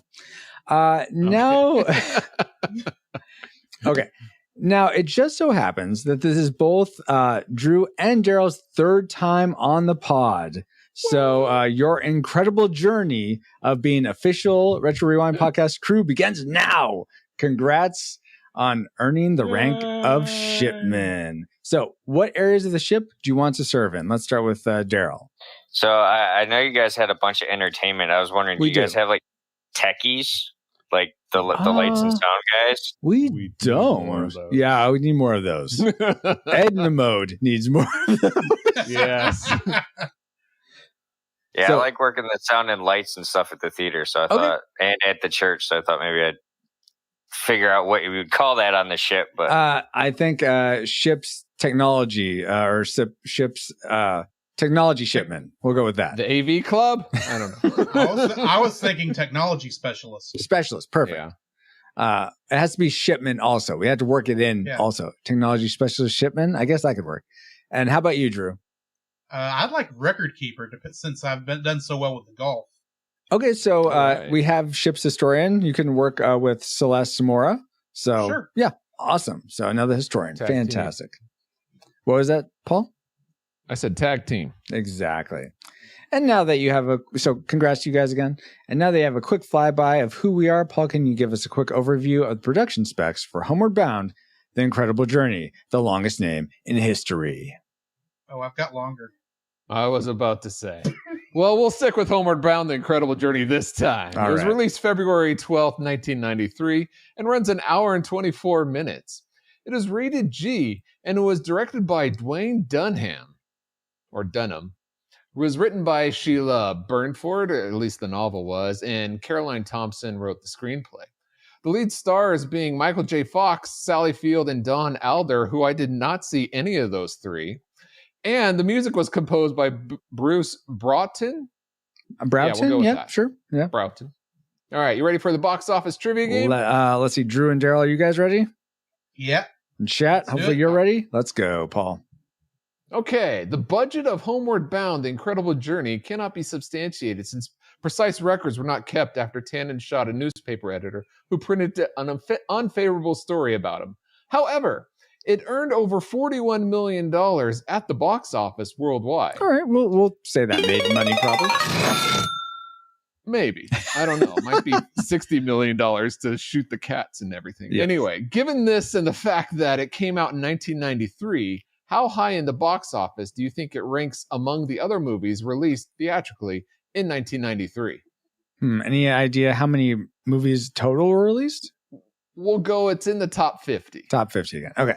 It made $41 million All right. in 1993. In 93. Drew, what's your guess? I'm going to take it right down the middle and say 25. 25. How about you, Daryl? 19. Ashley in chat says 34. Bobo says, who did Paul say was the third star? Don Alder? Did you say Adler? I might have said that. Dr. Adler. 42 from Bobo, of course. Good, Bobo. All right. Well, for me, I'm going to guess, I imagine this is pretty popular. So I'm going to go all the way up to 10. Nice. All right. I thought it was popular too, but it made $41 million and it was also 41. Oh, really? So I guess good job, Bobo. Bobo, yeah, good job, Bobo. Your Hitchhiker's Guide to the Galaxy finally pays off. It was. I don't think so. So It's bound to happen eventually. exactly. Bam, he says. All right. Statistically, anyway. Well, thank you for those factoids, Paul. And let's see if any of them factor into our memory mind meld or subsequent roundtable discussion once Alice has located our target film. Alert, alert. Approaching target. Spoilers incoming. Establishing analysis vector. From Walt Disney Pictures comes the story of three extraordinary friends on an incredible journey home. Home is just over that mountain. Wow. I hope you know what you're doing.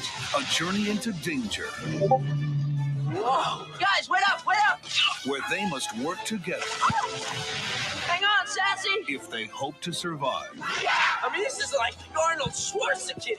Walt Disney Pictures presents Homeward Bound, The Incredible Journey. Rated G. Starts Friday, February 12th at a theater near you. I don't think so. I don't think that movie's playing near me. Well, you By never. the way, I was about to say Don Alder played Molly's father, so I think I did see him on screen. Oh, really? But yeah, Oh, okay. I have no idea. But That's good to know. That commercial definitely brings back some memories about Homeward Bound: The Incredible Journey, the longest title in history. But to give you some context for the things we collectively remembered about Homeward Bound: The Incredible Journey, the longest title in history, before our rewatch, here's your memory mind meld synopsis. Why am I talking so fast? Doesn't matter. Keep going. Go. Thanksgiving, and Chance likes turkey. Family of 5 goes on a vacation and has to leave their 3 pets, 2 dogs, and a cat at a shelter. Shadow dies after saving Chance from being attacked by a mountain lion, but miraculously recovers. Resurrected? What? Dogs rule and cats drool. They make it to their home somehow. Also, turkey. I mean, there were elements of that in this movie, but I'd say on the whole, it was decepted. But based on those memories, as flawed as they were, what rating did they lead you to predict for this film before rewatching it? Classic, nostalgic, or tragic? Let's start with Daryl this time. Before the movie, I was guessing nostalgic. Nostalgic. How about you, Drew? What was your prediction? I was also predicting nostalgic. Okay. Paul, I'm sure, was predicting classic because it's Disney. Well, no, because I saw it in the theater and remember liking it. That was almost 30 years ago now, Oh, wow. but I haven't seen it since. Oh, but yes, I rated it as classic. Okay. I knew it. Well, at least that's what I predicted. What do you think I predicted for this? Tragic. You got it. You know what? Oh, If no. you didn't know I'm it was sorry. Disney, I thought you were going to say nostalgic. No, yes, it was nostalgic. I don't know why. I read the wrong thing. Oh, anyway. really? Oh, nice. What happened in Hey, saving it? I'm going behind the curtain. Let's continue. It'll be interesting to see if those predictions came true. But first, let's get into our discussion of the things we liked most about Homeward Bound: The Incredible Journey, the longest title in history. Let's spin up our Best 3. Or best 2 in this case. Let's go around and say one thing we liked each, starting with Drew. What's something you liked about this film? I have to say that Rattler, the dog that played Chance, has got to be my favorite one of the animals in this movie. The pit bull, right? In terms of the animal actors. Mhm. Because apparently all those times where he accidentally stepped in a gopher hole and then ran smack into the tree, those actually happened because of how the dog was. Yeah. And I always thought those points were funny, and Michael J. Fox did good ad-libs to make up for those times. Totally. But yeah, I just loved how energetic Rattler was in this movie. It really fit the character pretty well. Awesome. Yeah, I totally that goes agree. Right in. Oh, go ahead, Paul. That goes into my like, because I surprisingly enjoyed the humor. I was laughing out loud so hard when he ran into that tree, and he wasn't gonna get it. He wasn't hurt by it. It was one of those. And some of the lines I thought were funny, like the squirrel. It looks like a squirrel with a really bad hair day, or he says, "I got bitten by his butt." Things like that. Just, Arnold Schwarzenegger, stuff like that. Yeah, was unexpected, and I really enjoyed that. Well, it's Birdzilla. Ironically, a turkey. That goes right into something I liked, which was I loved Chance and Sassy's verbal sparring. They're always like going back and forth in sort of a playful way that friends that are like annoyed with each other a lot of the time, like me and Paul, will go back and forth. Oh yeah, you go back and forth with that friend, but if anybody else messes with that friend, you better look out. Yes, exactly. That's a good way of putting it. So that's something I enjoyed. Daryl, how about you? Was it one of the characters or something else? Well, I'll kind of tie in. I didn't do like an individual character. I did the 3 pets' personalities. Yes. Overall, like just it seemed to fit the dog.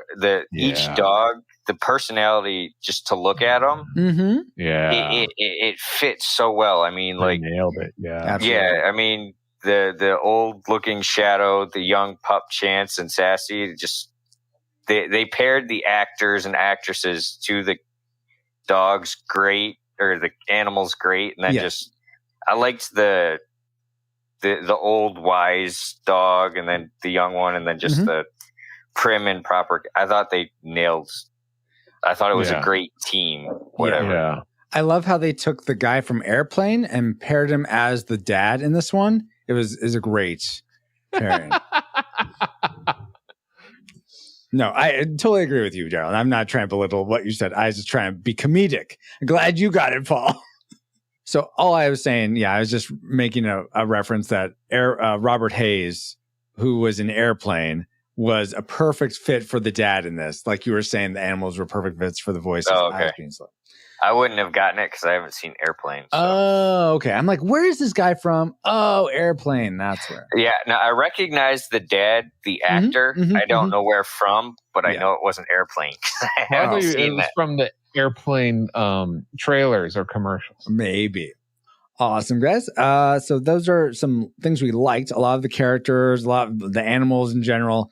But I'm surprised none of those were our classic makers. So that begs the question, or asks the question, wherever the phrase is. Someone told me that that's the wrong way to say that. Patch, I know you're listening. That gets us to the point of talking about our classic makers, let's say. So let's start with Daryl. What's the thing you loved most about Homeward Bound, The Incredible Journey of the Longest Child in History? So I kind of switched it. I had the animals as my classic because it fit. I more than willing to switch it. Oh, okay. Well, thank you. But for me, the other thing I really liked was I'll say the scenery shots. They weren't like green screen, like the woods, the mountains, and everything. Those looked like genuine, like outdoor shots, not like they were. I never thought. Not like green screened or anything like that. Those I loved those shots. Like it was all like it all looked like it was on scene. Mm-hmm. Yeah, and it made a huge difference. Like even to today's stuff where they can get it looking good, you can't replicate like genuine stuff. And it for me that was huge. It looked great. All those shots. I never really transported you out there with them. Yes. It did. So the river, the mountains, just the ranch itself, and just all those scenic shots. For me, that was great. Yeah. I loved Is that all enough those. to boost Francisco's rating? We'll find out. Maybe it doesn't need to be boosted. Who knows? Awesome, Daryl. Drew, was there something about the cinematography or something else that made your classic maker, or was it some completely different? Oh, my classic maker was Sally Field's performance as the voice of Sassy. Oh, really? Really? Huh. Why her particular? She, I felt, was the most in tune with the character. I mean, as much as I liked Rattler's performance as Chance, Michael J. Fox was playing Michael J. Fox for the most of it, in my opinion. But you get to Sassy, and she made me laugh so many stinking times in this movie. She has some of the best lines in the whole movie, like when she's being chased by the fat dog pet pound person, and he keeps going, "Here, kitty, kitty, kitty," and she goes, "No, dummy, dummy, dummy." That was pretty good. Or was it dummy, dummy, dummy? I think, not doggy, doggy, doggy. I said dummy, dummy, dummy. Oh, I heard doggy, doggy, doggy. Excuse me. No, Daryl, we're not going to let you talk. No, continue. Yeah, I know how it goes. Yeah. But when we were kids, the line at the same, when she's talking to the same character as a kid, we loved quoting "This way, Thunderbutt." Yes. Oh, nice. Yeah. Also, I liked her line to Chance near the beginning. "Is that any way to speak to a petite dewdrop, you big flat-faced butt sniffer?" You know what? That's a good point. For whatever reason, I liked her performance, and a lot of the lines were great. Something about it didn't really.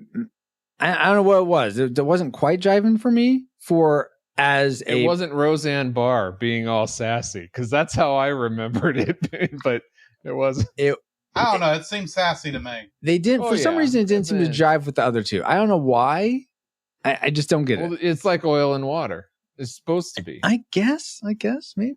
I don't know. Very aloof. Very like whatever. I don't know what it is, anyway. Paul. I don't know what it is. You're not a cat lover like Drew is. A good point. Obviously, with Garfield up here. Oh, yeah.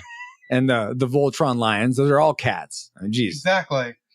Paul. That's so weird, because I have to completely disagree with you respectfully, Drew, because the Voltrons are dogs. Go ahead. No. That's the worst iteration of Ultron. It's made of Lego. Wow, that's pretty impressive. Yeah.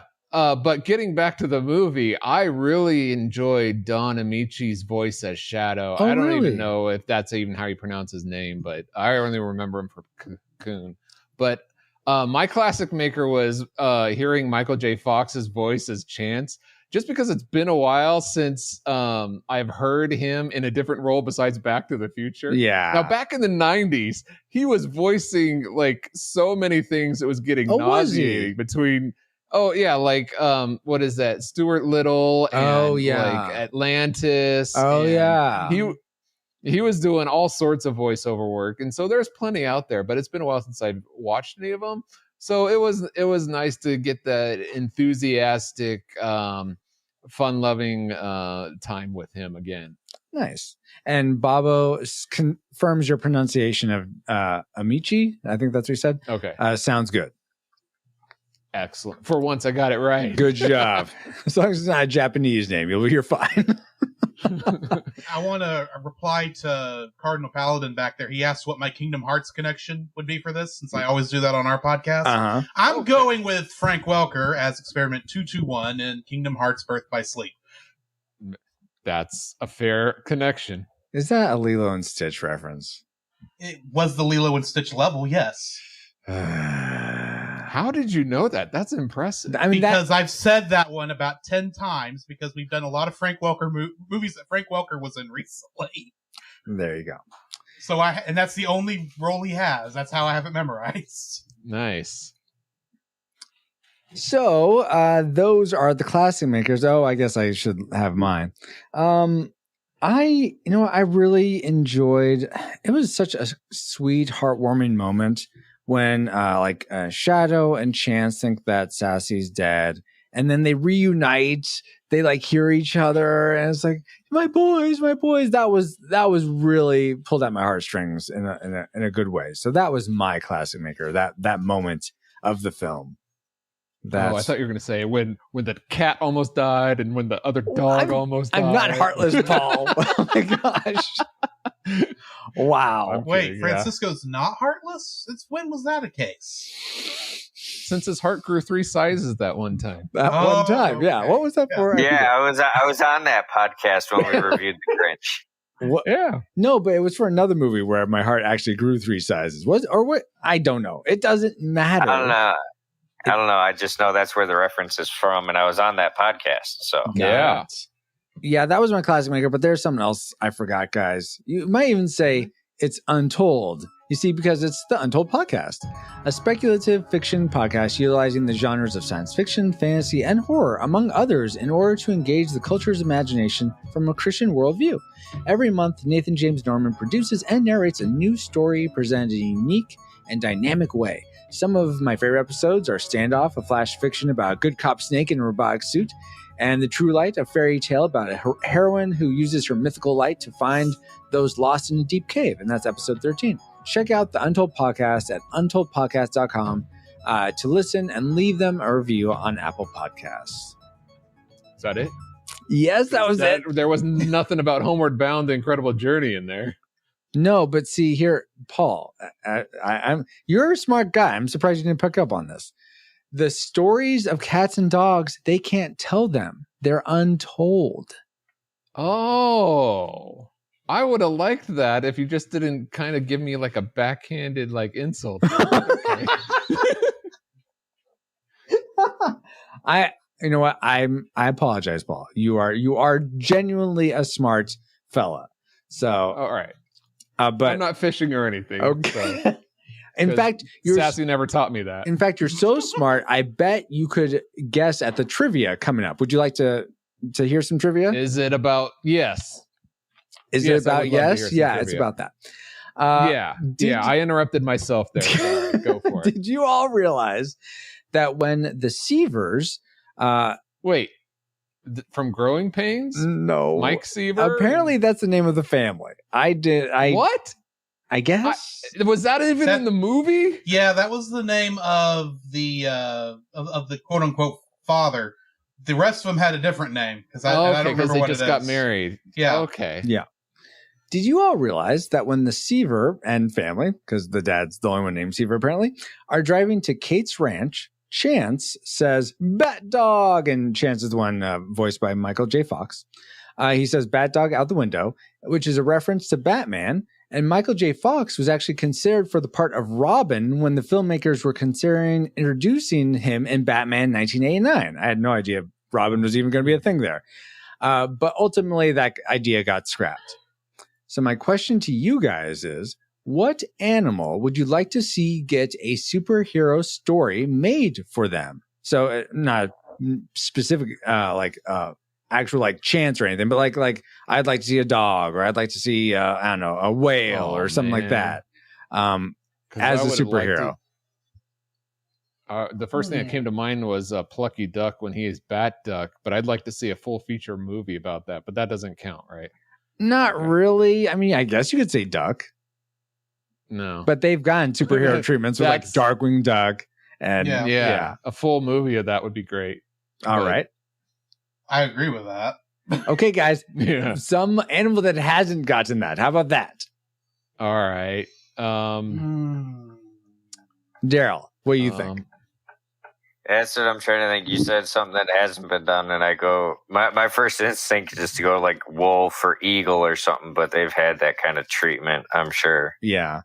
But while you guys are thinking, in chat, Kevin says the tick. Yeah, that's been done. Kevin. Let's see. Bobo says a bee. Eric the half a bee, I guess. Is that? I feel like that's a pun, but I'm not getting the joke. So how about a narwhal? I don't think anyone's done that. Oh, a narwhal. That'd be cool.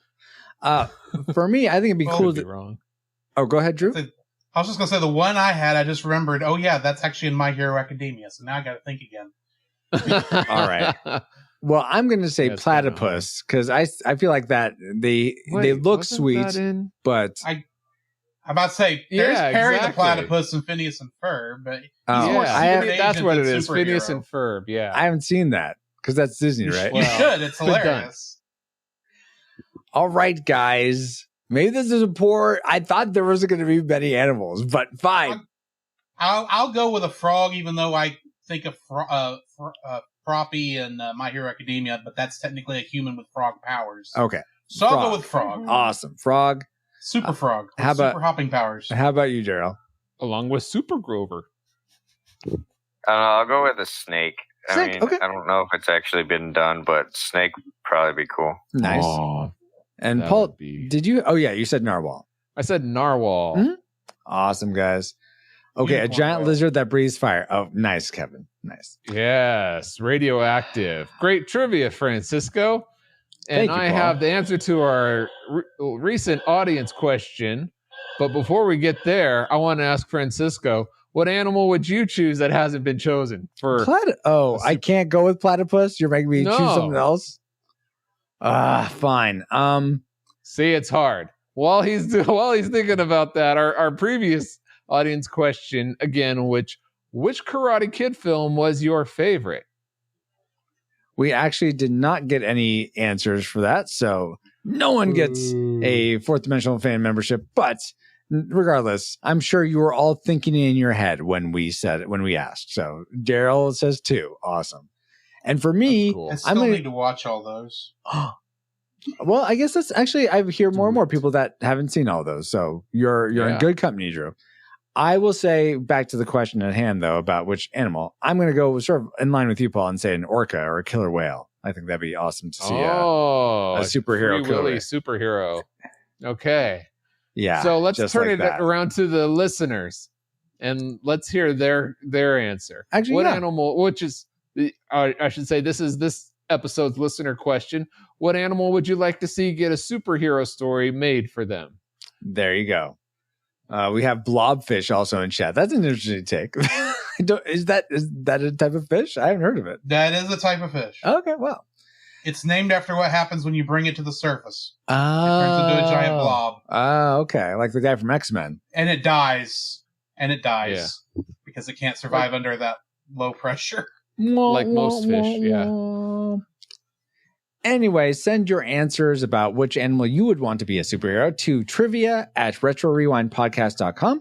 By the time we record our next episode, which usually gives you a week and a couple days after if you listen to this the day it's released. But now that we have all had some trivial fun, let's find out what memories you, our awesome rewinders, had about Homeward Bound: The Incredible Journey. David Gardner says he absolutely loves this movie. Classic for me. Alex Ortiz says, "Don't be such a sissy, Sassy." Dallas Panda Marshall Morris says, "Evil trick of the enemy." I don't remember that. Who says that? I don't remember that either. I thought he was referring to something else, but maybe. Okay, make it weird and boring. Okay. Oh, is it my turn? Yeah. Oh, okay. Ashley Crowenbitter says, "Sassy Sally Field, the cat, a bulldog that sounds suspiciously like Marty McFly, and the grandpa golden retriever voiced by the late great Don Amici. I don't remember much, but I vaguely remember the intensity of the waterfall scene and crying in the last act of the film over Shadow. Aww. I still get misty-eyed thinking about those scenes to this day, even though I haven't seen the film in over 20 years. Whoa. This film was an emotional roller coaster for my 7-year-old self, and I'm not ready for another ride anytime soon." Fair. I hear that. Danae Berg says that final scene is just so timeless. Travis and I quote it regularly. "He was just too old. He was just too far. Shadow!" And then the music swell. Oh. I grew up watching this movie a lot. Great character voice acting and complicated family dynamics really rounded the movie out well. Thumbs up. Stephen Forrester says, "I remember loving the characters quite a lot. Shadow, just because I liked his breed, Chance because I liked his personality and humor in the movie, and Sassy because of her sarcastic wit. I also remember being a bit frightened at the waterfall scene and wondering if Sassy was going to die." Ricky Lambert says, "Growing up watching this and then finally seeing the original and not enjoying it because the animals didn't talk to each other." Wardale White says, "I remember seeing the movie, but being more of a fan of the original movie entitled simply The Incredible Journey, narrated by Rex Allen Sr., the talking animals took me out of the film. I wasn't a fan of hearing Roseanne Barr as one of them. I have no desire to see it again. That said, I pray you guys will enjoy the movie." See, I thought it was Roseanne Barr too. I'm not the only one. So. Okay. And it's funny that Ricky and Dale have conflicting ideas about which one's the better version. And I had no idea that there was a previous version to this that was just called The Incredible Journey. Also by Disney, but don't tell Francisco that. My word. We actually got, for another comment from Kevin Joshua Burnham, he sent in a video of his reaction or memory. So we'll play that now. Hey guys, this is Kevin here, the Dapper Man. I just want to say I didn't really care for this movie. I actually had it on DVD, bought it for 25 cents at a thrift store. Homeward Bound: The Incredible Journey. Such a long title for a film. I guess they were planning on making a sequel, which they did. It's not really that good in my opinion at all. I believe it's rubbish.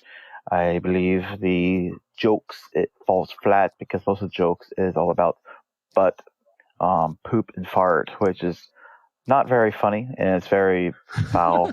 I didn't really care for it as a child. My brothers just loved the film. I just did not.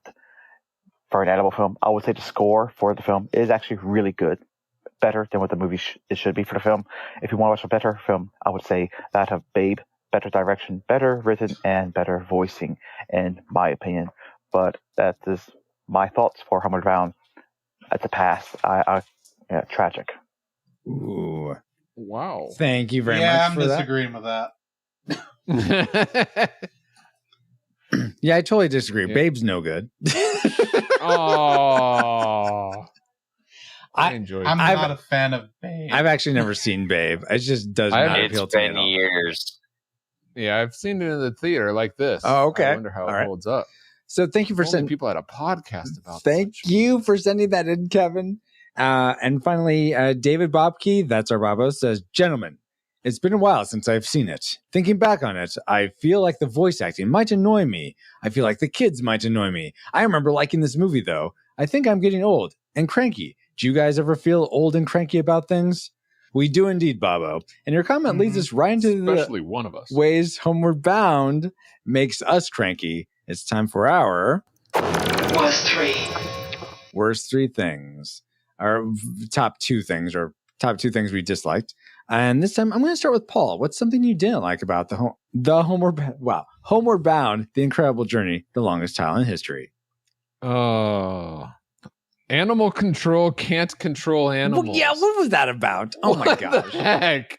It's at this point, there were a couple hints, but when you have a dog holding the door against a human weighing 3 times its weight, you realize this is for kids, not for the whole family.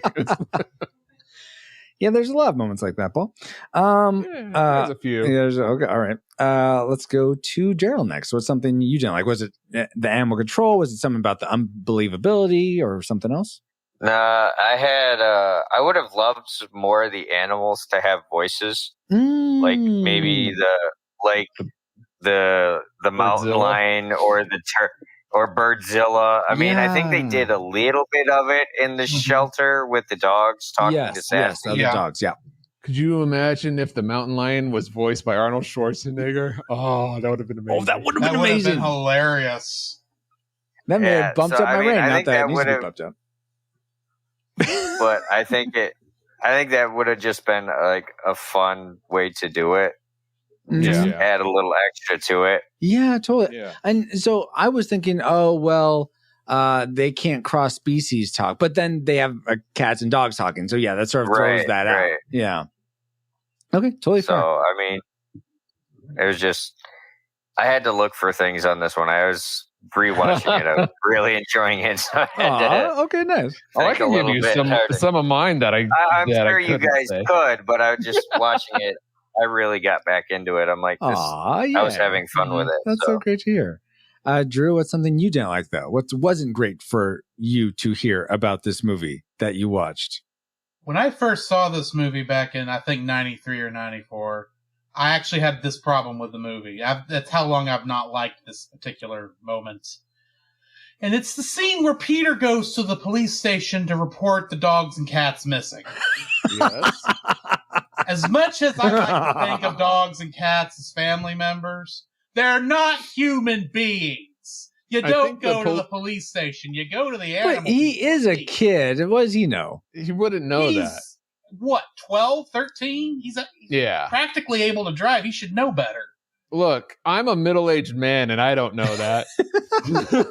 Admittedly, I wouldn't know who to go to report a missing dog or cat, but I would assume it would be someone in the animal shelter, not in the police station.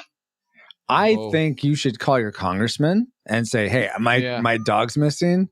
What are you going to do about it? Yeah. You want to be reelected. Report it to the president. There you go. I don't think any of the last 15 presidents would have given a care.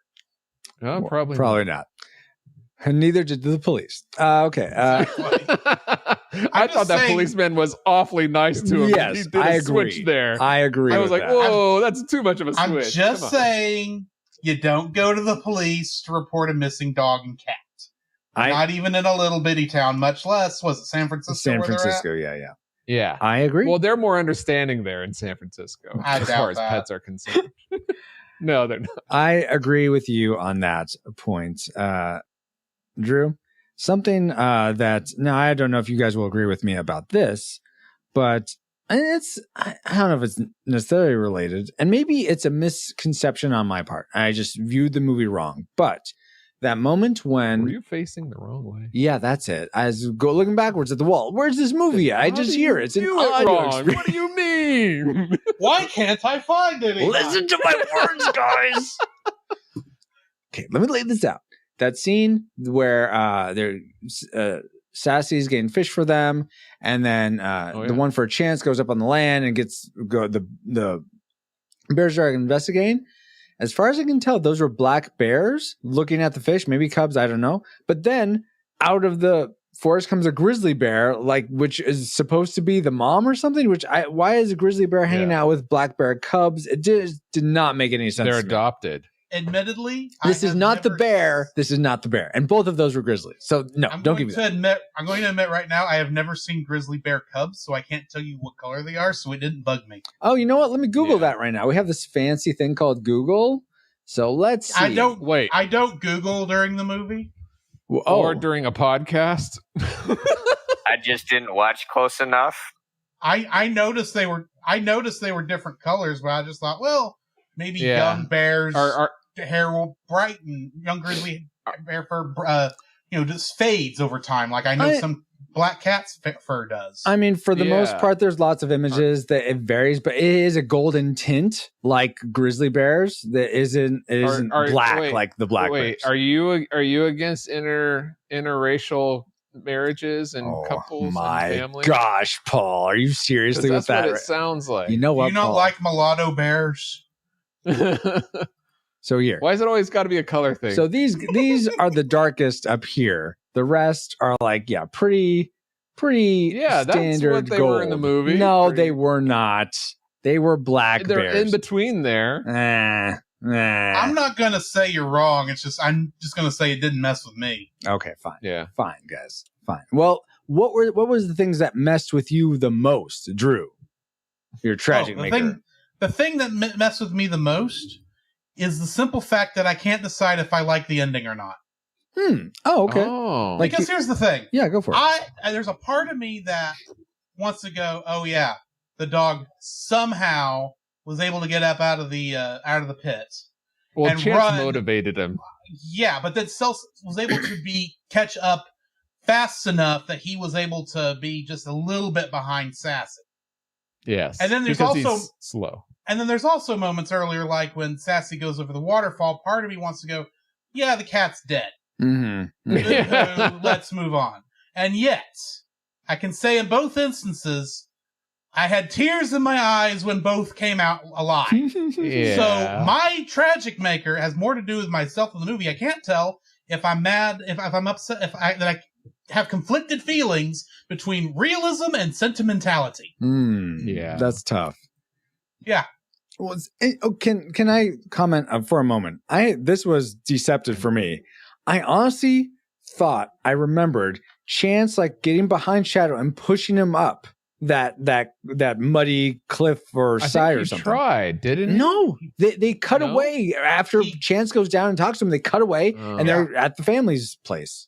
Maybe they decided to edit that out with the his butt in his nose kind of thing. Like, we don't need that in Family Friends. Okay, yeah, maybe I'm sure that's it. Oh my gosh. Oh, that scene is actually my tragic maker because really? I would have. Okay, awesome. Because obviously I've seen the movie before, so I know the ending. I know Shadow makes it, and I'll admit I forgot the waterfall scene. I forgot Sassy going over. I forgot Sassy going over. So when obviously I know Sassy's gonna make it, I would have a hard time believing that Shadow's not, even when he drops into the cliff, into the pit. Yeah. So what I would have loved to, like, maybe they rest overnight, because I wouldn't expect Chance and Sassy to leave. I would, like, the scene goes dark, like they stayed the night there. I would have loved to see like Chance actually get him out. Yes, but if you did, you wouldn't know if he's not making it at the end. That's the part that kind of pulls at your strings. I understand why they did it, but after Sassy's made the waterfall and it's a Disney movie, I'm putting money that all three animals are making it back. Yeah. So I would have loved to have seen like. Wow. I would have loved to have seen like this big triumphant like Chance stepping up and actually getting Shadow out of the pit. Oh, the hero moment. Yeah, okay. That would be cool. Paul, don't you know that Bambi's mom just got lost in the forest after that scene? Oh. That's why you don't see her again. She's alive. Okay. And I suppose she heard the shot and ran off. Right. Okay. I suppose Old Yeller just got lost in the forest also. Yes. Yeah, to go find Bambi's mom. Exactly. Wow.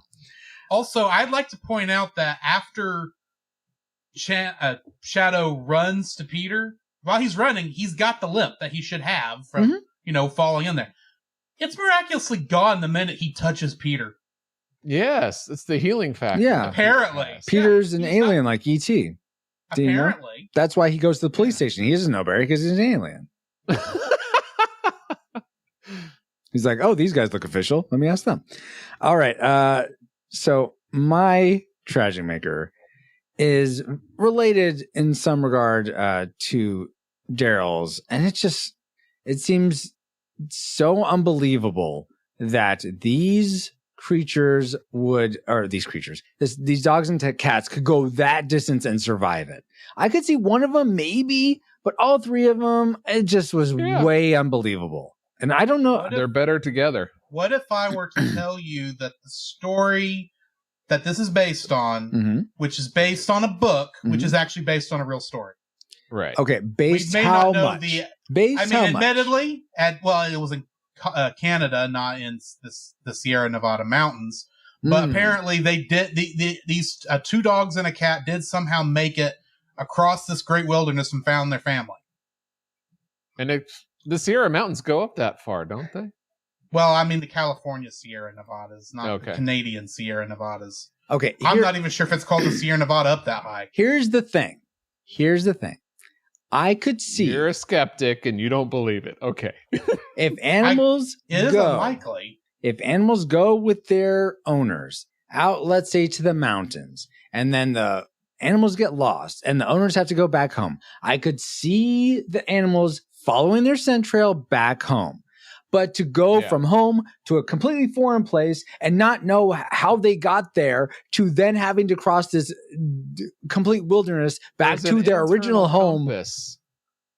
Yeah, other animals have done it. I mean, Dropped Shadow them off in the middle of nowhere, and they found their way home. Miles. I mean, Shadow is a retriever, so he kind of knows where home is. Yeah. Some animals have that built in them. Okay. Ask God if you have a problem with I that. will ask God. I will. Maybe in our spiritual speculation, we'll ask God about it. But okay, all right, fine. But it just seems unlikely. And I think it would have, I almost wonder if it would have been more powerful if Shadow hadn't survived the end. Or maybe. Yeah.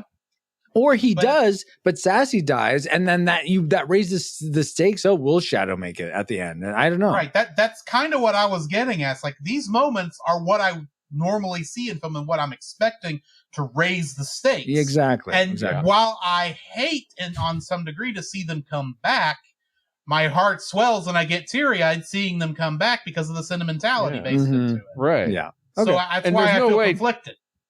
No way Chance would have made it on his own without Shadow. Yeah. Oh yeah. I agree.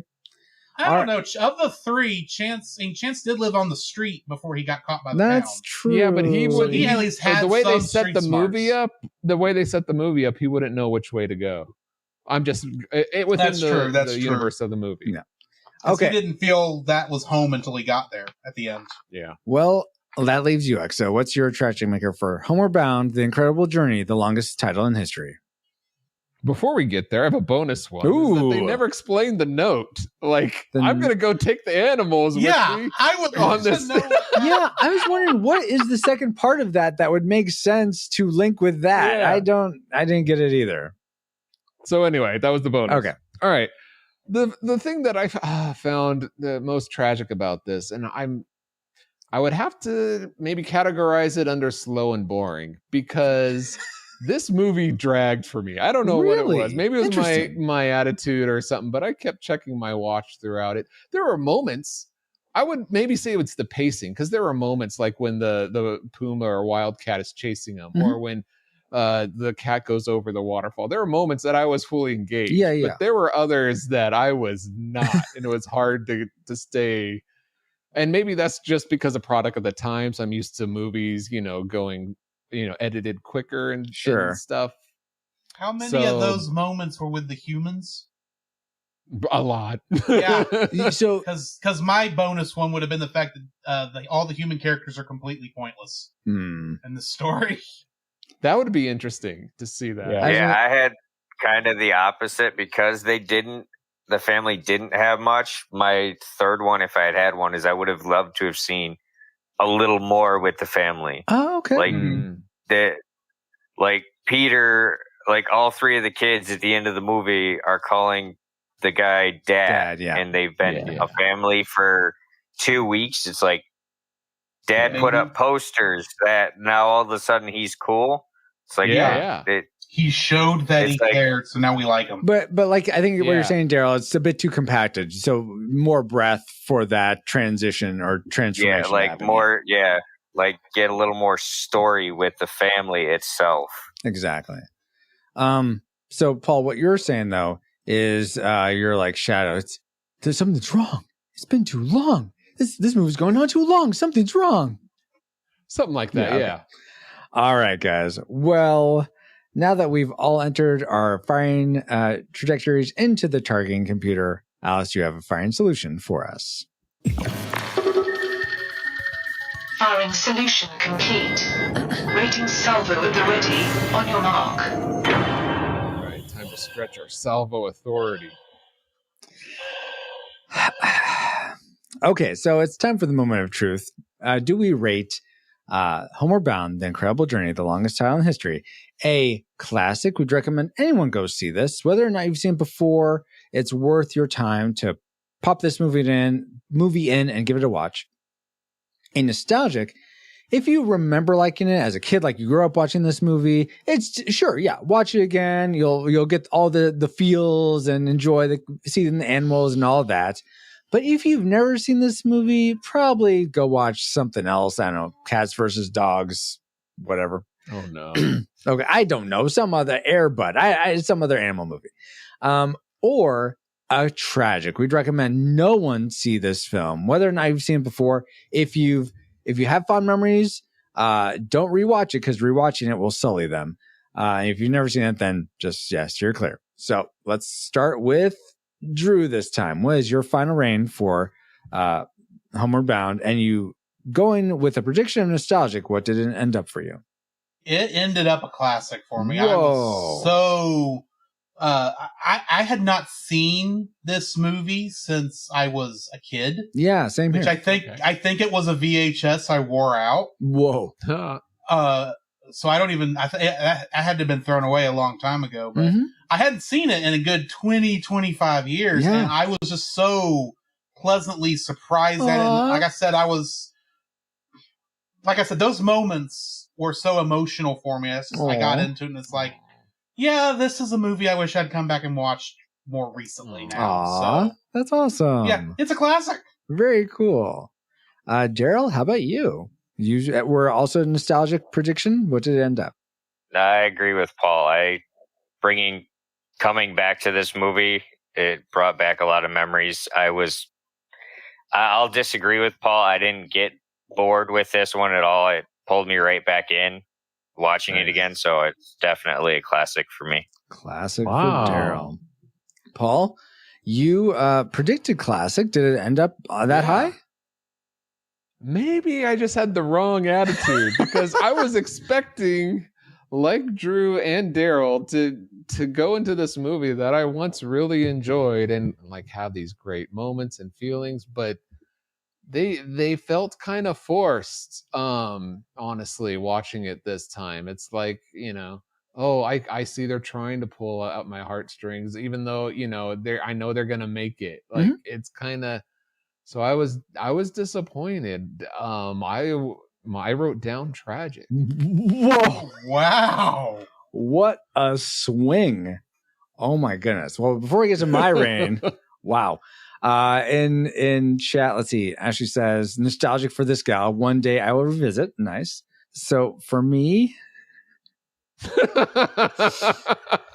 this movie was the perfect taking the Band-Aid off real perfect encapsulation of what we say most every time when we're explaining what our rating system is.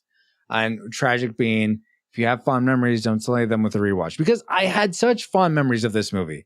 And rewatching this totally wrecked it for me. It just like marred those memories for me because it wasn't, there were good moments for sure. But it was maybe too sentimental, or I don't know what it was about necessarily It wasn't that they were talking animals because they weren't really talking. Their mouths were not moving. They're psychically linked, ESP, which is fine. Okay. I'm fine with that. I mean, animals have different senses. Okay, cool, that's fine. Nice. So no bad CG mouth movements. No bad CG. They're That's a good point. And the training, I was amazed. The training was great. Yes, to do. And out in the wilderness, like Daryl was saying, in real life, it was great. But so much of it seemed staged, I guess I'll say, is it didn't seem realistic in a lot of ways, and I just it seemed a bit too sappy, and all the it didn't seem adventurous enough, I guess I want to say. For an adventure, it seemed like it was supposed to be very adventurous, but it didn't seem. We're used to the Matrix and all. Maybe that's the problem. And like I think Daryl was saying, there wasn't enough stakes to make the adventure meaningful. I think that's what it is. Maybe add another animal that gets killed off or something, just to make it so that there's some way that this journey means something more. Or maybe one of the kids dies. Maybe Shadow comes back, but then that oldest kid died somehow. We've had this problem before where you're like, kill the kids. And you wonder why we think you don't have a heart. I'm sure he was disobedient. So whatever. Well, that's why he wasn't at the police station. Yeah. Anyway, yes, I know you guys in chat are saying, Sappy's fine, and Sappy is fine sometimes, but for this one, for me, it was tragic. So unfortunately, we are at an impasse. We have 2 classics to 2 tragics. So we're gonna have to go to our patrons, our Reflex Capacitors. At the $5 level, you will get to have a say in what the final rating is. So, Reflex Capacitors at the $5 level, what was your final vote? Will it swing us to classic or tragic? Thank you, Francisco from the past. Our patrons at the $5 more level, thank you again so much for voting. And they overwhelmingly picked classic for Homeward Bound, The Incredible Journey, The Longest Title in History. So according to the Retro Rewind podcast, we collectively rate, thanks to our patrons, Homeward Bound, The Incredible Journey, The Longest Title in History, a disputed classic film. We recommend anyone go see this, whether or not they've seen it before. All right, back to the RRP crew from the past. Whoa, oh my goodness. Is that, they picked that? Can you guys believe this? Wow. Yes. So weird. Yeah. I mean, weird, but I'm a little shocked. But okay. Well, I'm not. It makes sense. Now that we have that very surprising final rating, let's get back to our own time. Good old 20XX. 20XX. Comsat online. Receiving incoming transmission.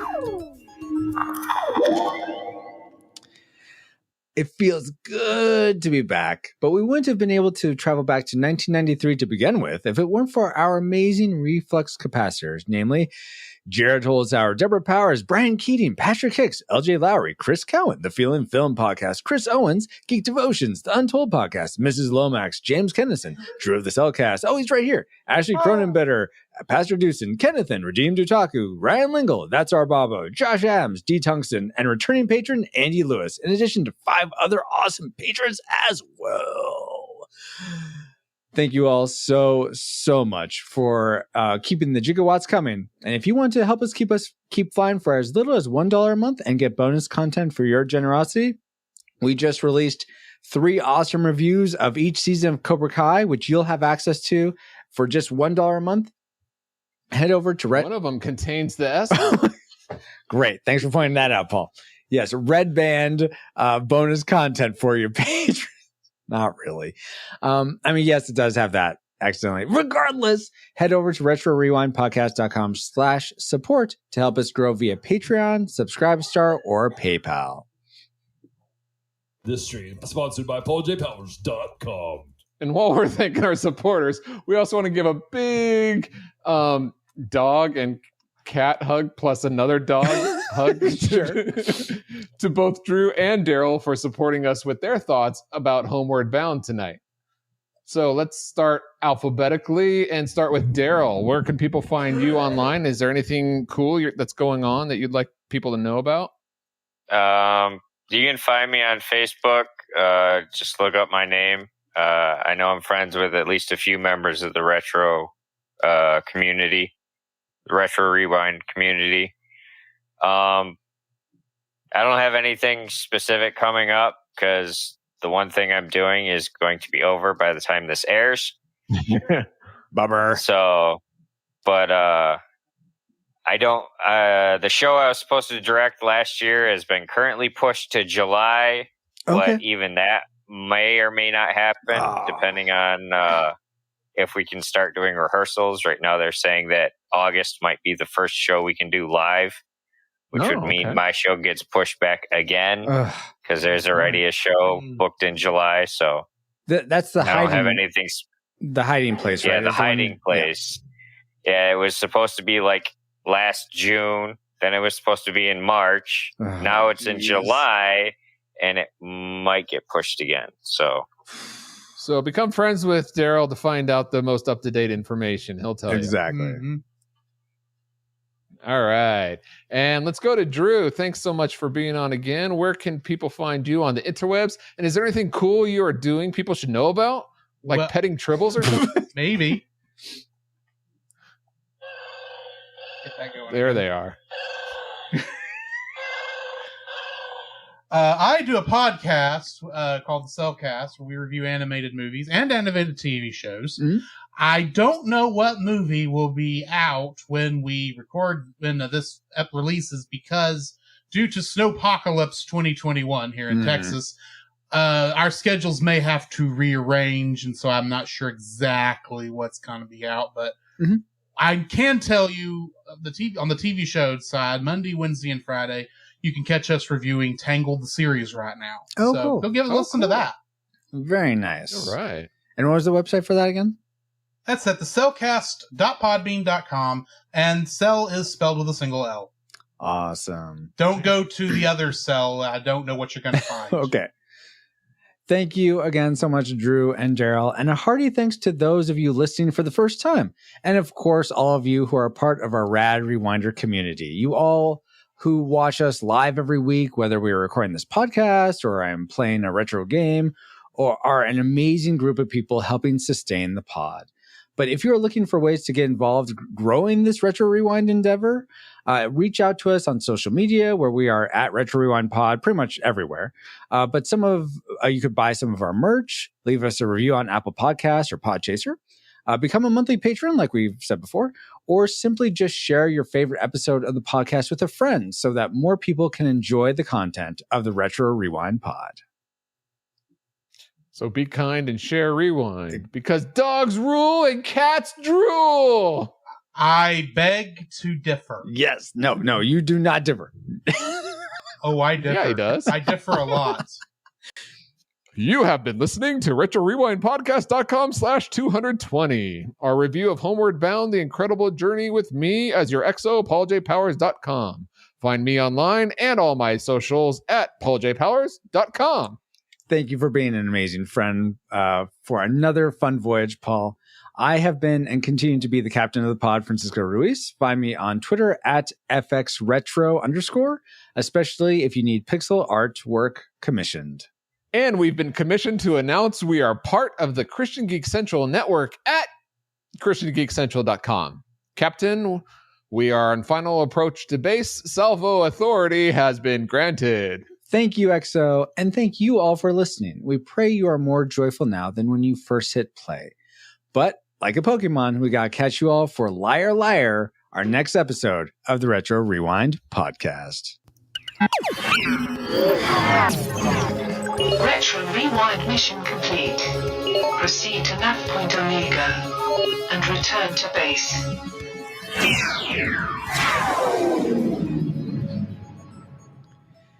Hey, Paul, you know what we haven't reviewed in a while?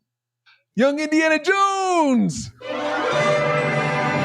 Then it is something that man was not meant to disturb. Trust me. Are you making this up as you go along? Yeah? Serious? You don't believe me. You will, Dr. Jones. Should I cut this? Your throttle? Those people are trying to kill us. I know, Dad! That's a new experience for me. Happens to me all the time. Welcome back. It's a new year and the final set, I guess, of Young Indiana Jones, where every other episode we're going to be reviewing, or every month we're going to be reviewing of an episode of Young Indiana Jones as we make our way to the final film in the trilogy. In fact, just the final film of Indiana Jones. Indiana Jones and Last Crusade, which we'll be covering this coming Christmas. But for now, we're at episode 13 or chapter 13 of Young Indiana Jones. And Paul, will you give us some technical aspects, like what's this called? When did it come out? All that stuff. All right. So this is The Adventures of Young Indiana Jones, chapter 13, called Young Indiana Jones and the Attack of the Hawkmen. This was actually... believe it or not, it seems like it's 2 episodes in one when you watch it, like all the others. But this was actually a special that was all aired all at one time. As one, really? Movie on October 8th, 1995. Oh, okay, cool. So 2 years after Homeward Bound. Give us, yeah.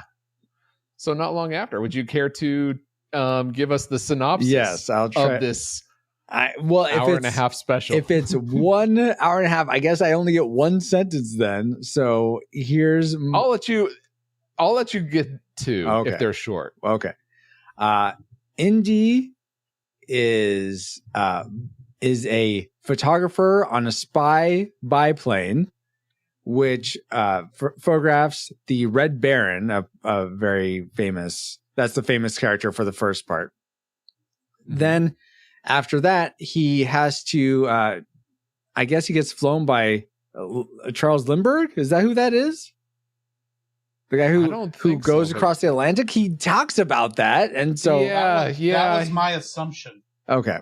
Well... But it doesn't... Anyway. Regardless, to go into Germany to try to buy the... I was going to say the brains, but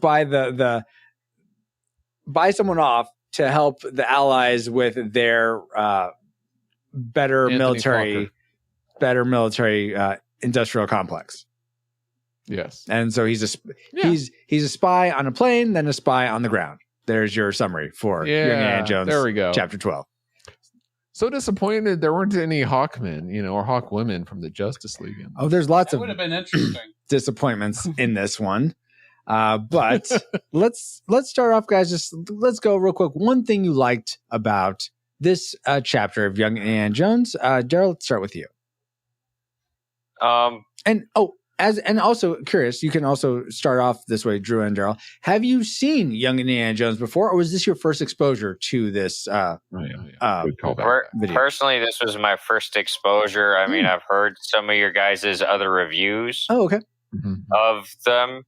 And to me, it didn't scream Indiana Jones. To me, it was a war movie that happened to have a character named Indy. Yeah, that's a good way of putting it. Yes. But for what it was, I actually thoroughly enjoyed the movie. Oh, nice. I thought it was actually pretty good. For me, the one thing I liked is, I'll say they didn't sugarcoat, like being like an indie movie, they didn't sugarcoat the dangers of war. Yeah.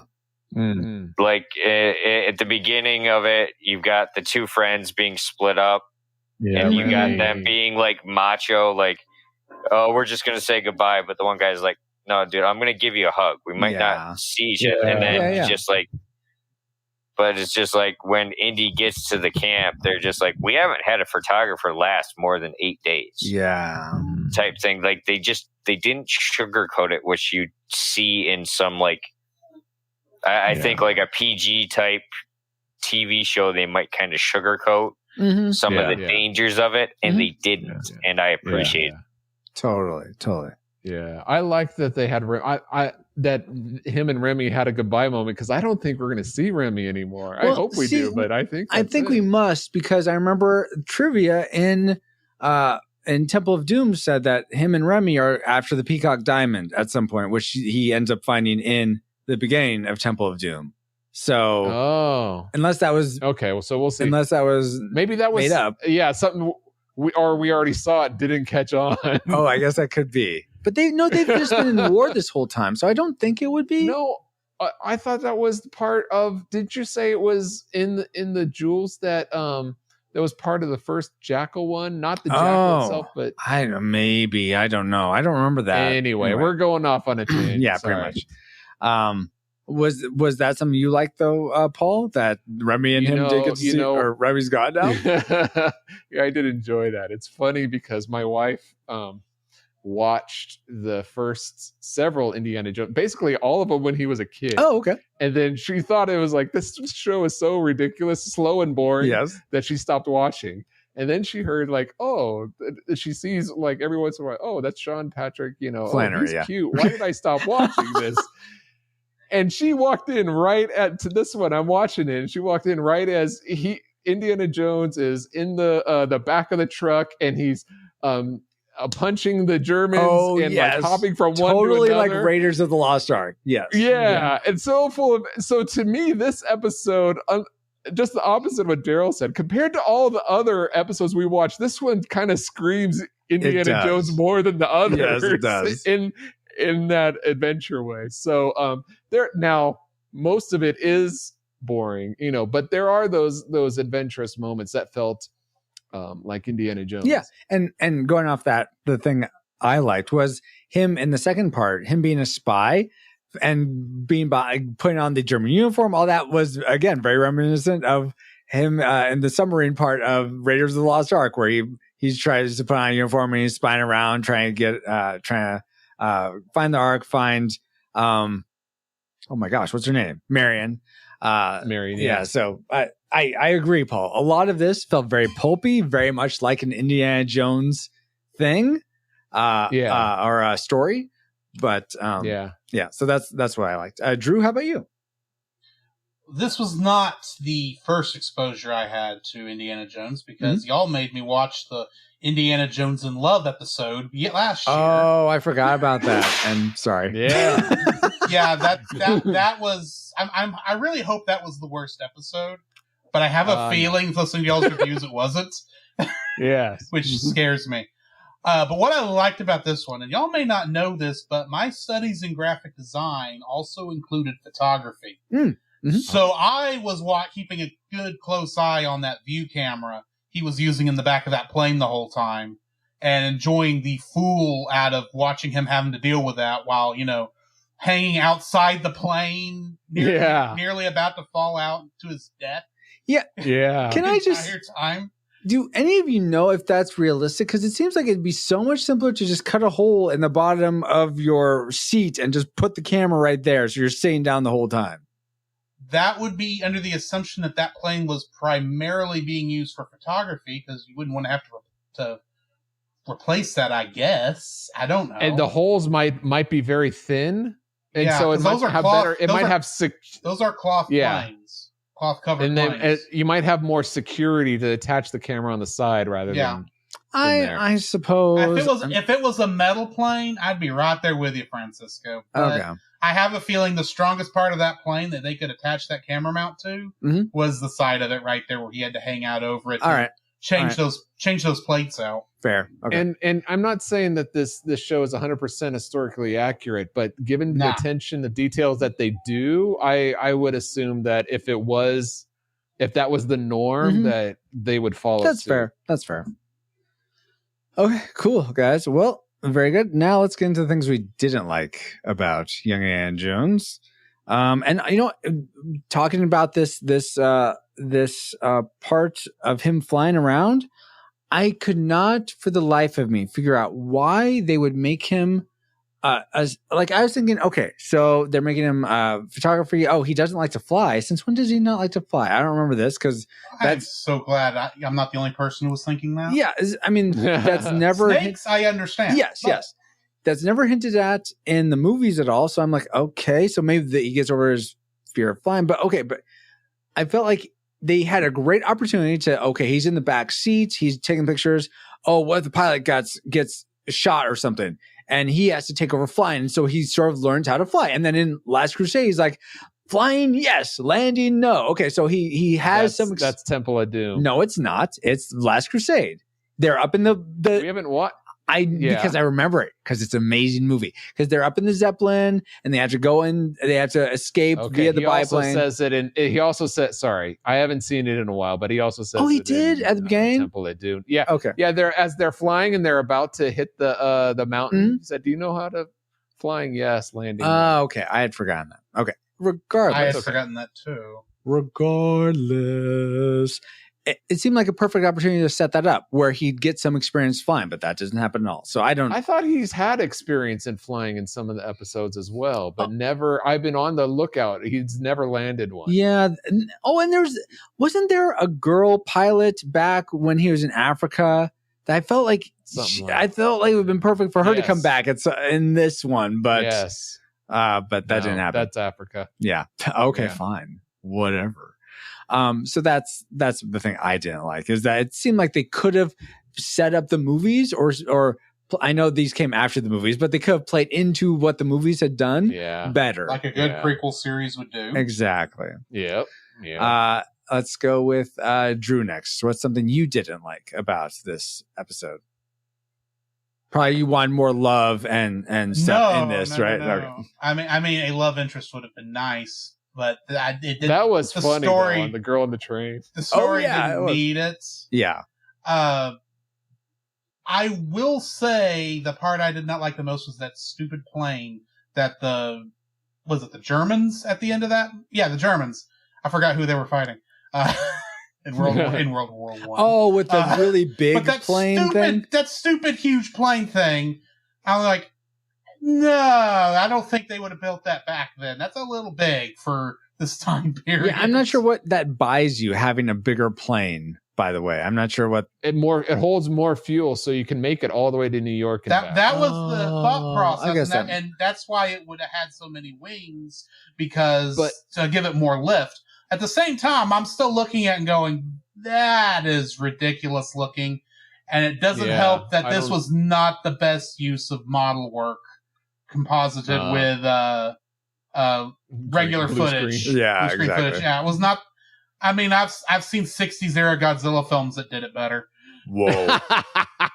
Green screen in that final shot was the one that stood out to me, like behind that plane. Mm-hmm. Exactly. Yeah. Yep. Though I will say, I was going to say the explosion of the factory looked great. I thought that looked amazing. But okay, go ahead, Paul. That was cool. And I thought I don't know if I've ever seen more airplane footage in anything else in my entire life. Well, like within a but anyway, in a TV show environment, yes. Here's the thing with that though. I don't know how and I'm not a filmmaker. I'm not sure how you overcome it, but I do know Top Gun. I was able to track who are the good guys, who are the bad guys, who I was rooting for at all points. In this, I didn't know who was who. They were just a bunch of biplanes flying around. I didn't. That's because the Red Baron didn't get his signature plane until near the end. But still, that first half. But still, plus, if you're gonna bring in the Red Baron, you know the only guy who can beat him is Snoopy. Oh my god, yeah, that's true. Regardless, I wish they would have done something to make it. Oh, okay. I know that's Indy's plane. It has a signature something on it that, okay, I can track him. Indian head. Yeah, it had the coffin on it. The pirate. It was more of a pirate flag, wasn't it? Yeah. I thought it was a Native American. Skull and crossbones. That was later. Yeah, that was one of the planes. No, that was Charlie's plane. Oh, okay. Yeah. Oh, that's right. Charlie, not Yeager. Yeah. Anyway, Daryl, what was something you didn't like about this episode? So I thought like a lot of the fight scenes were cool, but the way they had like Indy surviving a lot of the fights were completely unrealistic. Like the swirling around as the plane like holding on, and then that one, I'm just like, okay, fine. If he gets lucky and holds on to it, I'll buy that one. Yeah. But the one that to me was completely unrealistic is when he uses the wires to like pull the rudders up and that's gonna hold them for however long. Yeah, and I'm just like that seemed that kind of took me out a little bit. Just like it seemed so unrealistic to me. Exactly. To hold that up for 40 40-kilometer flight home or whatever it was. It's like, I'm not buying that one. Yeah, totally. So I guess that leaves Paul. What's something you didn't like about this? What? There was one, wasn't there? At least one. There was one Okay. Wilhelm scream in this. That was nice. I'll throw in a bonus because it's not really. It's just a missed opportunity when towards the end where he cuts the rope and he swings down. That would have been a great music cue to introduce. Yes, yes. Such a missed opportunity there. Yeah. But maybe it has to do with rights or whatever. But one of the more unrealistic thing, and it always takes me out whenever I see this in movies. I don't know why they do it in TV shows because I guess it's not good writing. Whenever the hero is involved, being chased by the enemy, if he's far away, they will shoot at him, try to kill him. But as soon as they come in within reach, we're not going to try to kill you anymore. We're going to capture you. And so you'll be fine and you can live to save the day. This is wartime. Come on. You're going to shoot to kill regardless. This is war, look, Peacock. are you going to kill him or not? Do not make exactly. a problem without breaking eggs. Every cook will tell you that. Exactly. So if you're going to go kill him, then you shoot him. And if you get closer, you shoot him to make him dead. Come on. That's a very fair point. Does anybody know, would it have been realistic for that pilot to have like taken Indy to his house and like treat him to a meal like that? It's kind of like a level of respect. I'm like, part of me is like, I buy that, and part of me is like, I don't know. Yeah, I don't know because we're talking about World War I era where I think the pilots are kind of treated like the cavalry, where they're obviously the higher paid people. Mm-hmm. But I have for all I know, that guy was a lord and was just being nice. Yeah. To someone he liked. He was a baron. Sorry, baron. Yeah. And he's nobility, and European nobility, they get to do a lot of stuff normal people wouldn't do. Exactly. Yeah. At the same time, go to the mess hall. Wow.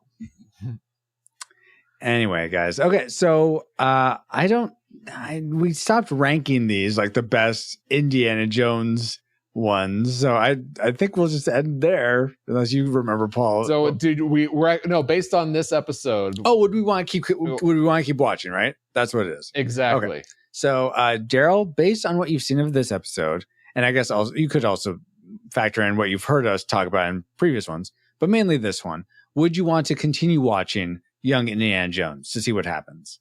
If it was just this one, yes. Okay. I don't know about the other ones, but I enjoyed this one. I would love to see more, like, follow this story. Okay, cool. How about you, Drew? I would not go back and watch Kid Indy because I've already watched more of that than I intended to. But honestly, the adult Indy stuff, this is looking pretty interesting. Mm-hmm. But I don't know if I'm going to go to the trouble of watching it because, I don't have a copy of it anywhere. Amazon. Amazon. Is it back on Amazon? Well, I don't know. I got it off of Amazon. Gotcha. Like when we started watching this, so I have all these on DVD. Nice. So Paul, you're committed to watching them all, but would you want to if you weren't? Yeah. Probably not. I mean, I've wanted to. But honestly, if I wasn't quote unquote being forced to, I'd have a hard time convincing myself because there's so many other things that I want. Yeah. But this is I agree. Like what Daryl said, this is one of the better ones. Absolutely. And I'm because of that, I'm looking forward to more of these. Mm-hmm. I'd say it's the same for me. I'm trepidatious as always. Like pretty much every episode, I'm like, okay, is this going to be a good one or a bad one? but they do seem to be scaling more and more toward being better. So I have a bit more. I think he's becoming more indie. Yeah. I think that's a good way of putting it. Exactly. Yeah. All right, guys. Well, thank you, Drew. Thank you, Daryl. Thank you, Paul. And for me, Francisco, we bid you a whoopah. There you go.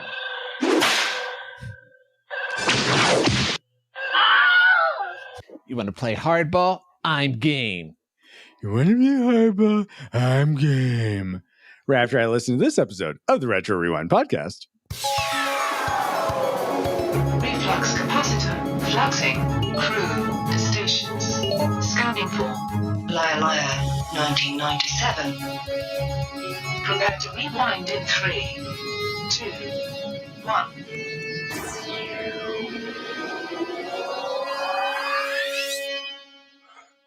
Welcome, Rewinders and new listeners, to the Retro Rewind podcast, where we take a fresh look at movies and games from 15 or more years ago.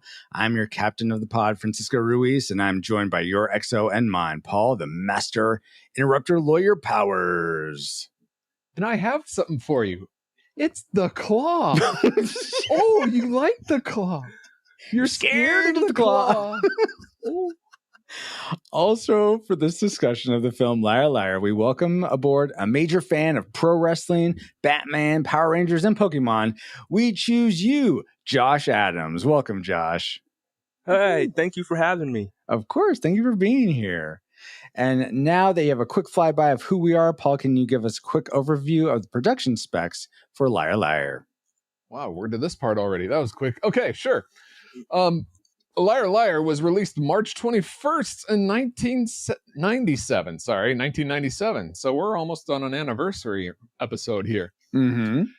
It runs an hour and 26 minutes and is rated PG-13. I was disappointed when the Imagine symbol came on. It was not directed by Ron Howard, but it was happened to be directed by Tom Shadyac. Yeah. Like Shadrach, Meshach, and Abednego? And he's the director that directed like Ace Ventura and I don't know if it's The Mask, but a lot of Jim Carrey, Bruce Almighty. He's done a lot of Jim Carrey movies. So him and Jim know each other. Okay. Apparently, yes. It was written by Paul Guay and Stephen Mazur. Oh, well. Lead stars is Jim Carrey, Mara Tierney, and Amanda Donahoe. See, they don't have to be Asians for me to mess it up. And the music was composed by John Debney. Are you ready for the box office trivia game? I am ready. Josh, are you ready? All right, I'm ready. Chat, are you ready? Right. Here we go. Liar Liar was made for about $45 million. Really? Where did all that go? I wonder. Jim's pocket. And it went on to earn over $302 million at the box office worldwide. Non-inflated. Wow. So, given this and the fact that it was released theatrically in 1997, how high do you think it ranks among the top 100 movies of 1997? Ooh. Remember, this is a comedy. Yeah, it is a comedy. But 302 and 97. Josh, what's your guess? I'm gonna guess 25. 25, strong. I assume Bobo guesses 42. Yes, of course he does. Let's see. Any other guesses last time in chat? Oh my goodness. Let's see. Alex guesses 4. Ashley guesses 24. Cellcast guesses 100. Really? That low? Wow. Okay. Let's see. Any other guesses? Star Fox guesses 20.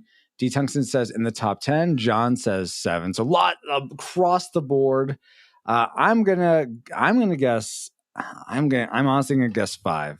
I think it's really, really high up there. Wow, so close. But John hit it right on the head. Number 7. Congrats, wow. John. Wow, yeah. 7. That's so high for a comedy. Wow. Yeah. You see, I should get points because my guess adds up to 7. There you go. 2 plus 5, 25. Yeah. That's what you meant. Oh, okay. Of course. Yeah. It was numerology. I just wasn't reading the tea leaves. I get it. I think you're lying, Josh. Apropos, I see. Thank you for those factoids, Paul. And let's see if any of them factor into our memory mind meld or subsequent roundtable discussion, which we'll get into once Alice has located our target film. Alert. Approaching target. Spoilers incoming. Establishing analysis vector. Your wish came true. You mean you have to tell the truth? Fletcher Reed has to tell the truth. What's your case? Even if it kills him. Your mother called? Are you still on vacation? No. Then you're here? Yes! I can't lie! Feels like you're having a rough morning. Ding, ding, ding! What do we have for Johnny? Jim Carrey, Liar, Liar. Rated PG-13. Starts Friday, March 21st. Oh my goodness. Well, that commercial definitely brings back some memories about Liar Liar. But to give you some context for the things we collectively remembered most before our rewatch, here's your memory mind meld synopsis for Liar Liar. Ace Ventura is a lawyer who lies about everything. And you can tell Jim Carrey loves his son, even if he can't help but lie to him. That is until his son, who makes the most punchable face ever when teased about having a girlfriend, wishes that Ace can't lie for a whole day. All hijinks breaks loose as Fire Marshal Bill has to figure out how to tell the truth to everyone he lies to while beating himself up in the restroom. Truman shows that he that he can still win a big case by telling the truth, and all the kid wants is rollerblades. I mean, some of that was spot on, but some of it was decepted. Based on those memories, though, as somewhat flawed as they were, what rating did they lead you to predict for this film before rewatching it? Classic, nostalgic, or tragic? Josh, what was your prediction for this film? My prediction was classic. Classic. Paul, how about you? I predicted classic as well. Oh, okay. For me, classic, of course. I remember fondly thinking of this movie, so definitely predicted classic. I was a little bit trepidatious predicting classic after last episodes of Homeward Bound. Yeah, I had classic high there. Expectations of that, and they tanked. You can listen for that. I mean, yeah, they're great. Totally met expectations, or did they? Am I lying right now? Who knows? Let's see.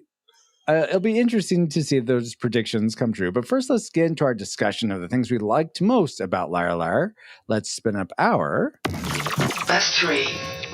All right. So the top 3 things we liked. And let's start with our guest, Josh. What's something you enjoyed about Liar Liar? Okay.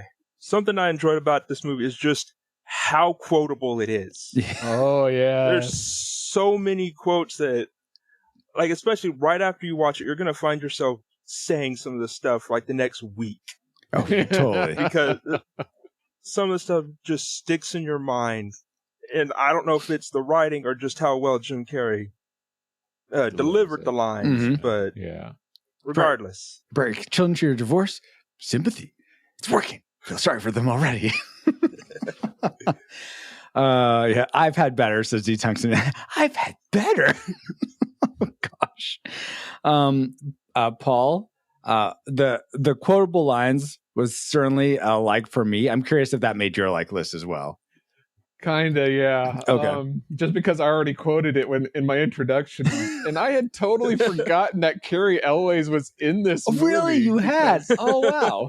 Yeah, so it was such a delight to see him again, and even though he's not like a swashbuckling hero or anything, but I just thought he added such a different dynamic that made the story more interesting. Yes. So it was good to see him again in this role. It's too fast. We're moving too fast. Whatever it is, we can work on it. Yeah, he's a great counterpoint to Jim Carrey for sure. Yeah, for sure. Talk about opposites, right? Totally. Oh my goodness.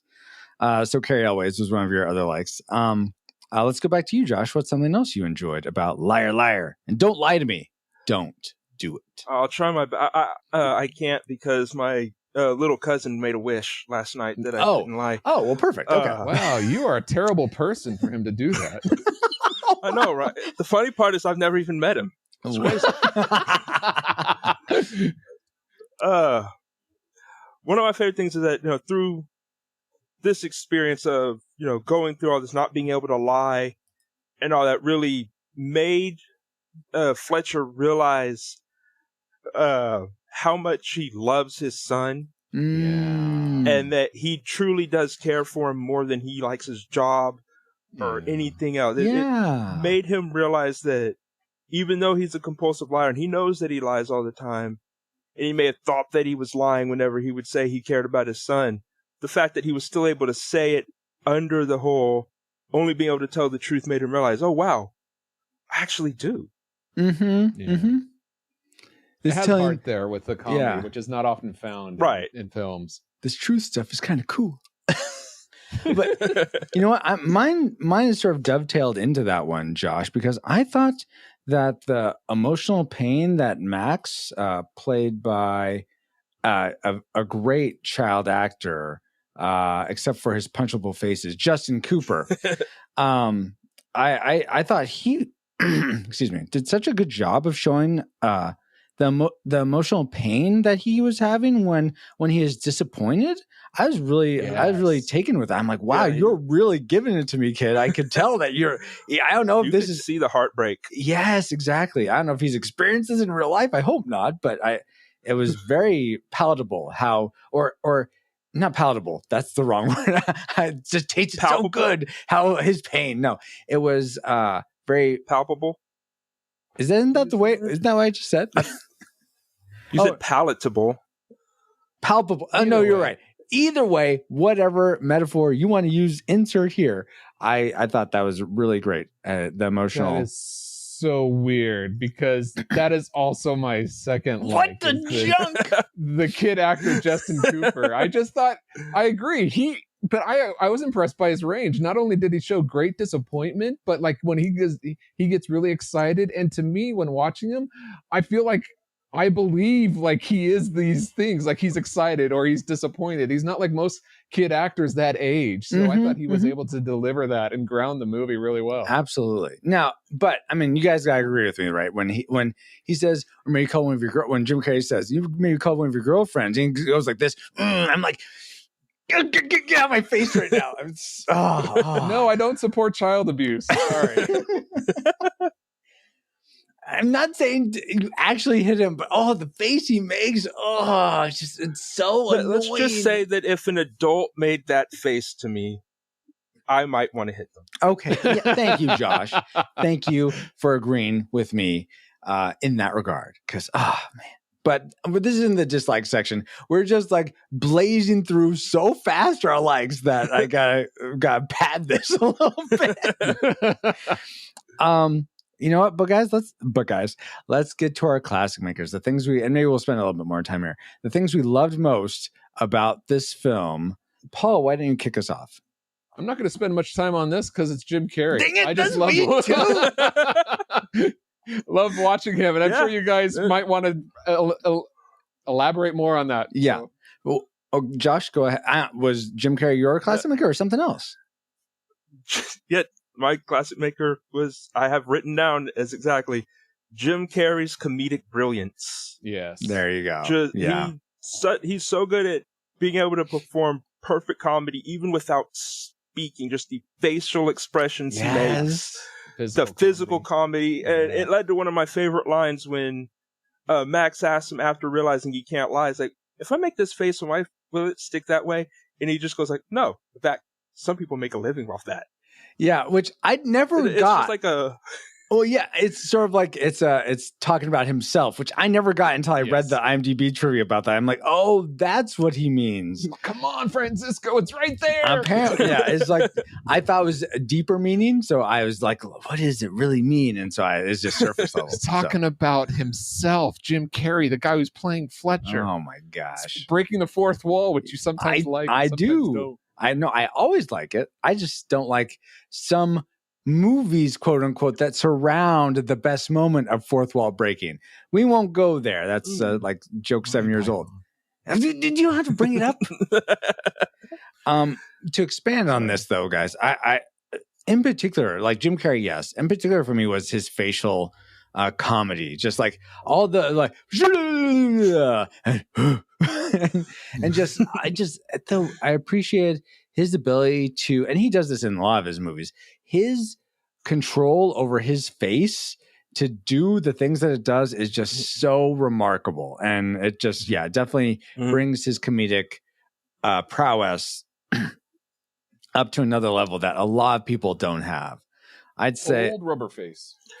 Kind of to me, one of the best scenes is the scene where he's first really testing out how much he's unable to lie with the pen. Yeah. Oh yeah. And just the fact that he made it almost believable that his arm had a mind of its own. Write it or break it off. Absolutely. Oh my goodness. And then that just turns on me. He's like, fine. It's just so believable. And I don't know how.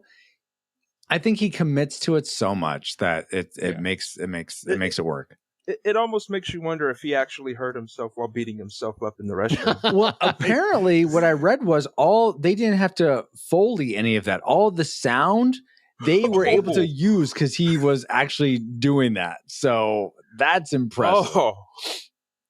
Yeah, I know. It's nuts.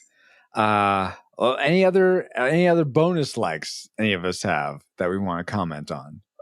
One that did almost make my list was Paul's first one with Carrie Elwes. Carrie Elwes, yeah. Elwes, yeah. Seeing him in anything is always awesome. Yes, always a treat. Such a good actor. Oh, absolutely. Oh, Paul's like maybe. I'll have more to say about that during our trivia time. All right. Oh, well, trivia. Well, Paul, you know what? I would get to trivia, but there's one more thing I forgot I liked. What? Really? Yeah, I know. Can you believe it? I would say no, but then I'd be lying. Strangers and Aliens. This is Strangers and Aliens is a conversational podcast and blog that explores the relationship between God and man through the lens of speculative and imaginative fiction. Join Ben Avery, Dr. Jace O'Neill, and Steve McDonald, a trio of Christians who are both fans and creators of story, in their conversation about the intersection of faith and imagination. Find them at strangersandaliens.com. Yeah, so what does that have to do with Liar Liar? I don't know. I had to pick one of them, and I was just like, "Oh, I haven't done Strangers and Aliens for a while." How about this? Liar! A stranger, you don't know if they're lying to you or not because you don't know them very well. Well, you need to work on discernment. What about the alien? Yeah. Well, because their body language truthful about being an alien, then. Okay, this is weird. I failed, guys. Trivia. Okay, I failed. Yes, I agree. Let's go to trivia. Okay, here's your trivia. And it's funny that you mentioned Carrie Elwes, Josh, because did you all realize that Carrie Elwes claims this, that people still come up to him all the time to do his version of the claw, the thing that Paul did at the beginning. It's the claw gonna get you. So my question to you guys is, what is your favorite non-Princess Bride Carrie Elwes role? And bonus points if it's also not Robin Hood Men in Tights, but if you pick that, that's fine. So I'll start with Paul. He seems like he has one in mind. And this is hard for me because I'm not going to get the bonus points because it is Robin Hood. Oh, really? Okay. Princess Bride is my favorite. Robin Hood's my second. But unlike what Josh was saying, I don't like hearing that, Carrie Elwes in the IMDb is most known for his role in Saw. And I didn't watch that. Is? Yeah. He was on Saw? Yeah. Yeah. And I really wanted him to be a good guy in Stranger Things, but he is not that likable in the show. Yeah, so he is in Stranger Things. Yeah, and he's not plays likable. a mayor or something that. So, but anyway, I tried to pick a favorite non Robin Hood movie, and I just can't because those just stand out so well for him in my head. That's totally fair. How about you, Josh? Do you have one? My favorite Carrie Elwes role outside of Princess Bride is actually not a movie. Oh, okay. Ooh. It is him playing Despero in Psych. The international jewel thief. Oh, really? That's cool. And he does it so well. Is that a TV show? Yeah, it is Psych. a TV show. Yeah, it's a TV okay, show. Psych. Okay. I thought at first it was a video game, but okay. Oh, Psych. He's also been in an episode of Leverage. He was someone that I think they were trying to steal the Spruce Goose from or something, but regardless. So okay, Francisco, can you get bonus points? Do you have a favorite? Well, I mean, I wasn't gonna brag, but yes, I do. Outside of Princess Bride, I actually really appreciate him as I guess you call him the villain in Days of Thunder. He's sort of the opposing driver to Tom Cruise's Cole Trickle. Yeah. And he kind of played the same kind of role in Twister, but I didn't think he was as good in Twister. But I saw it listed there, but he wasn't as memorable. I mean, he he was forgettable in this role to me until I saw him again. But yeah, the character wasn't as fun. Yeah. And then, so in chat, we have a T512X says Houston. I don't know if there's a movie called Houston that Carrie Always is from, or if that's from something else. It's from the planet Houston. Oh my gosh. Ashley says he's in an episode of Law and Order SVU as a lawyer for the mob. Oh, well, he likes him some villain roles, it would seem. Yes, he does. He does the good guy so well, but then there's actors who like to play other things. Yeah, that's fair. Great trivia, Francisco. Thank and you, I have Paul. the answer to our previous audience question, which again was, what animal do you want to see a superhero story about? Oh, okay. And so Bex from Redeemed Utaku wrote in, and this is usually Francisco's line. So I'll let him take care of that unless you want me to read it. Sure, no, I'll go for it. She says, hey, fellas, I have an animal that would make a great superhero. The Australian Thylacine. Okay, now she's just making up. Thylacine. I think it's Thylacine. It was the. What does Johnny say? Let's have something about real animals. oh! Instead of the honey badger, no, a real animal, Bert.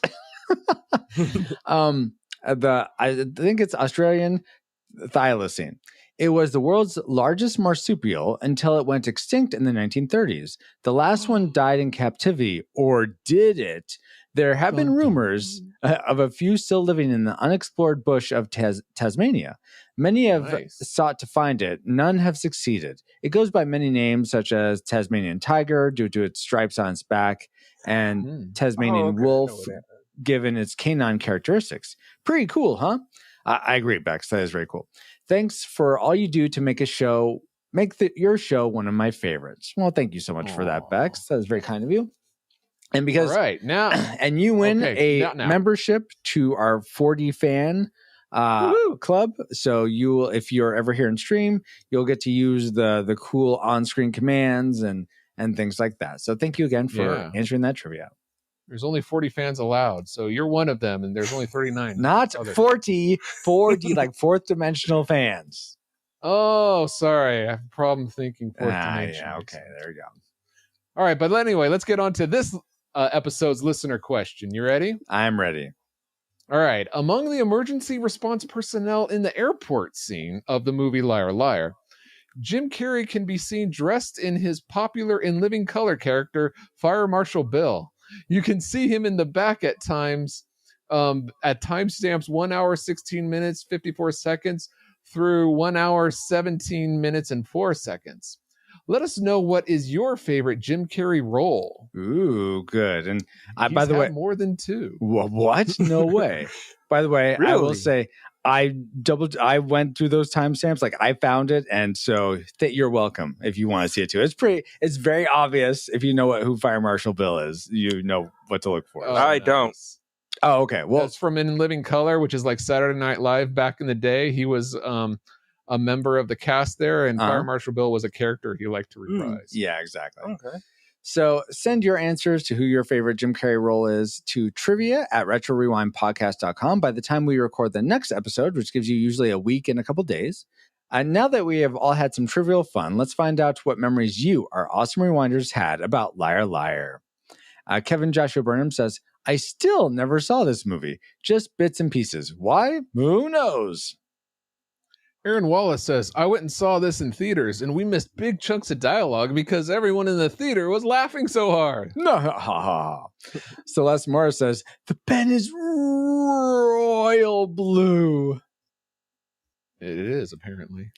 Ashley Kronbitter is the quotability. Hey, I think we mentioned that. Indeed. So many memorable ones that still make me chuckle simply by quoting it.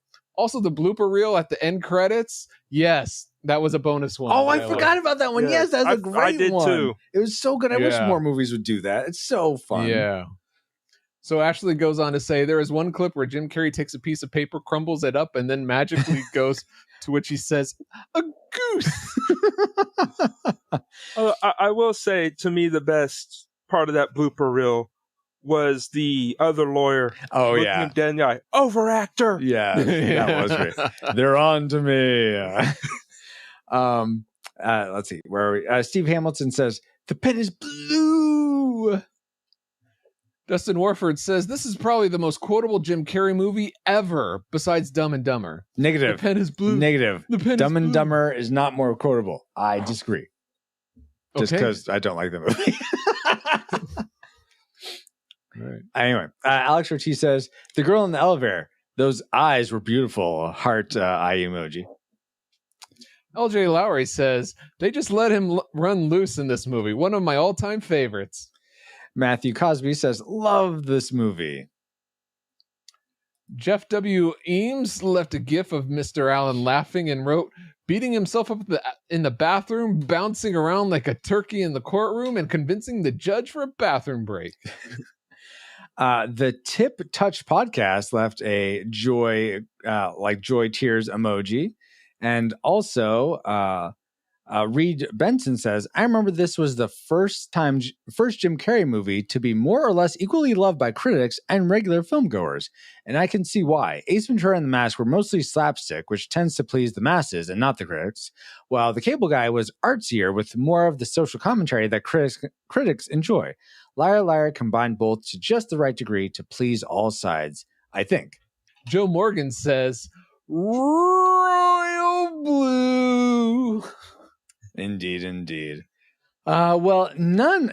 There were like no negative comments. I mean, I guess Kevin's like he's never really seen it, but he doesn't know why.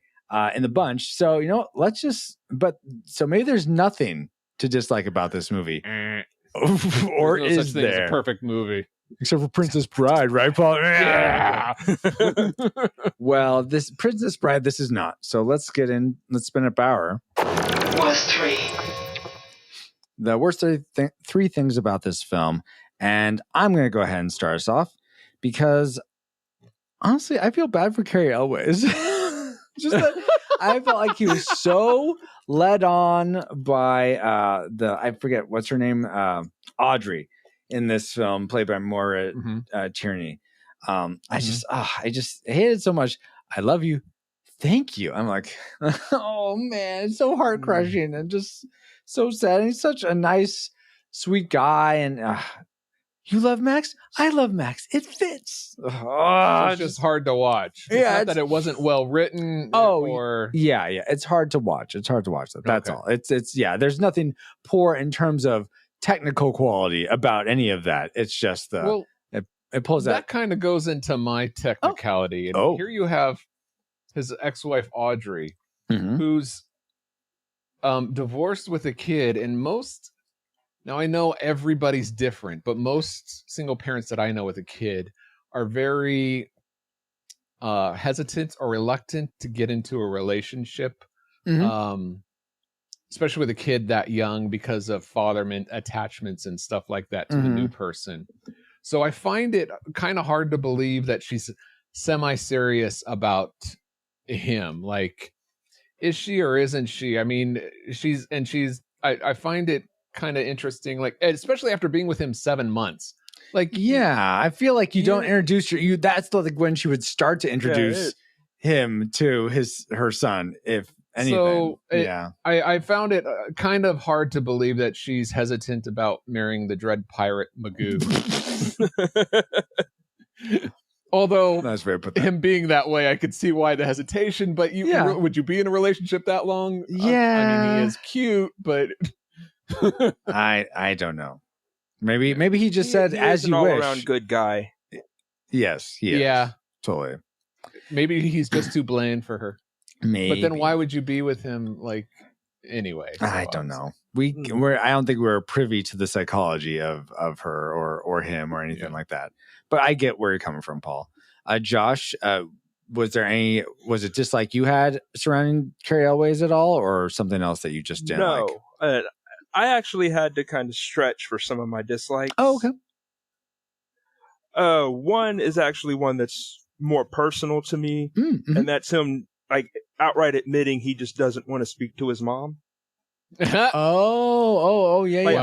As a person whose mom recently passed, that's just hard, something though. I can't connect with. Of course. Yeah. Like I said, there's different people, and it's hard to There believe is. some of It's- these. Yeah, Yeah. and there Yeah, are people that it's- that want nothing to do with their parents. Well, especially when but they yeah, insist on it's- talking to me about dad's bowel movements, size, color, frequency. I'll call you later. But yeah, I totally see what you're Right, saying. Because it's not like they had a. It didn't seem like they had a horrible relationship. Like he would Right. never. Yeah. Yeah.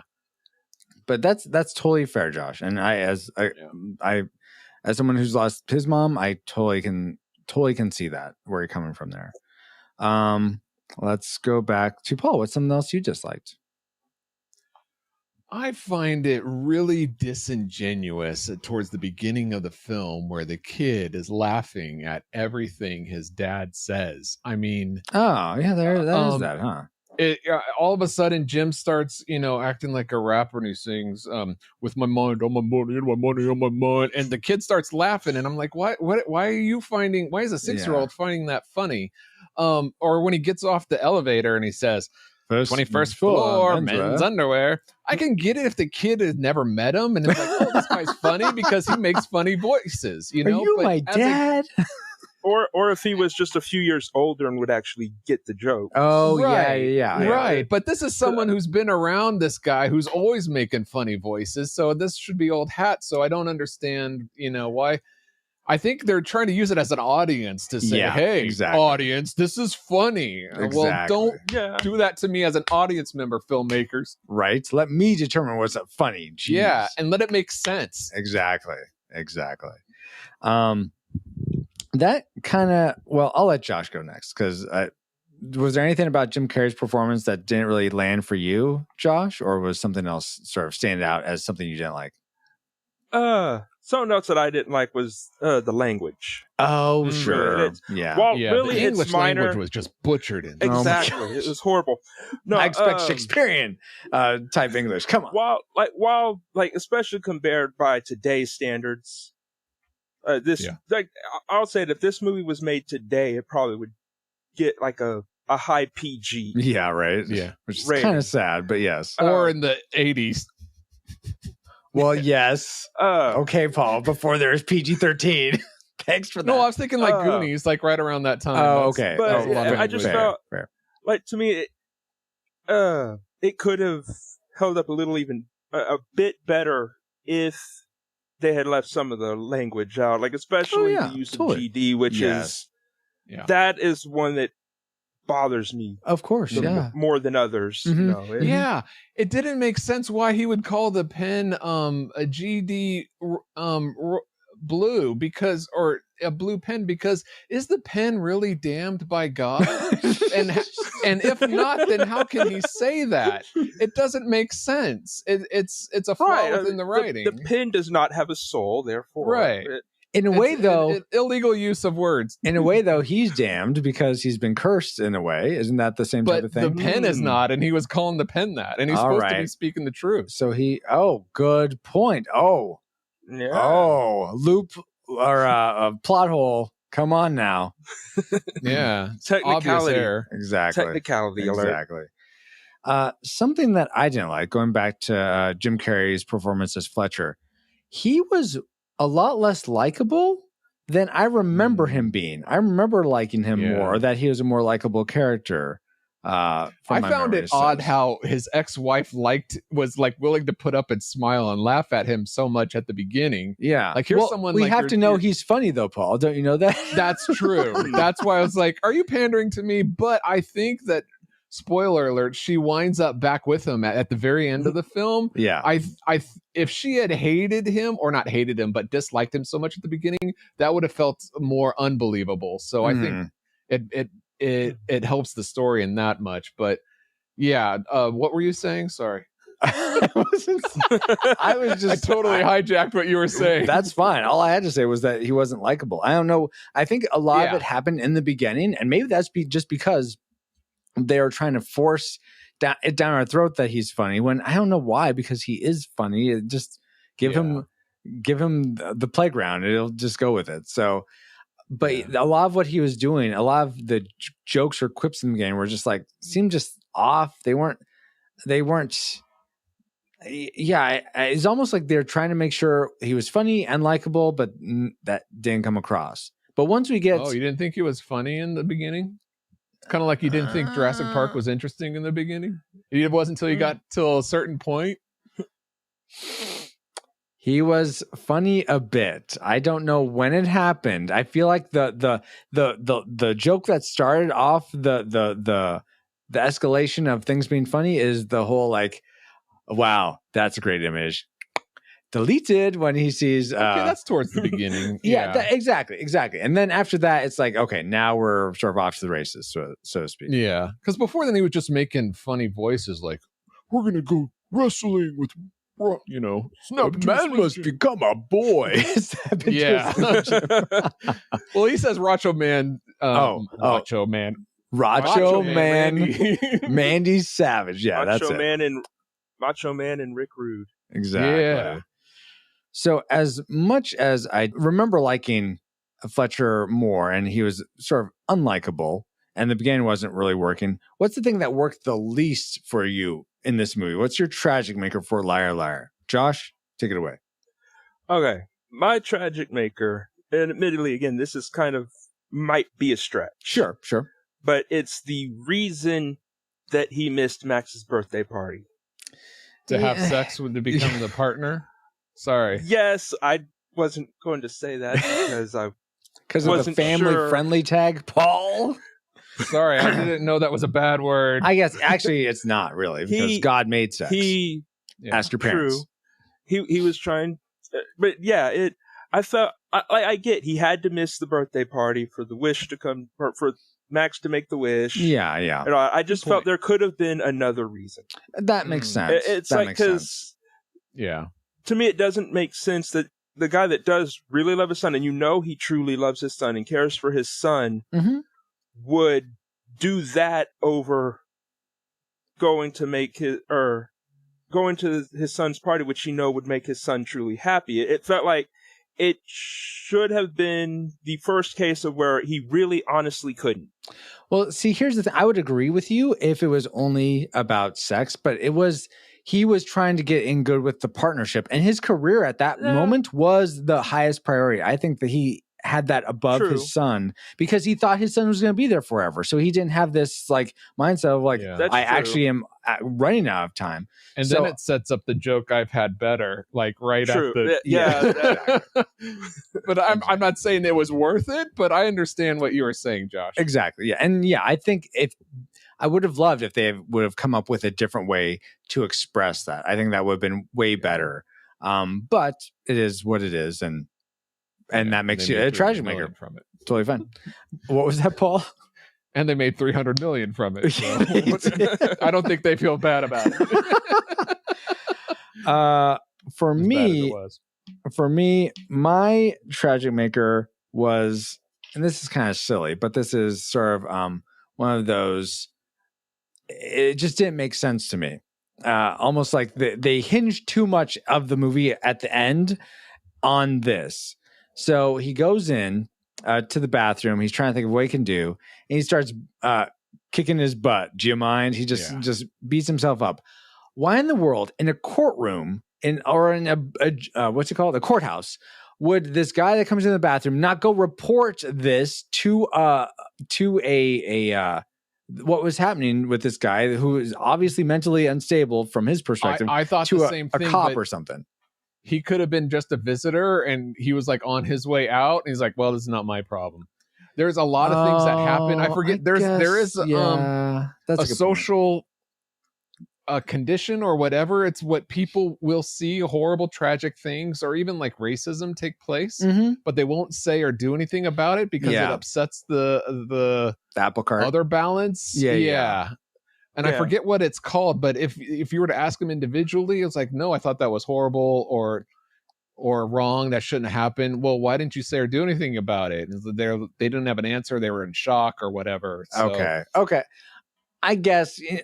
I guess that makes sense. So unfortunately, that happens in real life. But we're talking about movies, and you know what doesn't make sense to me? What? Thank you for asking, Francisco. My tragic maker is the ending itself, and I don't know if it's editing or I don't know if it's just plain over the top hijinks at the end when okay, he's running to the airport, and then there is no way he runs out into where all the planes are, and he picks one. He sees that the plane that Max is on is not at the gate, and there's all these planes out here, and he goes, that's the one. That's the one Max is on. And how would he know which one, of all the planes that are out there, which one Max is on?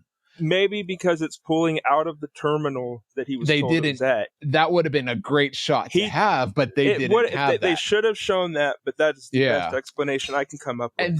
And then all of a sudden, this plane is going, and he's chasing after. First of all, I don't know if those stairs on wheels can go on that fast, but they were able. Yeah, I was wondering about that. How is that going that fast, and how is he steering it? Like, how is it not going off kilter? Yeah, and the plane, and they're going for a while. Like, he's how long is that runway? Exactly. I've been on runways, and there's a, like, when you're waiting to take off, there's a lot of stops and starts, and it's not that long. Like, you keep going and keep going. You'd either, if you're going to go that long, you're going to take off, or you're going to stop and turn. And that whole, like I said, that whole scene just felt off. Now, I know this is a fantasy movie where, wishes come true, but even in the world that they built, that seemed like, come on, guys, what's going on here? All right, that's fair.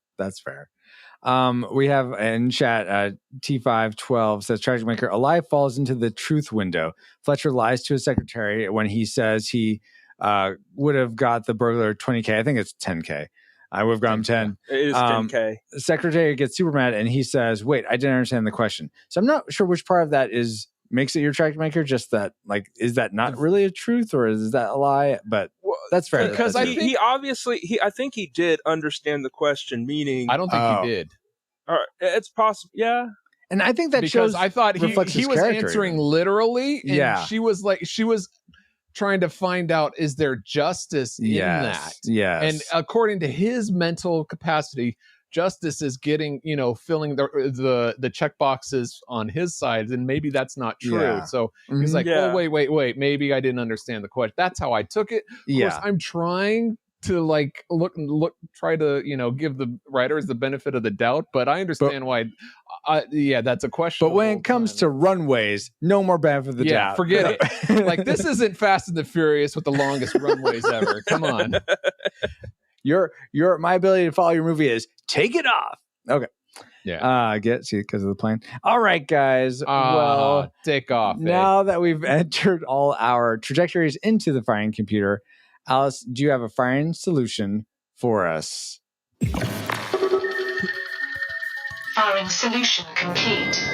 Rating salvo at the ready. On your mark. And before we get to final rating, D. Tungsten in chat, and he had put this in Facebook. I forgot to add it, but he has a fun anecdote that's related to that airport scene. He says, when I saw the movie in theater, Liar Liar, there's a part at the airport where some luggage gets smashed into, and I yelled out, so that's what happens when they lose your luggage at the airport, and it got a big laugh. So that's fun. I'm glad. That's always cool when you can, like, riff track in a theater and you get a laugh. That's like one of the best feelings. Oh, I hate it when it's not funny. Oh, well, yeah, but when it is, it's great. It's not worth it. Just be quiet. Oh gosh, how'd you really feel? Sorry, Paul? D. Tungsten. That's my anecdote. Wow. Don't go to the movies with Paul. Apparently, even though I remember enjoying going to the movies with Paul. Regardless, this movie. What is our final rating of it? Do we rate it a classic? We'd recommend anyone go out and see it, whether or not they've seen it before. A nostalgic. It's worth your time rewatching if you enjoyed it as a kid or young adult. But if you've never seen it before, probably just pass on it. Or a tragic. It's not worth anyone's time. If you've never seen it before, keep it that way. And if you have seen it before, don't sully your good memories of it with a rewatch. So let's start with our guest, Josh. What's your final rating for Liar Liar? And don't lie to me about it. My final rating for Liar Liar is that it is indeed a classic. Classic, just like your prediction. It's just like my prediction. This is hands down my favorite Jim Carrey movie. Yeah. Oh, really? I think it is some of his. Wow. I think it's some of his best work. Yeah. Both in the realms of the physical comedy, as I was saying during my likes, and in the way he delivers the lines and all that. Everything is just done with this perfect comedic timing. Mm-hmm. So you like this more than the Truman Show? Oh yeah. You like this more than Man on the Moon? Hold on. I'm kidding. I have never seen the Truman Show. That's so yeah, he's got to like it more if he's never seen it. Toy. But I'll tell you what, bear. I've seen the Truman Show, and I agree with you, Josh. This is Jim's best performance in my opinion, as well. I agree with everything you said. It's why it's a classic for me. What? Oh my gosh! Just like your prediction. Yeah. Come on, guys. Where's your like combativeness? Why are you just rolling over, giving this a classic? Hey, you told me to tell the truth. That's true. And I was trying to remember the Tina Turner line, like rolling down the river. She's been on Thunderdome. That's where. I can't remember it, but regardless of whether I can remember that Tina Turner line or not, there's no such thing as a weaker sex because this is a classic. That made no sense, but connect the dots. I'm sure you can figure out something. Yeah, I definitely enjoyed this movie. This may also be my favorite Jim Carrey, at least his favorite comedic movie. We have Dapper Man in chat says The Truman Show is his favorite Jim Carrey film, but that's more of a drama, a drama than a comedy. Ashley also says definitely a classic, Jim Carrey's finest. So lots of people preferring this. D Tungsten Mask is your favorite. Well, no one asked you, D Tungsten. Just kidding. But yeah, according to the Retro Rewind podcast, we rate Liar Liar a unanimous. It's been a while. A unanimous classic film. We'd recommend anyone go out and see this film, whether or not you've seen it before. Now it's time to get back to our own time. Good old 20XX. 20XX. Comsat online. Receiving incoming transmission.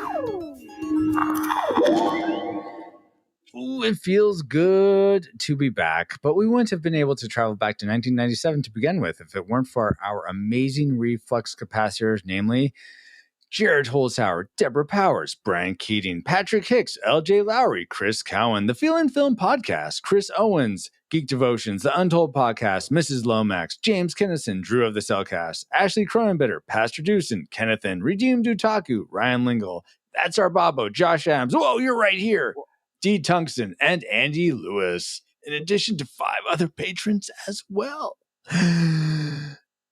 Thank you all so much for keeping the gigawatts coming.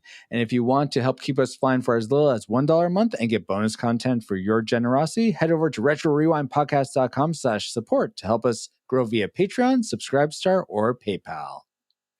Hey Francisco, you remember the cartoon Cops? I know you talked about that. But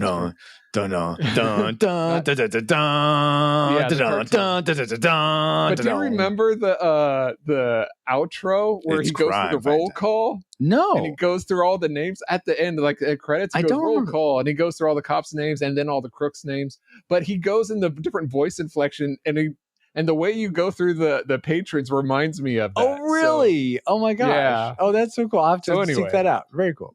Yeah. And you too, listeners. I didn't even know there was a cartoon of cops. Oh, yeah. C period, O period. See, the show was so popular, they made a cartoon of it. It's different. It's not bad boys, what you gonna do when they come for you. Oh, my word. Oh, wait. This just in. This stream sponsored by PaulJPowers.com. And while we're thanking our supporters, we also want to give a big a truthful hug to Josh for supporting his thoughts about Liar Liar tonight. Josh, where can people find you online? Is there anything cool you'd like to share with us that you're doing? Well, I barely stay on social. I barely check my social medias, honestly. But if you want to find me, I am RKO Stunner 619 on pretty much everything. Awesome. Okay. Okay. What's that a reference to for those that people don't know? I mean, I know because you've told me, but I didn't know before you told me.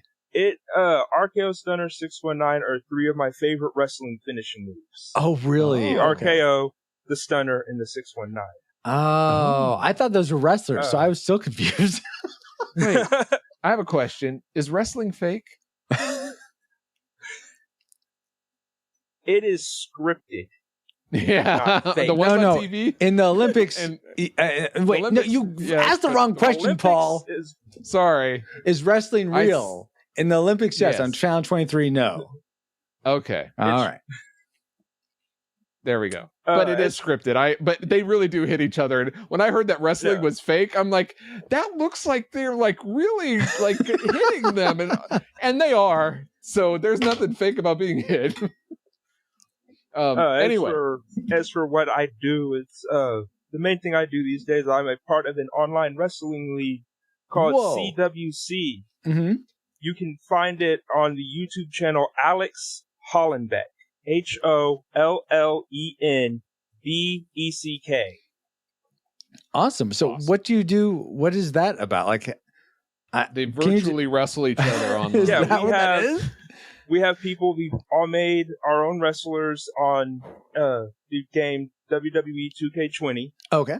And they, some people play it competitively for their matches, person against person. Mm-hmm. But for some of us, we have the CPU or computer simulate the matches. Oh, cool. And our leader Alex posts those on his YouTube channel. Oh, fun.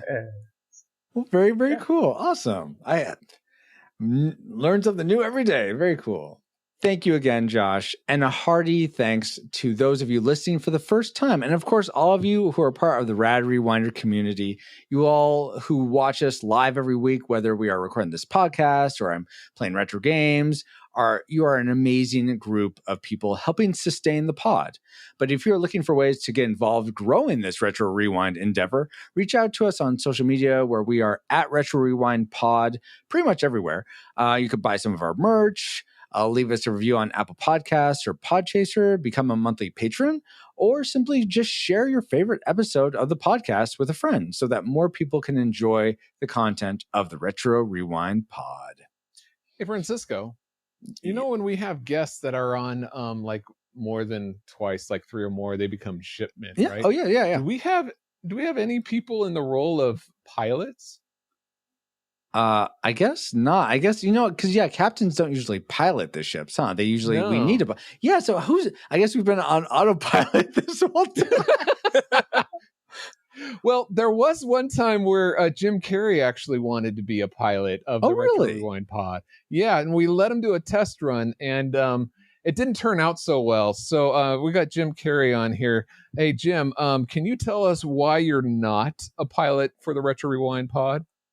Here goes. I sped. I followed too closely. I ran a stop sign. I almost hit a Chevy. I sped some more. I failed to yield at a crosswalk. I changed lanes in the intersection. I changed lanes without signaling while running a red light and speeding. Thanks, Jim. Oh, I forgot about that. Yeah, he just totally failed that test. Okay. So, yeah, we're still looking for pilots. Yeah, still looking for pilots. Anyway, you've been listening to the Retro Rewind Podcast.com/221. Our review of Liar Liar with me as your XO, PaulJPowers.com. You can find me online and all my social medias. Links at PaulJPowers.com.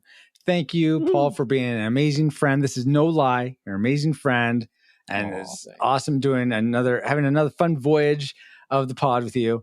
I have been and continue to be your captain of the pod, Francisco Ruiz. Find me on Twitter at FXRetro_, especially if you need pixel artwork commissioned. And we've been commissioned to announce we are part of the Christian Geek Central network at ChristianGeekCentral.com. Captain, we are on final approach to base. Salvo at the ready has been granted. Yes, thank you, XO, and thank you all for listening. We pray you are more joyful now than when you first hit play. But like a Pokemon, we gotta catch you all for King Kong versus Godzilla, our next episode of the Retro Rewind Podcast. That one's next. Retro Rewind mission complete. Proceed to nav point Omega and return to base. Wow. That was a nice podcast. Deleted. Just check my email. Deleted. As a human, if you are looking to change the way you treat plants and animals, learn from them even, then listen to this episode of the Retro Rewind podcast. Reflux capacitor, fluxing, crew, to stations. Scanning for King Kong vs. Godzilla, 1962. Prepare to rewind in 3, 2, 1.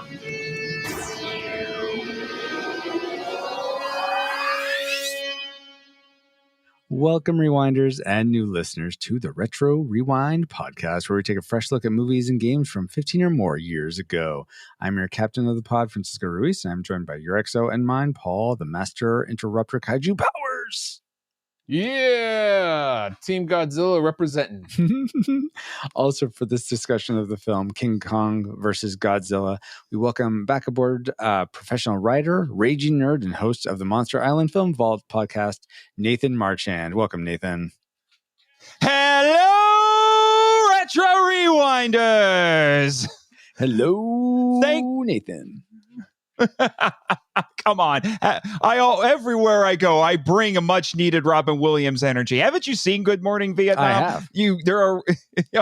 What? I have seen Good Morning Vietnam. Yeah, that's where the shtick came from, man. How is that Vietnam related to your Kaiju Island, though? No, how Robin Williams does his radio show in that movie. I understand that, but you're connecting it. You're the Monster Film, the Monster Island Film Vault guy. And you're quoting Robin Williams. Has Robin Williams ever been in a kaiju movie? Where's the connection? He's a monster himself. If you ever, I mean, a monster talented. I guess he does have monstrously talented. Oh, yes. Why are we talking about Robin Williams? Well, and then there's my master interrupter, my intrepid producer, Jimmy from NASA. Yes, you survived the infamous war in space, and you still won't tell me how. At this point, he's just content to hang out with Alice over there. So I guess we can have Timmy aboard. It's fine. Timmy. Yeah, that's what I said. Yeah. That's what I said. Timmy is his cousin. Timmy! Anyway, now that you have a quick flyby of who we are, Paul, can you give us a quick overview of the production specs for King Kong versus Godzilla? Sure. Just a point to make that this is not Godzilla versus King Kong, which is, supposed to be released later this year in 2021. This is King Kong versus Godzilla, the 1962 version, which came out August 11th of that year. It runs 1 hour and 31 minutes and is unrated. It was directed by, here we go with the names again.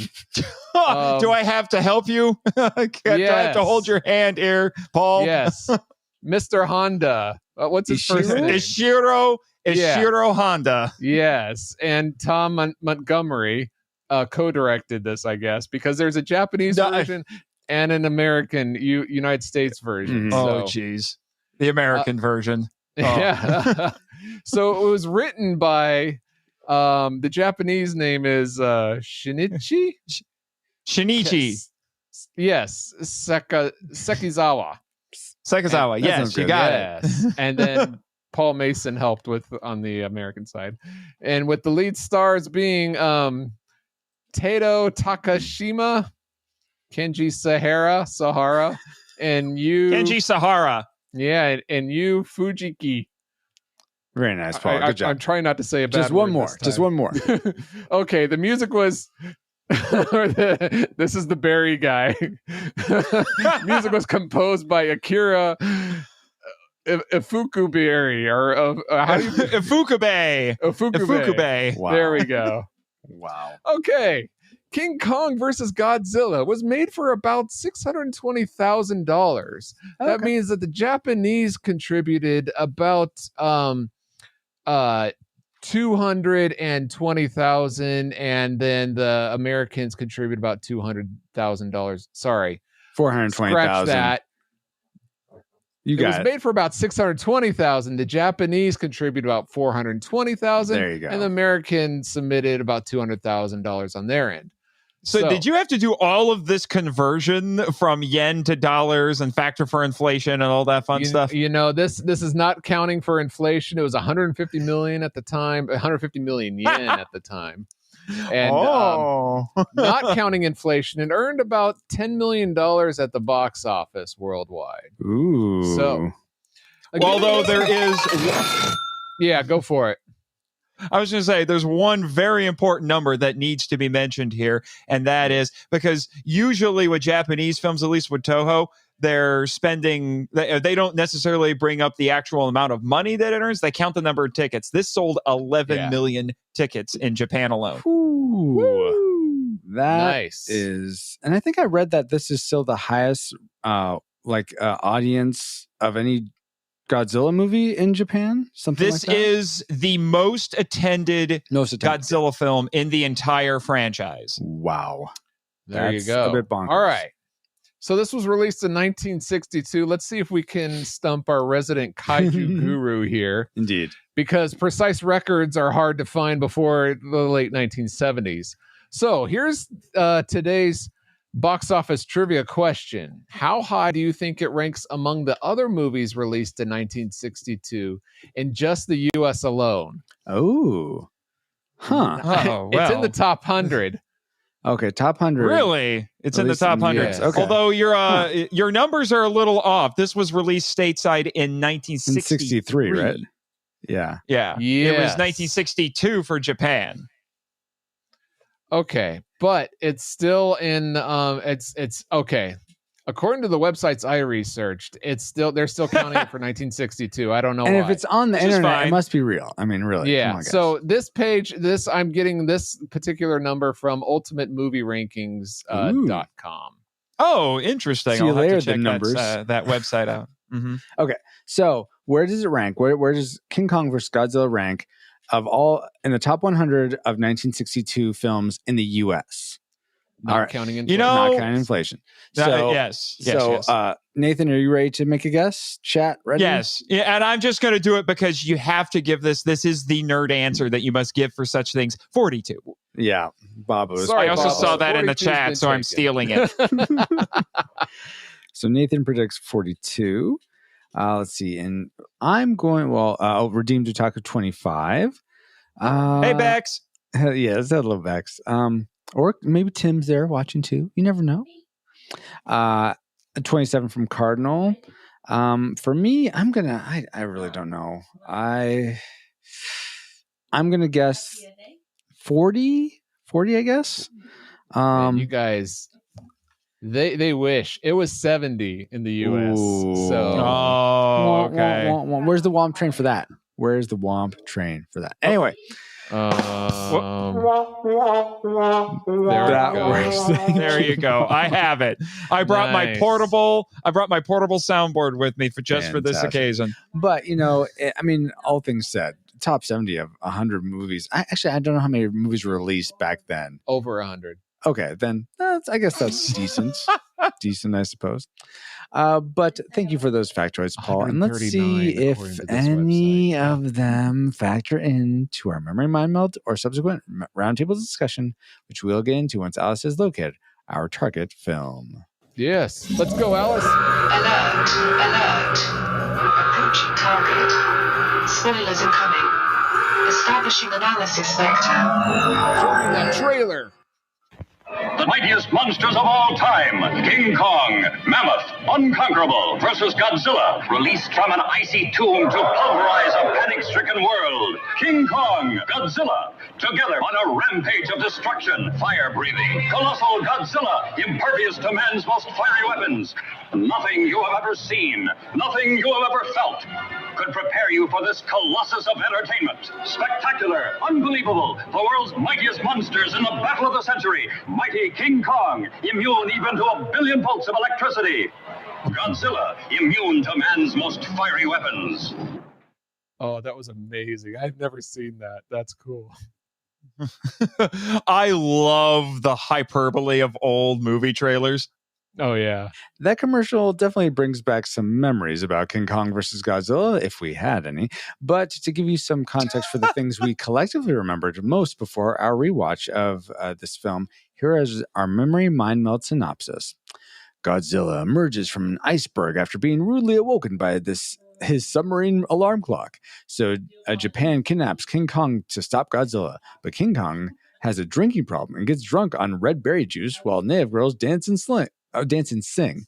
It ends up with pro wrestling pay-per-view on Mount Fuji as King Kong tries to stuff a tree down Godzilla's throat. King Kong grabs Godzilla by the tail and throws him for the win. Then King Kong swims away. That seemed. I don't think it was on Mount Fuji. I think that's the only part that may have been incepted. No, it is Mount Fuji. Well, I can confirm. Japan didn't kidnap King Kong to stop Godzilla. They wanted it for their own. Pharmaceutical promotions. That's right. So wait, totally decepted. Based on those memories, as very flawed. I mean, ridiculously flawed as they were.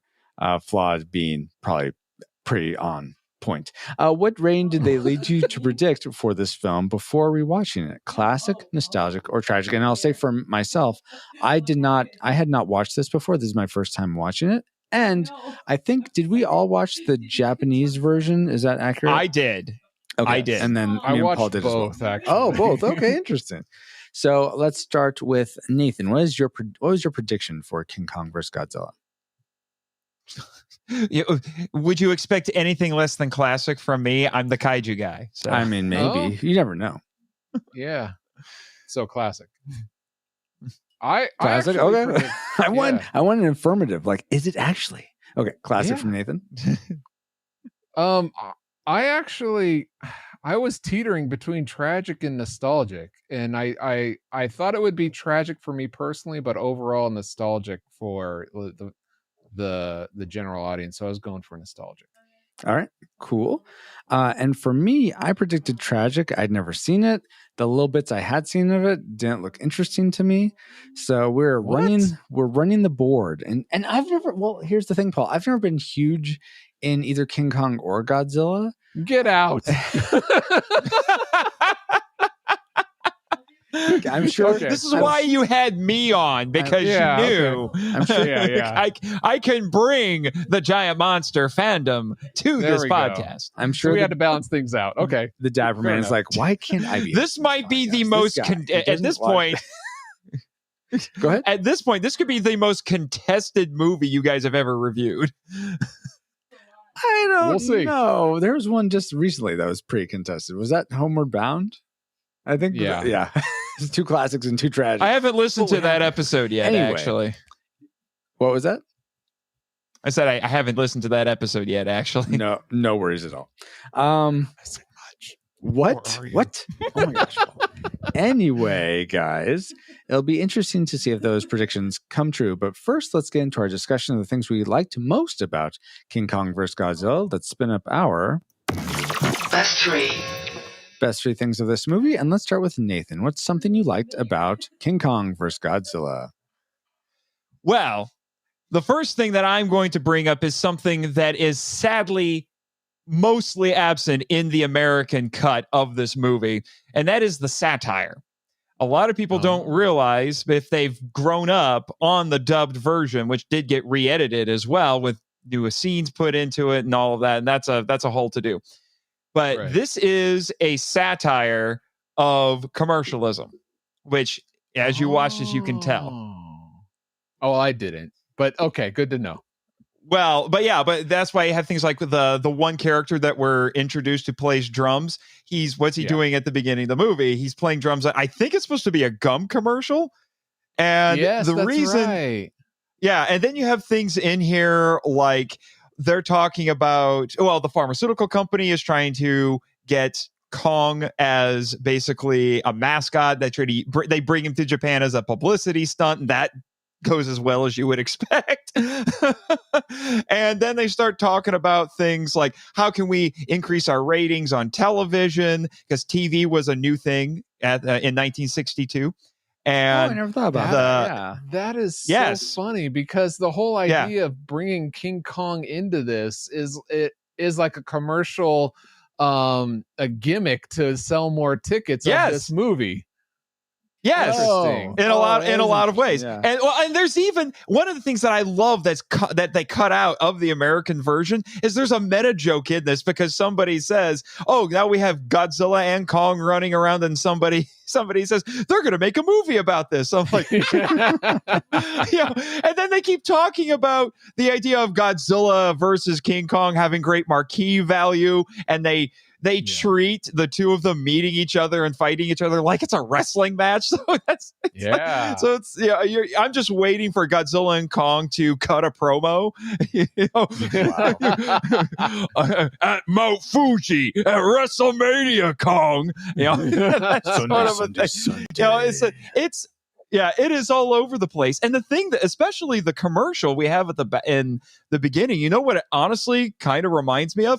And that's RoboCop. Because RoboCop was full of satire like that as well. I've heard that. I haven't seen it, but I've heard that. Oh, you know, like RoboCop? Oh my gosh, guys! Geez, RoboCop's so great.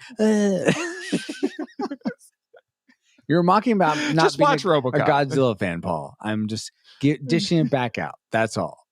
Okay, good. You know what's interesting though, Nathan? That my first sort of goes off yours a bit. I just really found the advertising exec for what was it? Pharmaceuticals?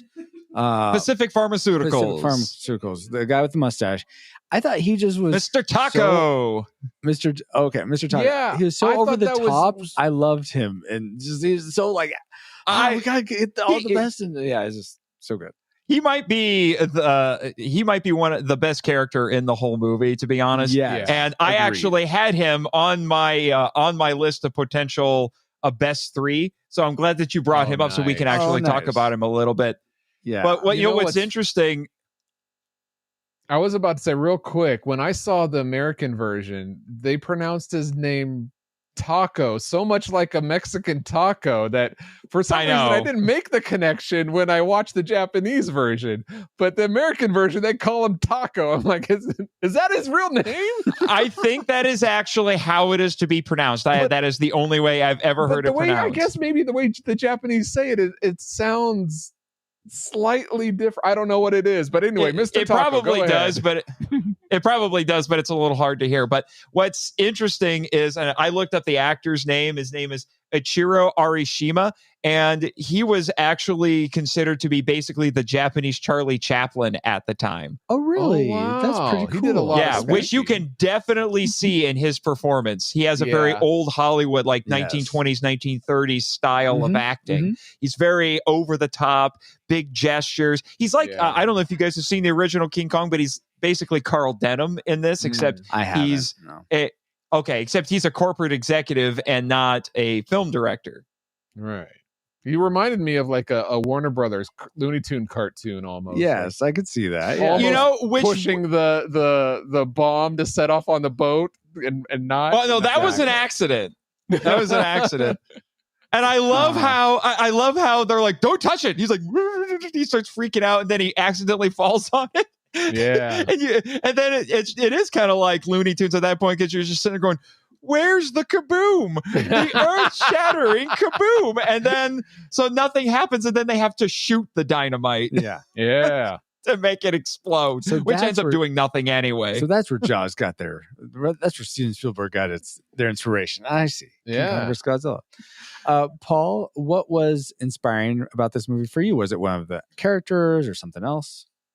And this is a little thing of mine. I don't know why, but I do know why. Where they make giant monsters move really slow, and I guess stop that's motion. To make them no, just like I'm going to show its size by having it move slow. Oh yes.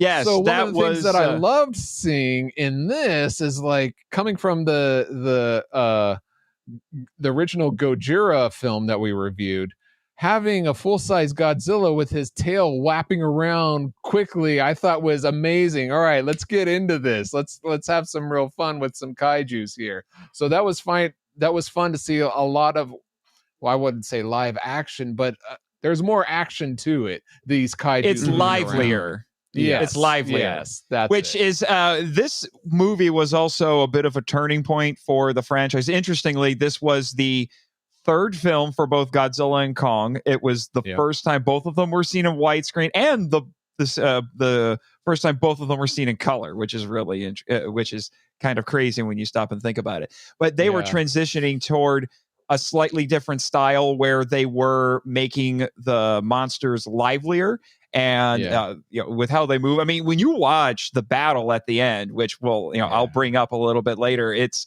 very kinetic, it's very energetic. It's a big difference from what you guys saw in Godzilla 54, but this was 8 years later, so they had been progressing, making some other films like Rodan, the Mysterians, Mothra, and they were moving toward this as closer as their standard style for definitely for the 60s and even for a little while into the 70s. Well, that's good to know. I had no idea that was there. Though I will say, Nathan, you totally stepped on our trivial question for later. So thanks a lot. Awesome. Oh, darn it. You should get a prize. You Godzilla stomped on it. So that's fine. It's apropos. I appreciate that. But let's go back to you, Nathan, for something. Yes, Jimmy, I know you're disappointed. What's something else you enjoyed about this film, Nathan? Well, I'm going to go with another thing that is unfortunately largely absent from the Americanized version, and that is the score. The score by Ufukube. Ufukube. Ufukube, yes. Yeah, because unfortunately, when Universal brought the movie over in 1963 to the United States, they cut most of Ufukube's music out of it. I think they only left 2 tracks in, which was the... I mean, it's good. Yeah. Yeah, they cut out all of his music except for the opening credits, the opening theme, and the Islanders, song to Kong. That's all they left in. And then they replaced it with just a bunch of stock music from their previous movies. Yeah, most notably, interestingly enough, music from Creature from the Black Lagoon, which when I watched Creature from the Black Lagoon, the whole time I was waiting for music I knew from this movie. That's funny. King Kong gonna show up? And that's the movie that inspired the original Godzilla, right? Or no, Beast from 20,000 Fathoms. That's right. Now, they're both in the sea, under the sea, down where it's wetter, down where it's better. Something. Take it from you. Yeah. Actually, that goes right. I'm not a big fan of The Little Mermaid, so don't get me started. No, that's fine. We're anyway, I had written then. down the opening theme. I was not expecting that intense music right away, and that theme I thought was great. It reminded me, I felt like I was in the Temple of Doom. Yeah. With the chanting going on. Yeah. I thought the music that they did keep was great. Yeah, that theme, especially when you get to the island, when the Islanders start singing it's considered iconic in its own way. A lot of fans are actually hoping that it shows up in Godzilla versus Kong, not King Kong versus Godzilla. Yeah, so we're talking about Monkey Lizard Punchy Punchy, not Lizard Monkey Punchy Punchy. Right. Okay.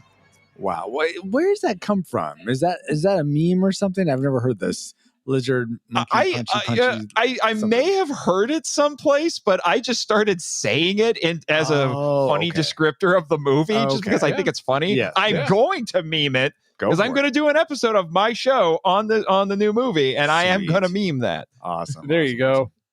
So yeah, I agree with you guys. The music was great. I'm surprised to hear that they took it out of the United States version because it fits so well. But something way something that has nothing to do with the music really that I liked was that and maybe you can help me understand this because it's I don't really understand. I like that King Kong is a lightning type Pokemon. I mean kaiju. But why is he lightning? Why does he absorb lightning or can shoot lightning? What's the story behind that? Because in his island, there is nothing for him to do except be struck by lightning and drink the berry juice. Yeah, don't you know this? Oh, yeah. Do you want to know the real world reason why? Yes, I do. Because they had to come up with something, which I thought was brilliant. I'm like, how is this monkey this ape, because he doesn't have a tail, How is he yes, gonna, VeggieTales told us this. Yes, that's true. That's where I remember that from. But I was wondering how is that even like a thing? Like, of course, Godzilla's gonna roast him. How could they even fight? So I like they gave him this electric edge. That's Totally. basically what they did, because as I said right before we went on the air, this is not the Kong from the 1933 film. This is a Toho reimagined version. He's much larger.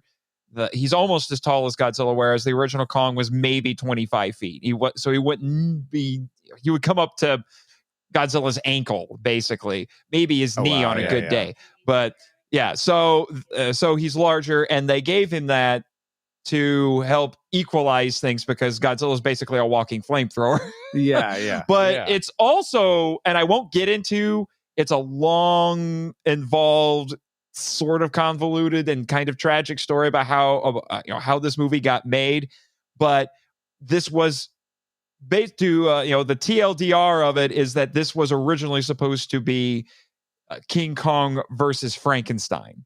Yeah, really. Oh, yeah. So I think the electricity thing is a holdover, because when that script was getting shopped around and it eventually got to Toho said, "Hey, let's drop Frankenstein and put in Godzilla. Yeah. And we'll make it our 30th anniversary movie." So they probably just said, well, Frankenstein likes electricity, give it to the ape. So.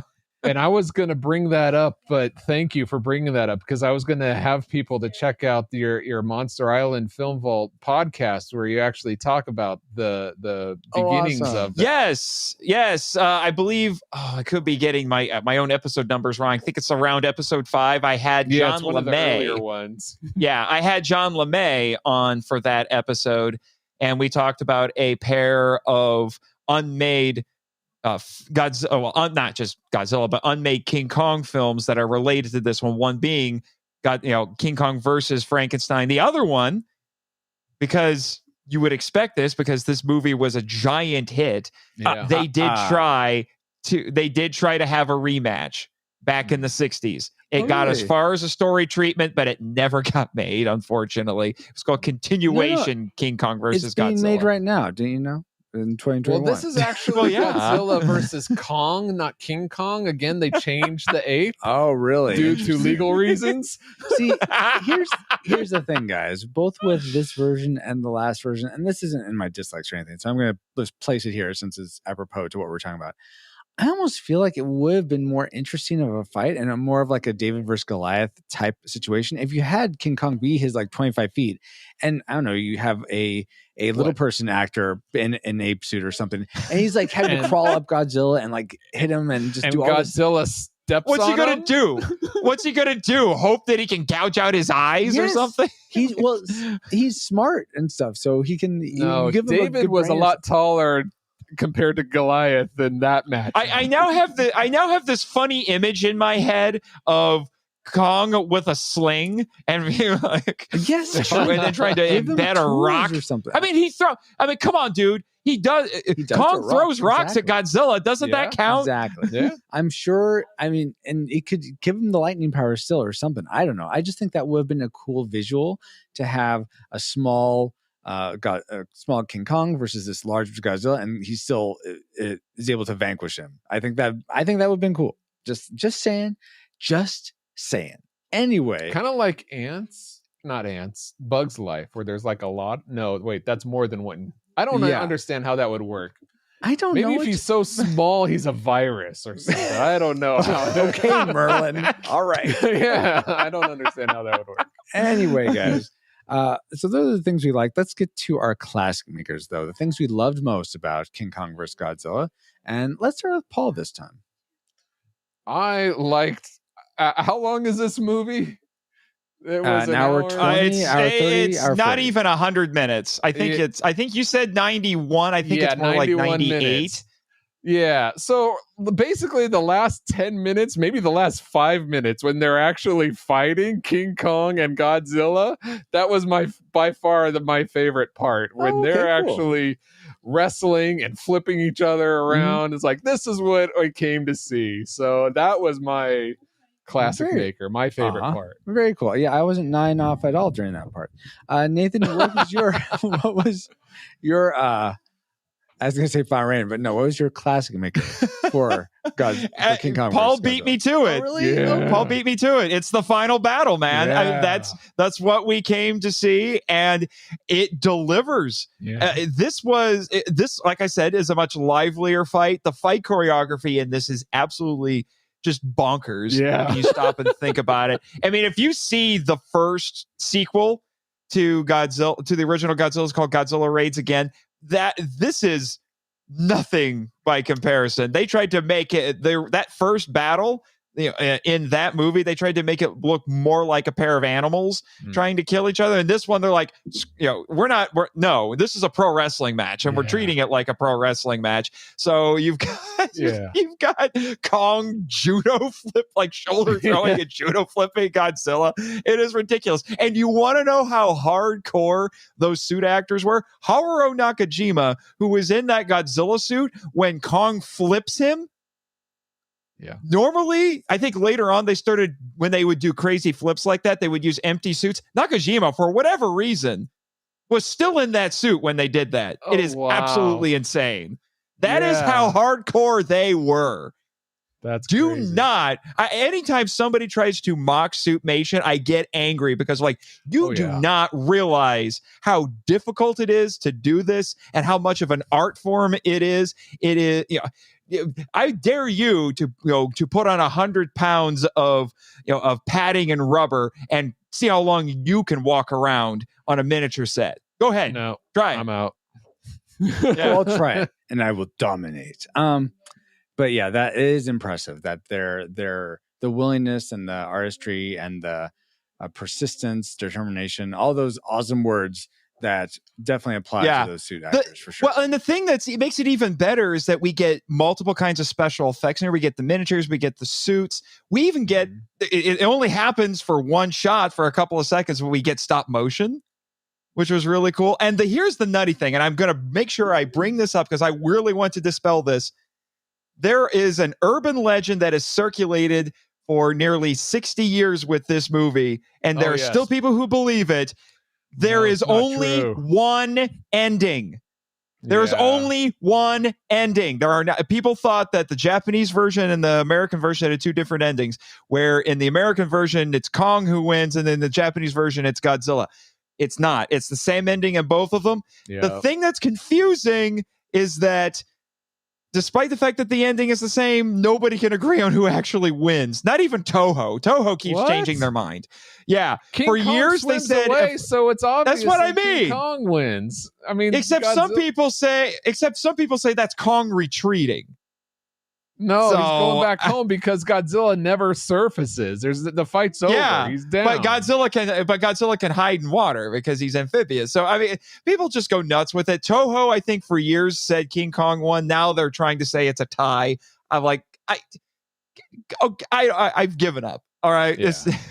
I'm sorry. As much as I love Godzilla, I got to give the W to Kong in this one. Yeah, it's pretty obvious to me too. I mean, I already mentioned I'm on Team Godzilla, but it's obvious to me that King Kong won this one.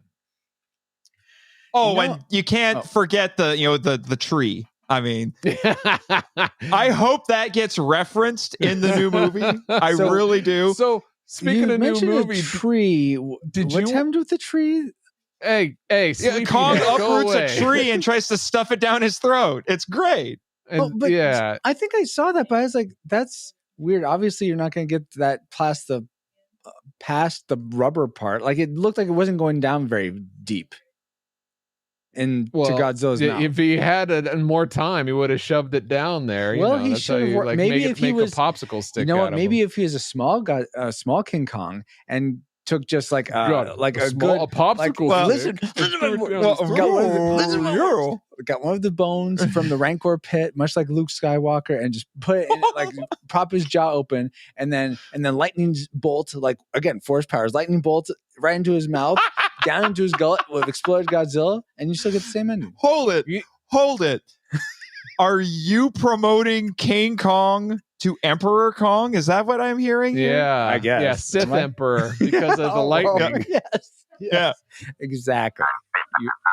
Jimmy approves of this. Apparently, I would think so, given his sound affinity there. But regardless, guys, that has nothing to do with my classic maker. My classic maker is actually the first fight I think you both were alluding to with the octopus kaiju, and I just thought it was so amazing. Udaku! I was like, whoa, how are they doing this? Like, Udako, excuse me. I eventually realized, oh, this must be a real octopus or something, because it's just the movements are too fluid and everything. And it sounded the way it was. I had headphones on. It sounded like that. Oh, it was gross. That was a real octopus. Now, when they got, I think they used a prop when the Kong suit actor was actually interacting with it, obviously. But you want to know a funny story? Sure. Oh my gosh. They used 3 octopuses, octopi, whichever plural you prefer, when they were filming this movie. Story has it that Eiji Tsuburaya, who was the special effects director, when they were finished filming for the day with one of them, had one of those octopuses cooked, and he ate it for dinner. So, nice. Well, you don't want to go to waste. So they can't put the little disclaimer at the end of the movie that says no animals were harmed in the filming of this motion picture, because it was definitely harmed. But how many people can say that they literally ate one of their special effects? Wow. Not many. Though, did they even have that issue back then? I don't think they did. Back in the 60s. Probably not. Oh, yeah. No, they didn't. Well, I don't think they did, but they could never get away with that now. Yeah. Oh, yeah, totally. Or the blackface. But anyway, let's hope they don't. Oh, the Islanders? Yeah. Let's hope cancel culture doesn't get a hold of this. These Islanders look very Japanese, but okay, whatever. I'll go with it. So I just really appreciated that they used a practical effect like that, even though the blue screen wasn't great. It could tell when it was like villagers filmed on something else versus Godzilla or versus King Kong, or when the octopus had like this, like a toy figure in its tentacles and stuff. But all that aside, for the time, I was impressed with it. So that was my classic maker for King Kong vs. Godzilla. And now we can. Oh, darn it! Every single time, you'd think I'd put in my notes or something to, hey, don't forget, there's one more thing you like, and that would be Helix Reviews. David Arrington is the host of the Helix Reviews podcast. In every episode, he breaks down what he does and doesn't like about the movies, video games, or comics he's reviewing, and also discusses themes, messages, and ideas they portray. You can find Helix Reviews on your favorite podcast catcher or at helixreviews.blogspot.com. I like the music in the background. Oh, okay. That's nice. But what does that have to do with King Kong versus Godzilla? Well, he's covered the 2014 Godzilla on his podcast. So there you go. Okay, that's half of it. And I guess I have to helix the rest of it together. Did he do Kong Skull Island there? not that I know of. I didn't come up in the search, so I don't think so. All right, it's okay. We can work with weak connections around here. Thank you, guys. It's at least something better than nothing, like last week, Paul. So, but I assume you still want some trivia about King Kong vs. Godzilla. That was a funny joke. Okay, well, last week we didn't even have a podcast. You know what I mean. But now I will say, our awesome guest Nathan already sort of mentioned this, so this is sort of a repeat. So I guess you all do realize this at this point, but I'm going to say it anyway. Did you all realize that this film marks a number of firsts for King Kong and Godzilla films? This film blown away. This film was the first time either King Kong and Godzilla were filmed in color, and the first time either of them filmed in widescreen. And this film was also the third film for both King Kong and Godzilla, although this film isn't considered a sequel to the original King Kong or Son of Kong, because like you were saying, Nathan, this is sort of out of canon for King Kong films. It's not the same one, it's a reimagining. But my question to you is, both of you, what is the first kaiju movie you remember seeing? Okay, I got a technical question. Is the Blob considered a kaiju? I would say Kaiju's yes. Just giant monster. So Then the I Blob, guess. yeah. Okay, black like which? and white blob Oh, black and white blob. I don't. Maybe I brought this up the last time I was here, but the word kaiju in Japanese translates as strange beast, and it's dai kaiju that is supposed to be large strange beast. But people just say kaiju as a catch-all, basically. And so that blob I would was say, a beast. Yes, I would argue the blob counts, and we do have a bit of the blob in a bucket here on the island. So yeah, there you go. How about for you, Nathan? That's a little bit difficult because I've racked my brain to try to figure out if I saw any kaiju movies technically before I saw my first Godzilla movie, but since I'm not 100% sure, I just tell people my first Godzilla film is the first kaiju film for me, which was Terror of Mechagodzilla, which I caught, I think, the second half of it on cable because I grew up without cable, but Grandma had cable and I happened to be there. Nice. And I believe it was WGN, which is based out of Chicago. And they were doing a thing called Oh My Godzilla Weekend. So yes, that joke existed before King of the Monsters 2019. And like I said, I caught the second half of it and it sparked a curiosity in me. And I immediately started trying to find as many of those movies as I could. Very, very cool. That's awesome. How about you, Francisco? Do you remember?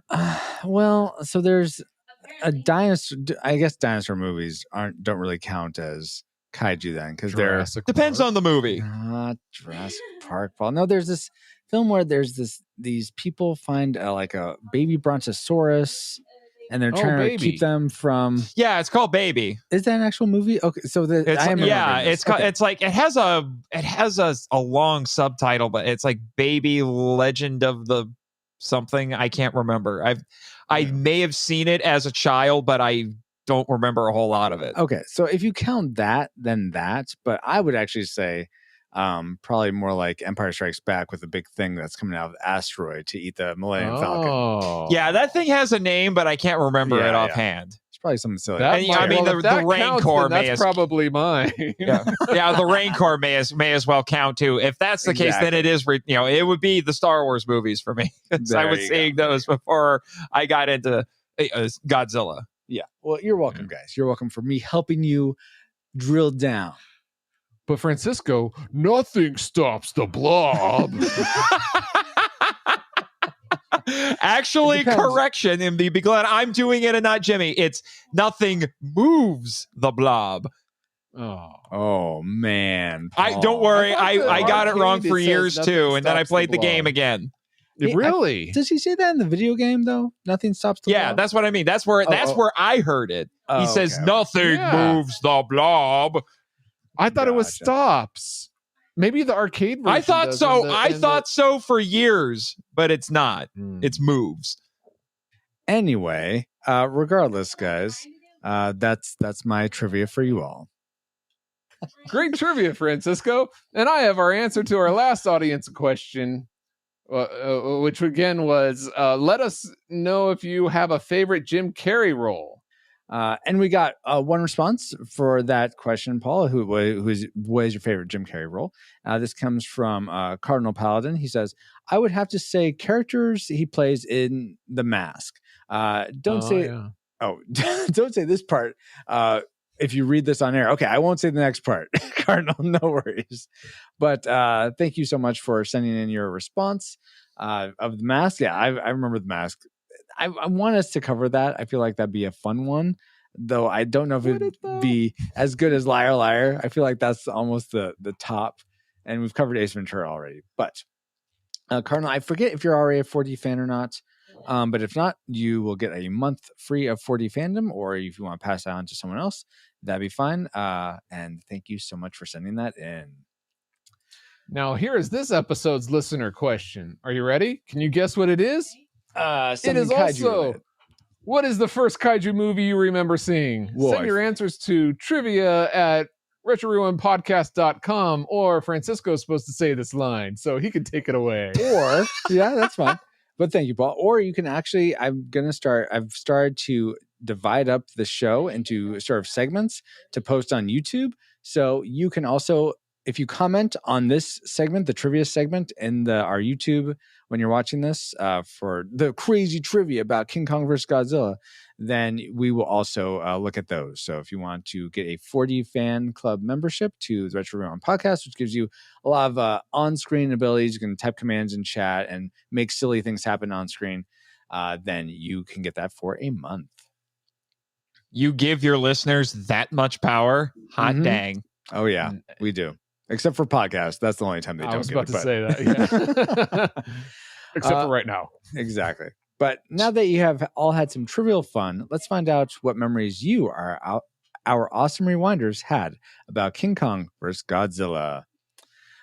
First up, Drew Dodgen says, monkey fight lizard, monkey win. Also, I like that Godzilla comes from the iceberg he was frozen in. Godzilla raids again. Mm-hmm.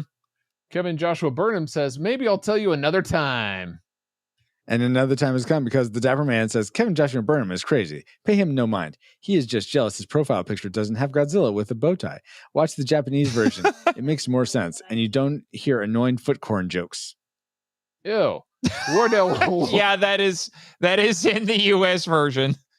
And Wardell White finishes off with saying, they sure did tear up the town, didn't they?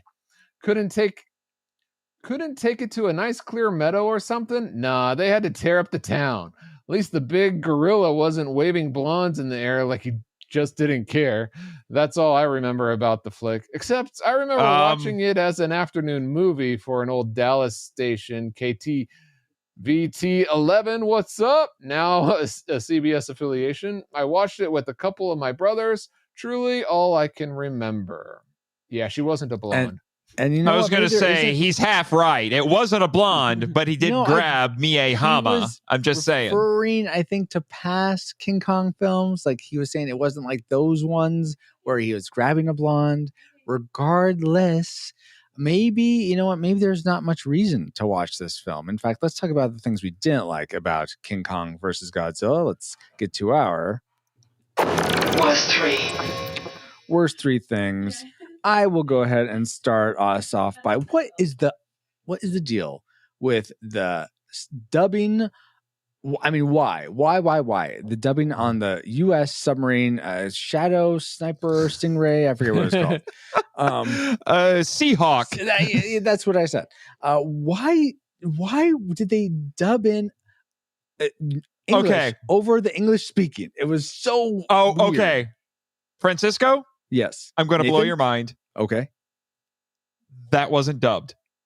Yes, it was. Look at the lips. They do not match. No, it was that wasn't dubbed in. In the US version, they dub over them because the American acting is terrible.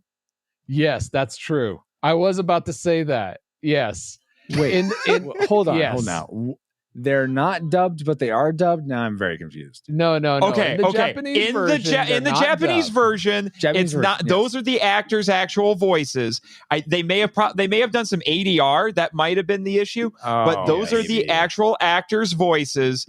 In the U.S. version, they not only dubbed over the Japanese actors with English, but they thought the American actors' performances were so bad that they just re-recorded their lines with new actors, and it sounded better. It did sound better. So here's what you need to do: we need a supercut.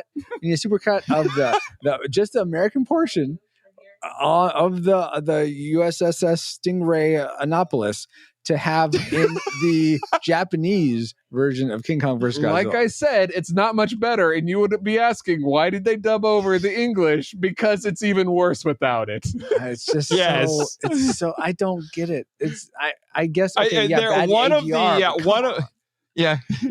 of the I love how one of the midshipmen or whatever, the guy who's got the headphones on and is listening to things, he has this weird kind of pseudo southern drawl. It's really strange. Yes, I thought it was great.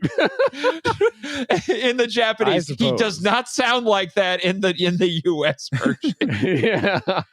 Wow. Anyway, also that submarine looked like there's way too much room in the command center. It just seemed like what is well, this, a studio set? Exactly. Oh, you're just like, Francisco's all like, that submarine is too spacious. 1 star. Hey, come on. We gotta be realistic in this. For kaijus? Giant monster movie. I can accept a 150-foot tall fire-breathing lizard dinosaur thing, but that submarine is too spacious. 1 star. hey, there's real. Okay, the giant lizard and giant ape are made up. There are real submarines, so make them look real. Come on. Anyway, have you been on a submarine? I've seen pictures. Paul, let's go to you next. What's something you don't like about this film?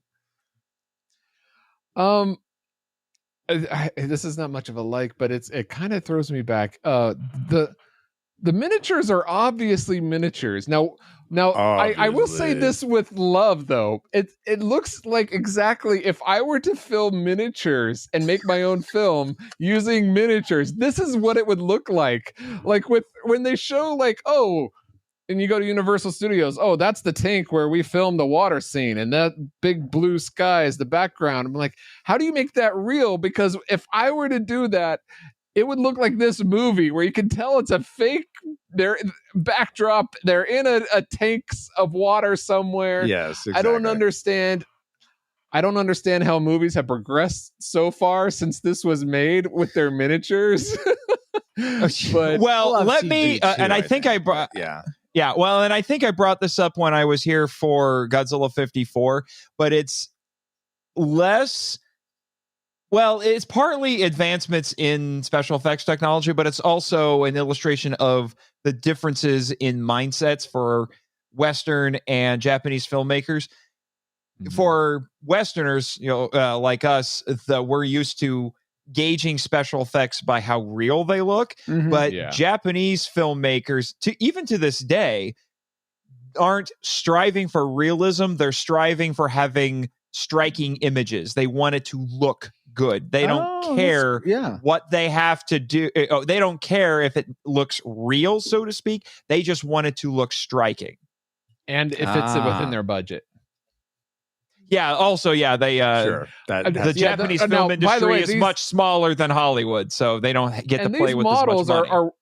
Are way better than models I could create. Oh yeah, totally.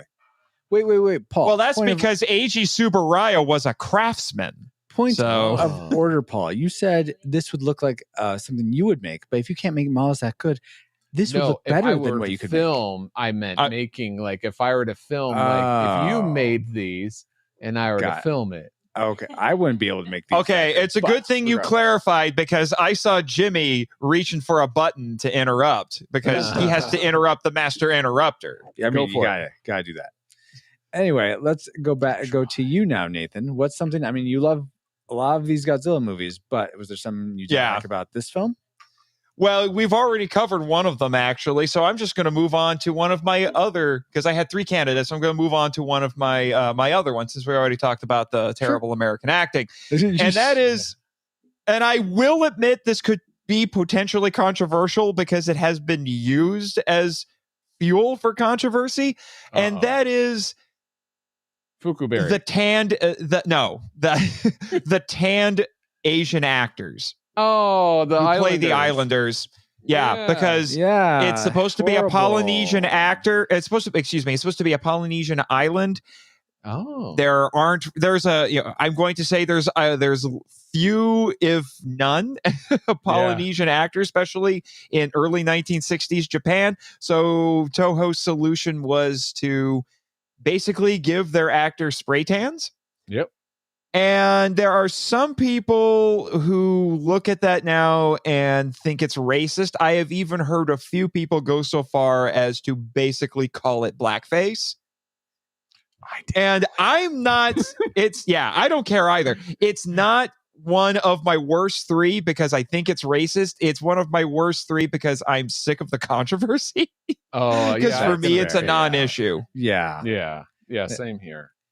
Yeah, it doesn't bother me, especially since I figured, that during that time, and a foreign movie that's not a big of utmost paramount or concern, and it probably wouldn't be budgetarily feasible to do anyway. I mean, today you could just CG them and you won't have to worry about it. Well, that would still probably be considered problematic. Really, they did it for practical reasons. It wasn't because they were trying to be racist. They're just like, well, we need these people to look Polynesian. We don't have any Polynesian actors. What do we do? So, okay, guys, let's go through. Let's do another thing. A couple other things. Well, 3 other things we dislike. One a piece, so to speak. And I'll go ahead and start for me. And this is another thing that's like, what? So, what is the deal with the ending? I don't know if it's the mayor or if he's someone. He seems like someone in the government. He's a scientist. The scientist. He's a scientist. He says we must learn how to treat plants and animals. Well, I'm like, what are you talking about? What's that have to do with it? Godzilla and King Kong? Because they're saying, what do you think? Who do you think? Do you think Godzilla survived or something? And it was like, and then it says that. Know. Ask the captain. He opened up this episode with it. Okay. It's a little goofy, but I'm going to tell you right now, having seen every Godzilla movie, I have seen much sillier moralizing at the end of one. Yeah, I was about to say that's a pretty legit other moral because it depends. It's all a lot of the Godzilla films have the same theme about protecting the earth, and it's when we don't and we upset nature's balance that we get problems like this. So yeah, and things like the plants and the animals are part of that. And but just to illustrate my point, the so-called moral of Godzilla versus Space Godzilla is, no joke, don't pollute space. There you go. Well, that's important. But I wish there was something along the way, something to see that this was the moral. It didn't make a lot of sense. It wasn't like if King Kong used plants or something to do with Godzilla, or Godzilla was destroying that was other the plants or animals. Version. Oh, gosh. So it just or if the reason Godzilla came back was because they were, I don't know, they're destroying, deforesting something. I don't know. Then it would have made a little bit more sense. But that would have made a little more sense. But they're on a time crunch. Okay, whatever. I would love to know what subtitles you were seeing, because I watched this on the Criterion disc on my way here, and I don't remember the subtitles being exactly like that. Okay, I will bring it right up. Give me 1 second. I don't care if you want to end mode me, but we're gonna watch this together so that you can see what I perceived. Okay, so this is the part I'm talking about. It's in Japanese, but I will pause and read what they're saying in the subtitles that I'm you did archive.org for this, didn't you? I don't know what you're talking about. Okay, that's what I figured.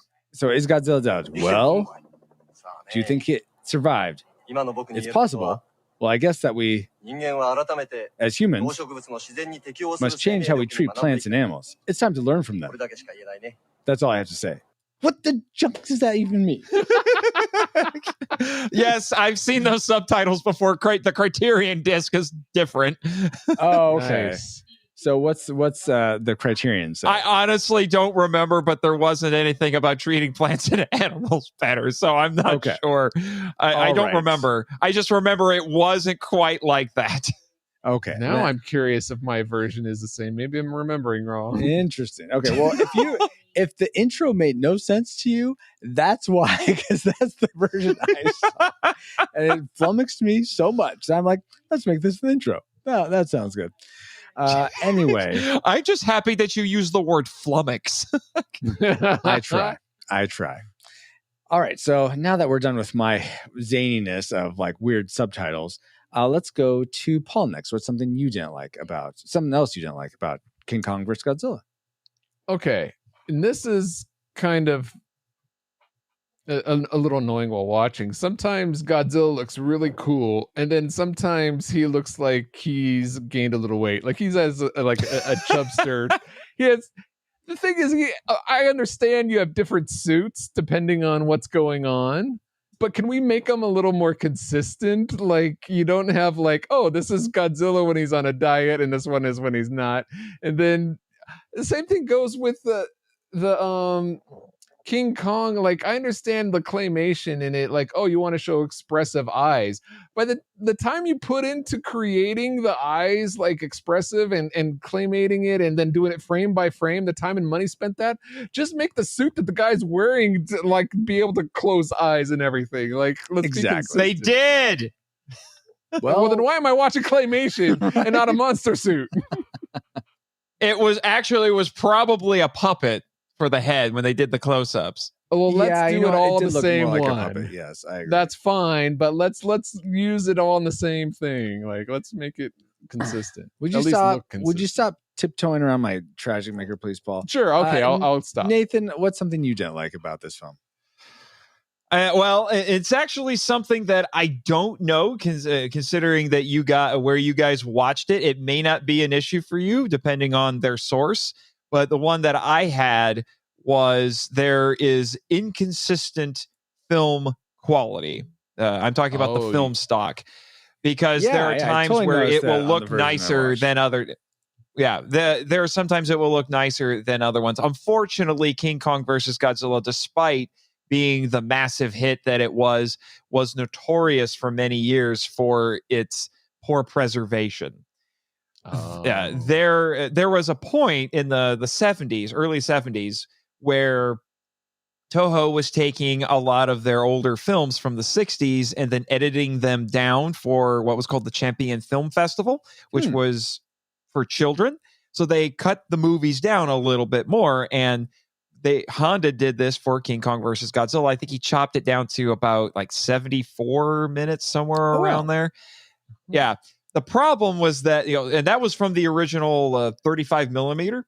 So that was preserved pretty well, but the parts that he had taken out were not preserved. And then they had to later on be spliced back in with 16 millimeter films, which is why when you're looking at it, it won't, there are points where you can see when the edits happen, when they're splicing it back in, because the film quality drops down.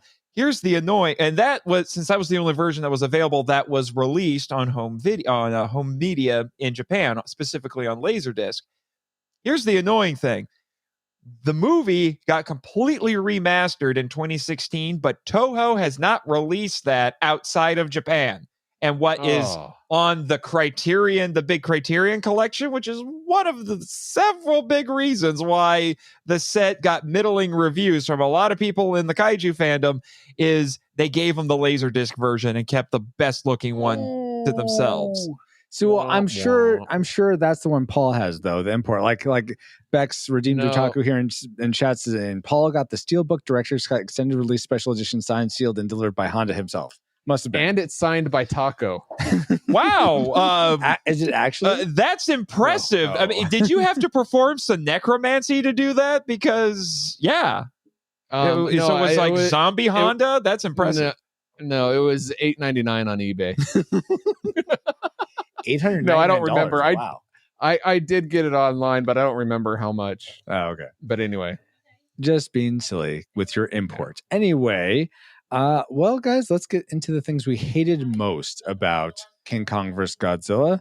And let's start with Nathan, because I'm very curious, loving on so many kaiju movies, Godzilla movies. What do you hate most about this in particular one? Well, you guys have kind of hinted at it already. That freaking Kong suit. Well, that's mine. Okay, Paul, real quick, is that yours? No, it's not mine. Okay, so me and Paul. That is my tragic maker. Yes. That is my tragic maker. That Kong suit, the Godzilla suit looks great. That Kong suit looks terrible. Yeah, no, I'm sorry. Compared to the Kong suit, the Godzilla suit looks great. Oh, that Kong suit looks Yeah. That Kong suit looks like a really dirty shag carpet that they just slapped a monkey face on. I mean, it looks awful, and it looks even worse when it's wet. It looks truly horrible when it's wet. You know what? I don't know what it is. When the octopus was like on top of him and it would made his face all wet and stuff. And then I was like, oh, that's disgusting. And then it changed and all of a sudden he's dry. And I was about to like like argue against that, like continuity, but like, oh wait, it looks better dry. Never mind. Yeah, I'm telling you, I don't know what it is. Eiji Tsuburaya was a special effects genius, but he couldn't make a good ape suit to save his life. I don't know what, because he tried several times, including another King Kong movie called King Kong Escapes, and it still looks. He made a whole new suit, and it's only marginally better. I mean, and it's just, I don't know what it is. I really don't. And to this day, Kong fans hate this suit. They really do. Which is the one thing I am not the biggest fan of the 1976 remake of King Kong, but I will say this: they did a man in a suit for Kong in that, and it looks great. It really does. And they actually used like 10 years later, right? Well, yeah, it was like 15 years later. They did actually, Rick Baker was the guy in the suit for that. And one of the cool things about that is they actually set the mask up so that it was his actual eyes and not prosthetic eyes. Oh, good. Yeah. So it is a marked improvement over this. Yeah. So it's a creepy monkey suit. And you mentioned the shag carpet effect. I feel like you caught yourself before Jimmy did. Overall, I think that could have been saved. The overall body could have been saved. If the face didn't look like something that just got whacked with the ugly stick so many times, it just looks. It didn't look apish. It looked like Clayface was having an off day and decided to sprout some hair. That's what it looked like. It was just. Oh man, I wish I could do a screen share so that I could show you guys. I'm technically breaking character now. I just realized, but I wish you guys could look up. I wish you guys could look up the suit from King Kong Escapes because it's only a little bit better. Oh, we can do that. We can look that up. Francisco can. He has the magic. While I'm doing that, let's see, Paul. Why don't you talk to us about what? So it wasn't the King Kong suit. What was your tragic maker for this film? The thing that took me out of the movie the most, and this is something that we already talked about, was the acting. It was exaggerated by the Japanese actors versus so underplayed by the American actors. It was hard to find a tone, but even with the Japanese acting, it was so over the top and cartoony. I know they try to ground it in like real life, like drama, what's going on, but the acting just was so cartoony. It would not have surprised me if they inflated both King Kong and Godzilla with helium to move them instead of the balloons. I mean, that's just how over the top it seemed. But that was the point. I told you, it's a satire. Yeah. So yes, that's the suit in King Kong Escapes. So not much different. Oh, it's different, but it's just only marginally better. It's bulkier, yeah. It's the face is better, but it's also more cartoony. Yeah, I was about to say that. Yeah, it looks more. It looks like it. I don't know what to say. It just looks strange. It looks like a mask. It doesn't look real at all. That's I think what it looks like. It looks like it's part of the Uncanny Valley, but in a claymation format, rather than digital. Wow. Yes, Jimmy, I know you're fond of that one because of Mechanicong. You rebuilt the sucker. Yes, we know. That's funny. But I will say tonally for the acting, watching the dubbed version of the American version, that's way over the top, and it's actually consistent throughout the film. So, okay. And that part, it's kind of fun I actually like to have that on the background sometimes. The American dubbed version, just because it's so over the top. Oh wow. But overall, the movie is better Japanese wise. They take it a little more seriously. I will say though, Paul, that none except for Taco, none of the characters were memorable for me. I mean, I could care less about any of them. What about the animal and trees guy? I mean, he was like the serious one. No, I don't. I barely remember him. So in defense of this movie, Taco was so over the top that he kind of overshadows everybody else. What about the island translator? Do you remember him? Oh yeah, kind of a little bit. Okay, he was. That guy reminds me of Don Knotts. He's like a Japanese Don Knotts. Seriously. Oh, you know which character stood out to me a lot? That King kid that wouldn't say hey to his mom, that was calling him over and over again. No, he's just gonna go get the magic liquid to put the guy to sleep. I'm not gonna listen to my mom the little when I'm island boy. Yeah, when I'm in trouble. No. Oh my gosh.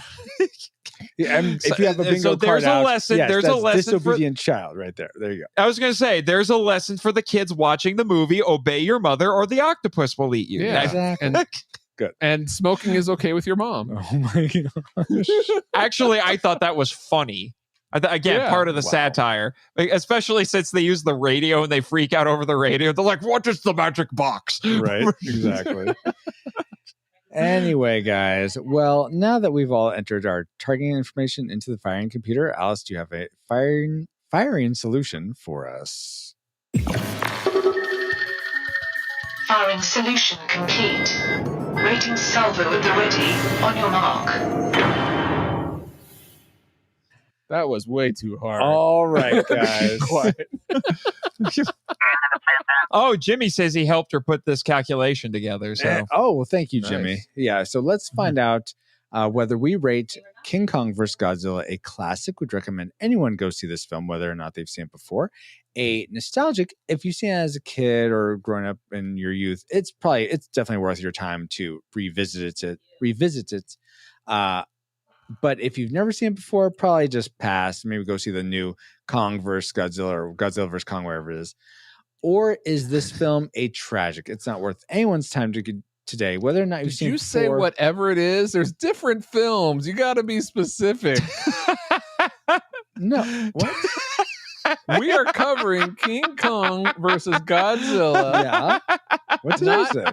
Kong versus whatever it is. I know because that those are different you could movies. go see that instead. If it's nostalgic and you haven't seen this one, go watch one of those instead. Sorry, I wasn't listening. Continue. Wow. Or do you rate it a tragic? We'd recommend no one watch this. If you have fond memories of it, don't sully those memories with a rewatch. So let's start with our guest. Nathan, what's your final rating for King Kong versus Godzilla, 1962, Japanese, 1963, United States? But just the Japanese version, since that's the one we're doing. Yes, it's still a classic for me. It's a very important film in the filmographies of both of these monsters. The funny thing is, Kong was actually the more popular one. Godzilla was the new hotness at that point. And because he shared the screen with King Kong, it propelled Godzilla to pop culture stardom and icon. Oh, okay. I didn't realize this helped. Yeah. And it also kind of introduced a new version of Kong into the Japanese market. And there's a couple of movies that came out of this. There's a whole to-do because Toho basically bought the Kong license for 5 years. And during those 5 years, they can make as many movies as they want. Unfortunately, they made a whopping 2. Yeah. So, yeah. So because of that, and because it kickstarted not only the I guess you could say careers of these monsters, but it also really solidified the kaiju genre as a viable genre of film and as something that was commercially viable. And it basically ushered in the golden age of kaiju films. And it was, kind of the golden age for Toho because at this point, because they were just cranking stuff out. Oh, cool. I didn't know that. Along these lines for several years after this. So it's because of its importance and its influence basically on everything, especially Godzilla and Tokusatsu. How about the film by itself? As a film by itself, I still think it works. It's very much a snapshot of Japan at the time. I mentioned before it was a satire of commercialism. Mm-hmm. This was the early 60s. Japan was had just started what has been called the Japanese economic miracle. Their post-war economy was just booming at this point. They spent the latter half of the 40s and most of the 50s recovering, and then it just exploded in the late 50s and into the 60s, and their economy grew exponentially for the next basically almost 30 years. And all thanks to this film. Partly. It's definitely, I mean, because it sold as many tickets as it is. It's definitely indicative of it. But this was satirizing all of the stuff that came with this newfound prosperity, kind of pointing out, it's like, yeah, this is wonderful, but there are some drawbacks to it. So it's a social commentary on current events at the time. And I still think its satire is relevant today and really doesn't just have to be applied to Japan. The sort of stuff that we're seeing in this movie, we see all the time now, just in a slightly different form. Yeah, I see it so much. I didn't even realize it was satire because it's the norm. Oh, yeah, there you go. Well, that's kind of how satire works. It's so close to being. It's so close to being just to being real that it becomes funny because of it. Oh, and also, Paul, what is your final rating for King Kong vs. Godzilla? So I teetered between tragic and nostalgic, and I was surprised because it had been a while since I'd seen this. I said I had it on the background every so often, but it had actually been at least 10 years since I've done that. So I was surprised how well I liked it. So not as much as the kaiju academic Martian just alluded to. But I wish it is nostalgic. I just wish I could say it's on the higher end of nostalgic, rather than on the lower. We don't end. have grades. Well, I will say I can agree with you in one aspect, and that is that I would probably, because I grew up on the US version, I would probably rate the US version nostalgic. Yeah. There you go. Okay, so we have a classic and nostalgic. Man, guys, I am so torn. What do you mean? I swear. Maybe you should rewatch it this time and actually watch it instead of fall asleep. Go buy the Criterion Collection and see the proper subtitles. There you go. Here's the thing. If there's so many things that could have made this movie like exponentially better, the first of which Kong looking anything more like an actual ape would have just, I mean, this would, honestly, I feel like this would be classic for sure if he looked better.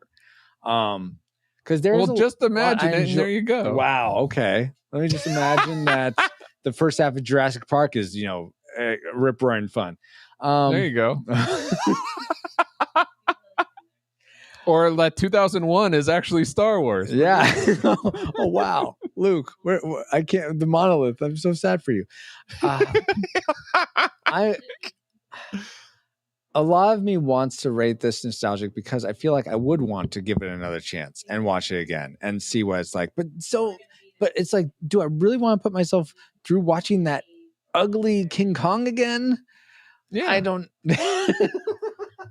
He's hardly on the screen. Both of them. And also, what's up with the clicky sound when he goes click, click, click? Godzilla. Every time it's like click, click, click. It's that's such a weird. What, when he's punching him? No. When Godzilla goes like this, when he's like a taunting. Yeah, it's like a weird. When he's kind of clapping his hands together. Like, just make it big sound or no sound. I'm so done with click, click, click. He's a big kaiju. Should be like crash, crash. Things crash. really have to be particular in your life to enjoy it, huh? I'm definitely getting that impression. Yes. No clicky noises and no funny looking monkeys or apes.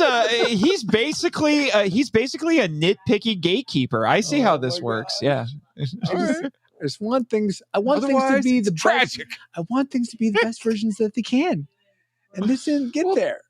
So I'm gonna have to say tragic. I'm sorry, it's tragic. This is the 60s, oh my buddy. gosh, tragic guys. I'm sorry. Really?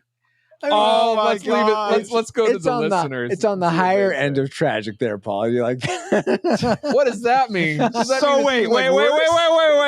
Hold on. How does this final score going to work then? Because you got one classic, one nostalgic, and one tragic. Does this make it break even so it's nostalgic? I think we'll have to just be like, you know what, Captain gets final say on this, I think. We go to our patrons. We go to our patrons. People that donate at the or support us at the $5 or higher level are part of the Rewind Republic. So they'll get to we'll combine their votes, and whatever vote they pick will sort of sway the vote to whether it's a classic, nostalgic, or tragic.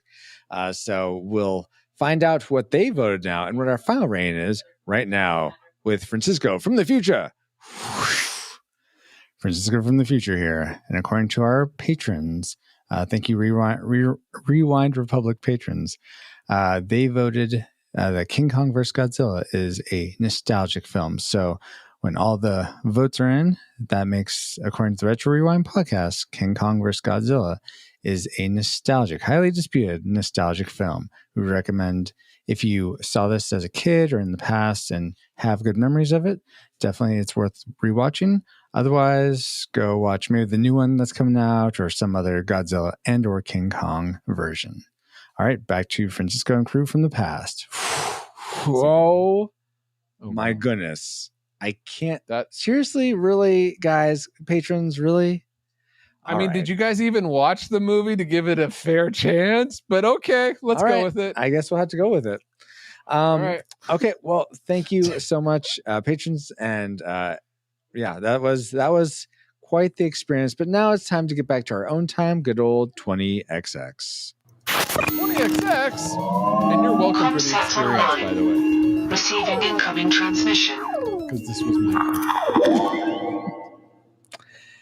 Feels good to be back, but we wouldn't have been able to travel back to 1962 to begin with if it weren't for our amazing reflux capacitors, namely Jared Holzhauer, Deborah Powers, Brian Keating, Patrick Hicks, LJ Lowry, Chris Cowan, The Film and Film Podcast, Chris Owens, Geek Devotions, The Untold Podcast, Mrs. Lomax, James Kennison, I Ran Out of Air, Drew of the Cellcast, Ashley Cronenbitter, Pastor Dustin, Kennethan, Redeemed Dutaku, Ryan Lingle, That's Our Babo, Josh Adams, D. Tungsten, Annie Lewis, and Jeff, in addition to five other awesome patrons as well. I was totally doing the cops. I was trying to input that in there. Roll call. Thank you all so much for keeping the gigawatts coming. And if you want to help keep us flying for as low as $1 a month, or $5 if you want to vote on movies like this, where we're tied, then get bonus content for your generosity. Head over to retrorewindpodcast.com/support to help us grow via Patreon, Subscribestar, or PayPal. Also, this stream is sponsored by PaulJPowers.com.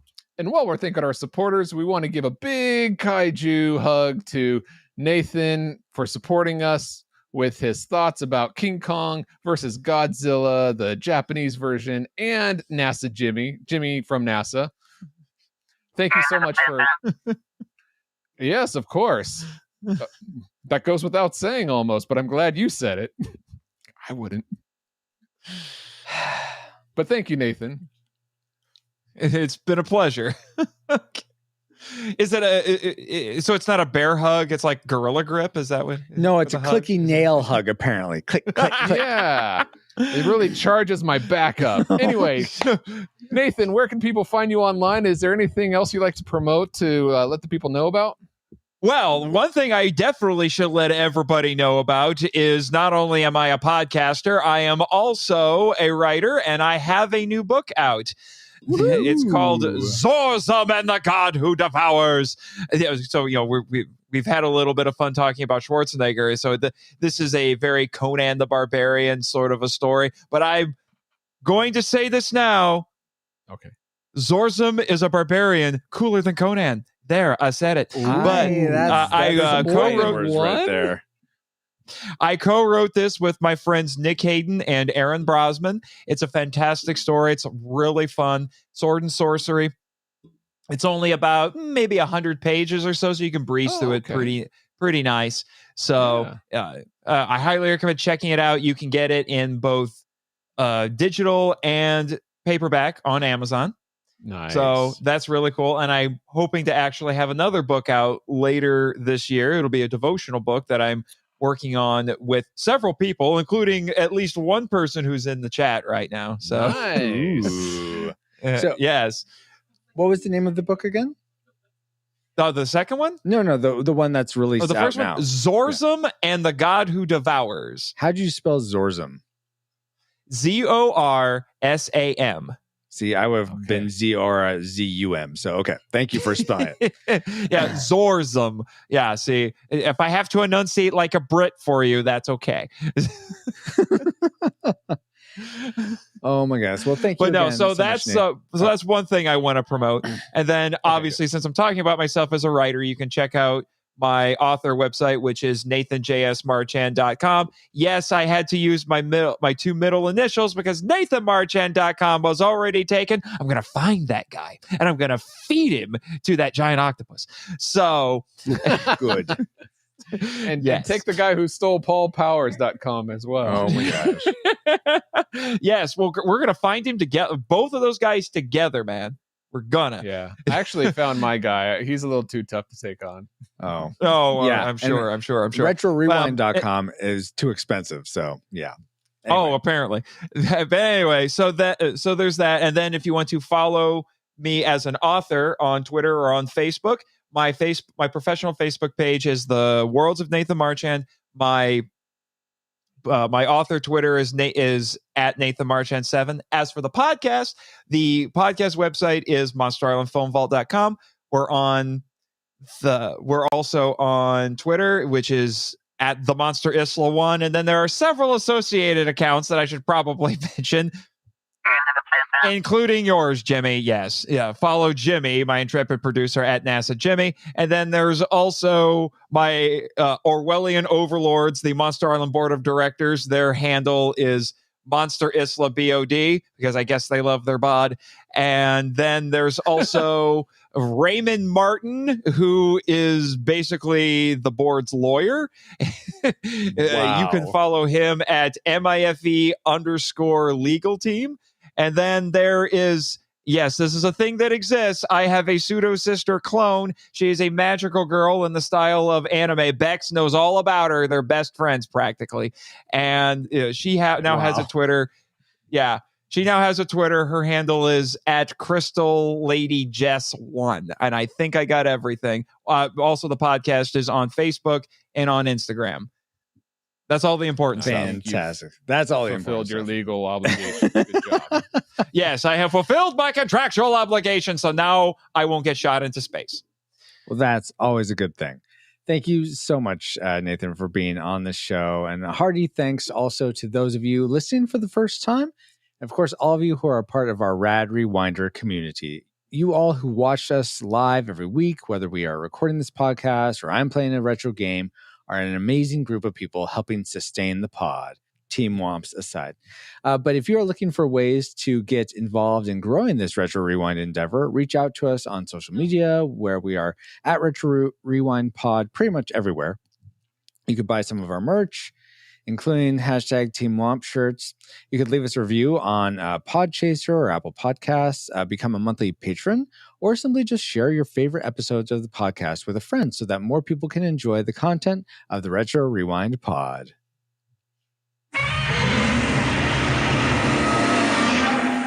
You have been listening to RetroRewindPodcast.com/222, our review of King Kong vs. Godzilla, with me as your XO, PaulJPowers.com. You can find me online and all my socials at PaulJPowers.com. Whoa, who would have guessed? Thank you for being an amazing friend, amazing kaiju. I mean, not kaiju. Your normal size, not strange beast. For another, my own way. I guess that's true. But thank you for being, unless you watch Pacific Rim: The Black, where those kind of blend together. I'm just saying. Oh, interesting. But thank you for being an amazing friend, Paul. It's been an awesome, fun voyage to Kaiju Island, Kaiju verse here. I have been and continue to be captain of the pod, Francisco Ruiz. Find me on Twitter at FX. Oh my gosh, what's going on? You can find him on Twitter at FXRetro_, especially if you need to find pixel artwork commissioned. Thank you, Paul. Yeah, I for some reason I couldn't get it out. That's why you have an awesome friend like Paul to help you when you can't walk yourself. He carries you, and when he can't walk, I say, "Hey, why don't you get a wheelchair?" Yeah. Is that why we've been commissioned? Go ahead. This is why I have Jimmy as my sidekick. Oh, get over it. You're my sidekick. And life is better with friends. And we've been commissioned by friends to announce we are part of the Christian Geek Central Network at ChristianGeekCentral.com. Captain, we are on Final Approach to Base, which I've never even been to, but apparently I should take you there sometime. that has been granted to us. Why? Let's go out and explore more. All right, I guess we could. Thank you so much, XO. Thank you all for listening. We pray you are more joyful now than when you first hit play. But like a Pokemon, we got to catch you all for The Parent Trap, another 60s movie, our next episode of the Retro Rewind podcast. Retro Rewind mission complete. Proceed to nav point Omega and return to base. You know, they actually make a different Japanese ending and a United States ending. That way it furthers. I hope so. Actually, I had this crazy idea that what they should do is film two endings. One where Godzilla wins, one where Kong wins, and then send Prince with different endings to different theaters just to screw with people. Yeah. Just like Clue. So everyone, like so Clue, people, so exactly. half the audience who sees it will go on social media and be like, I can't believe Godzilla won. And then the other half will be like, wait, you're crazy. Kong won or something like that. Yeah. You can clearly see just to watch them all fight. That would be great. It's kind of like Clue. If you ever watched the movie Clue, there's three endings and they sent different prints with different endings to different theaters. Exactly. Though I still think it'd be better if King Kong was, his normal size and would just crawled and punched like Godzilla and did all that stuff. Or maybe, you know what? Maybe now that I think about it, maybe King Kong gets shrunk to like man size. Maybe he becomes an archaeologist even. That'd be kind of cool. Huh. No, it wouldn't. Do you know any other archaeologists? That would sound as lame as young Indiana Jones. Then it is something that man was not meant to disturb. Trust me. Are you making this up as you go along? Yeah? You don't believe me. You will, Dr. Jones. Fish in a compass?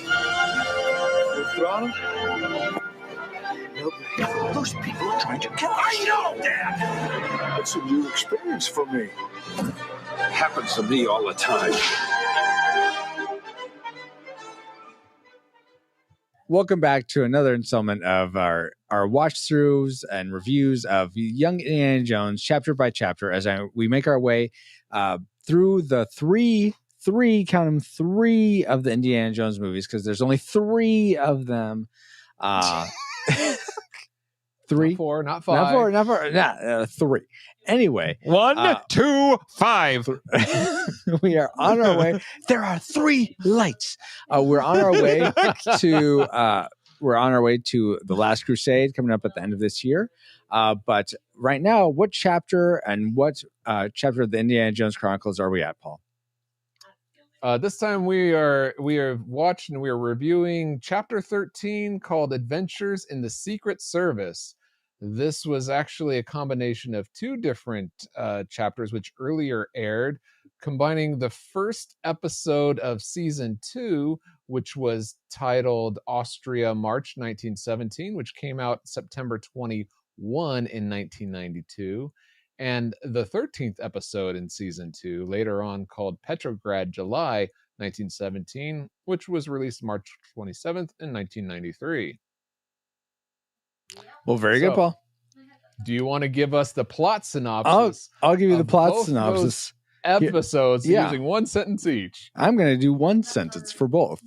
Oh, wow. Indy can't catch a break as a spy.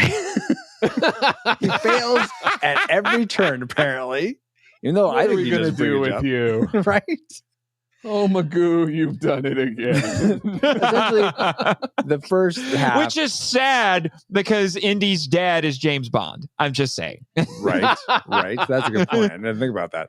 The first half, he's in Austria trying to help, trying to get the Austrian king to be a part of the Allies. I don't think they're the Allies in World War I, but he was signing a treaty so that so that they were no longer going to be allies with the Germans, I Yeah, believe, something 'cause, like you know, that. in order to Yeah. in order to end the war. Yeah, and then Because in the second part, because you know what you need in an Indiana Jones adventure? Lots of politics. Apparently, this was George Lucas's warm up to the prequels. Yeah. Calm down, Jimmy. I know Phantom Menace triggers you. Okay. Wow. You said it. But that's a good point. I didn't think about that. It's very good. And then the second half, Indy's in Russia during the revolution, or what's going to become the revolution. Bolshevik revolution. Bolshevik revolution as the Lenin's trying to gain power. And he fails there too, apparently. So let's talk about the things. You can't stop history. Come on, George. What are you, Tarantino? Let's talk about first off, what's the best part of these episodes? Let's start with Nathan. What's the thing you like All most right. about these? Okay. Just to let everybody know, I absolutely love Indiana Jones. Okay. And have you I've ever watched- seen these before? I have seen some of them. I have not seen this one. Okay. So this was a first for me when I saw it.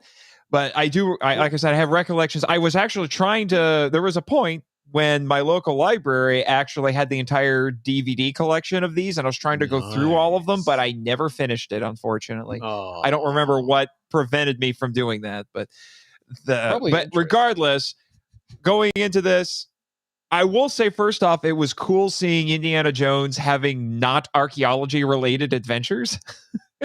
Oh, okay. When I know some of them are like that. These weren't. I will also say the first half was definitely more exciting. Where it's actually, involves going behind enemy lines and sneaking around. Yeah. And there's some political stuff in the middle there, but then we got to sneak back across the border. And then there's actually this climax. It's basically a border crossing. It's kind of hilarious where he's like, all I have to do is cross the line, man. All I have to do is cross the line. And he's running across the train and he's getting shot at. So there's exciting things happening. Yeah. You get none of that in the second one. That's true. It's a lot of talking, a lot of drama, a lot of this woman hitting on Indiana Jones. And all I kept thinking was, lady, you're not Marion. Don't even bother. Which I thought she looked a little bit like her, Like, and I thought she's they a were going Marion to try type, to yeah. set. I'm set sorry. that up. I'm sorry. yeah, Marion she's not. is not a commie. All right. Well, yeah. Well, but- she was no, she but though? her I don't think she was. No, she's The out. other I one was about to wasn't. say she's out in the Eastern world compared to us living in the Western world. I Yeah. forget where though. Yeah. But anyway, yeah. Oh, she's in Tibet. Are we talking about Marion? Isn't Marion in Nepal or Tibet? Somewhere. Yes, I don't know. But that was Outside just the at that US. point. That was only at that point. We don't know what she was doing before that. That's true. She could be in Fair point. anywhere. Anywhere, regardless. But you liked the sort of the excitement and that he wasn't doing archaeology in these episodes. Yeah. Or at least the excitement in the first one. excitement in the first half. Yeah. I do kind of like that he was, even though the second half wasn't exciting, I do like that he was doing sort of cryptography, which I was like, Indy doesn't do this. Oh, wait, he does that in Last Crusade. He's like figuring out all these clues and stuff. So never mind. I was about to say. Although but I Jehovah have to- begins with an I. Yeah. Although I have to admit, I was a little bit confused when this thing started because I'm like, was there something that carried over from the previous one? Because I don't understand the context of what's going on. Why is he in France?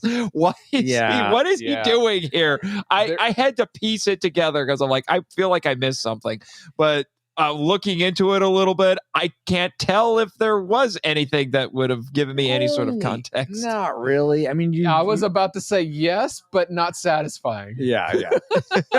not like to where it's like, oh, now I get why he's doing all these things. Yeah. No. And then it was also confusing because all of these French guys and the Austrians that he was trying to escort never call him Indy or Mr. Jones or anything like that. That's using a different name, and I'm like, what is going on? I am confused here. And then they called another guy Henry, like Henry, and it was another guy spoke up. And I'm like, yeah.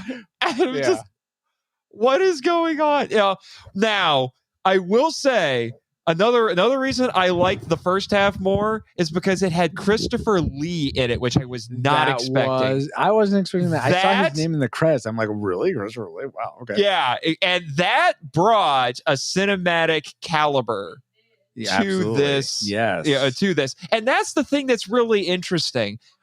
From what I understand, the show, this Young Indiana Jones show, was pretty popular, but it ended up getting canceled relatively quickly because it was really expensive to produce because they're filming on location. Exactly. Yeah, and stuff like that. But there, you can definitely tell they threw that money onto the screen with this. This is the most cinematic looking 90s television show I think I've ever seen.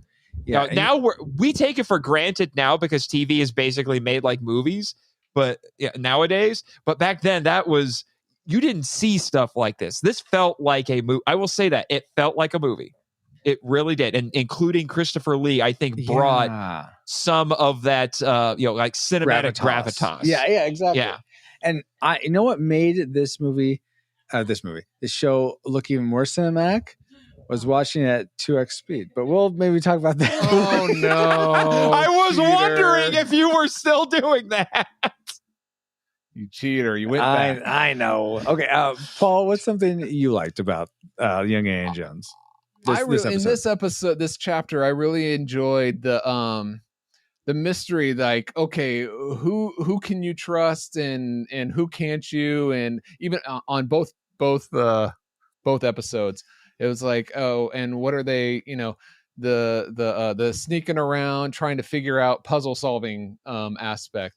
I also liked that there was a swing at the end of the second one. There was a swing, and they introed the Young Indiana Jones music. It wasn't the John Williams Indiana Jones music that we love, but at least they incorporated the theme of the Young Indiana Jones into it, which was nice. Yes, that was. I for me, the thing I liked most about it was, it's weird, but I kind of like that it ended on this very dour note with the after the Cossack shot. Yeah, I'm like, because now, and here's that's something more like history, I guess. Yeah, well, here's the thing, because I looked up the timetable on this. This movie, that half of the movie takes place in July 1917. The Bolshevik Revolution was in November that year. Okay. So it's kind of funny if you know your history when they're saying like, oh, this isn't going to happen. This probably won't happen now. And I'm like, it was the beginning of the revolution. It was the beginning of it. It didn't quite take it. So that makes sense that it happened a few months before then. So that's cool. Yeah. But here's the thing that I will admit, the ending of that second episode, I actually did think was pretty effective because the question that came to my mind was because this episode, it's probably more apt to call it an episode, wants you to be sympathetic toward these people. But the question I was asking myself is, are we to sympathize with them because they're revolutionaries or because they were fools and tried to start their revolution too soon? Or his friends. Maybe it's a mixture of all of them. I feel like because it's friends, but... Yeah, because see, that's the thing that I was once I realized, okay, we're gonna be going to Russia, 1917. We're gonna actually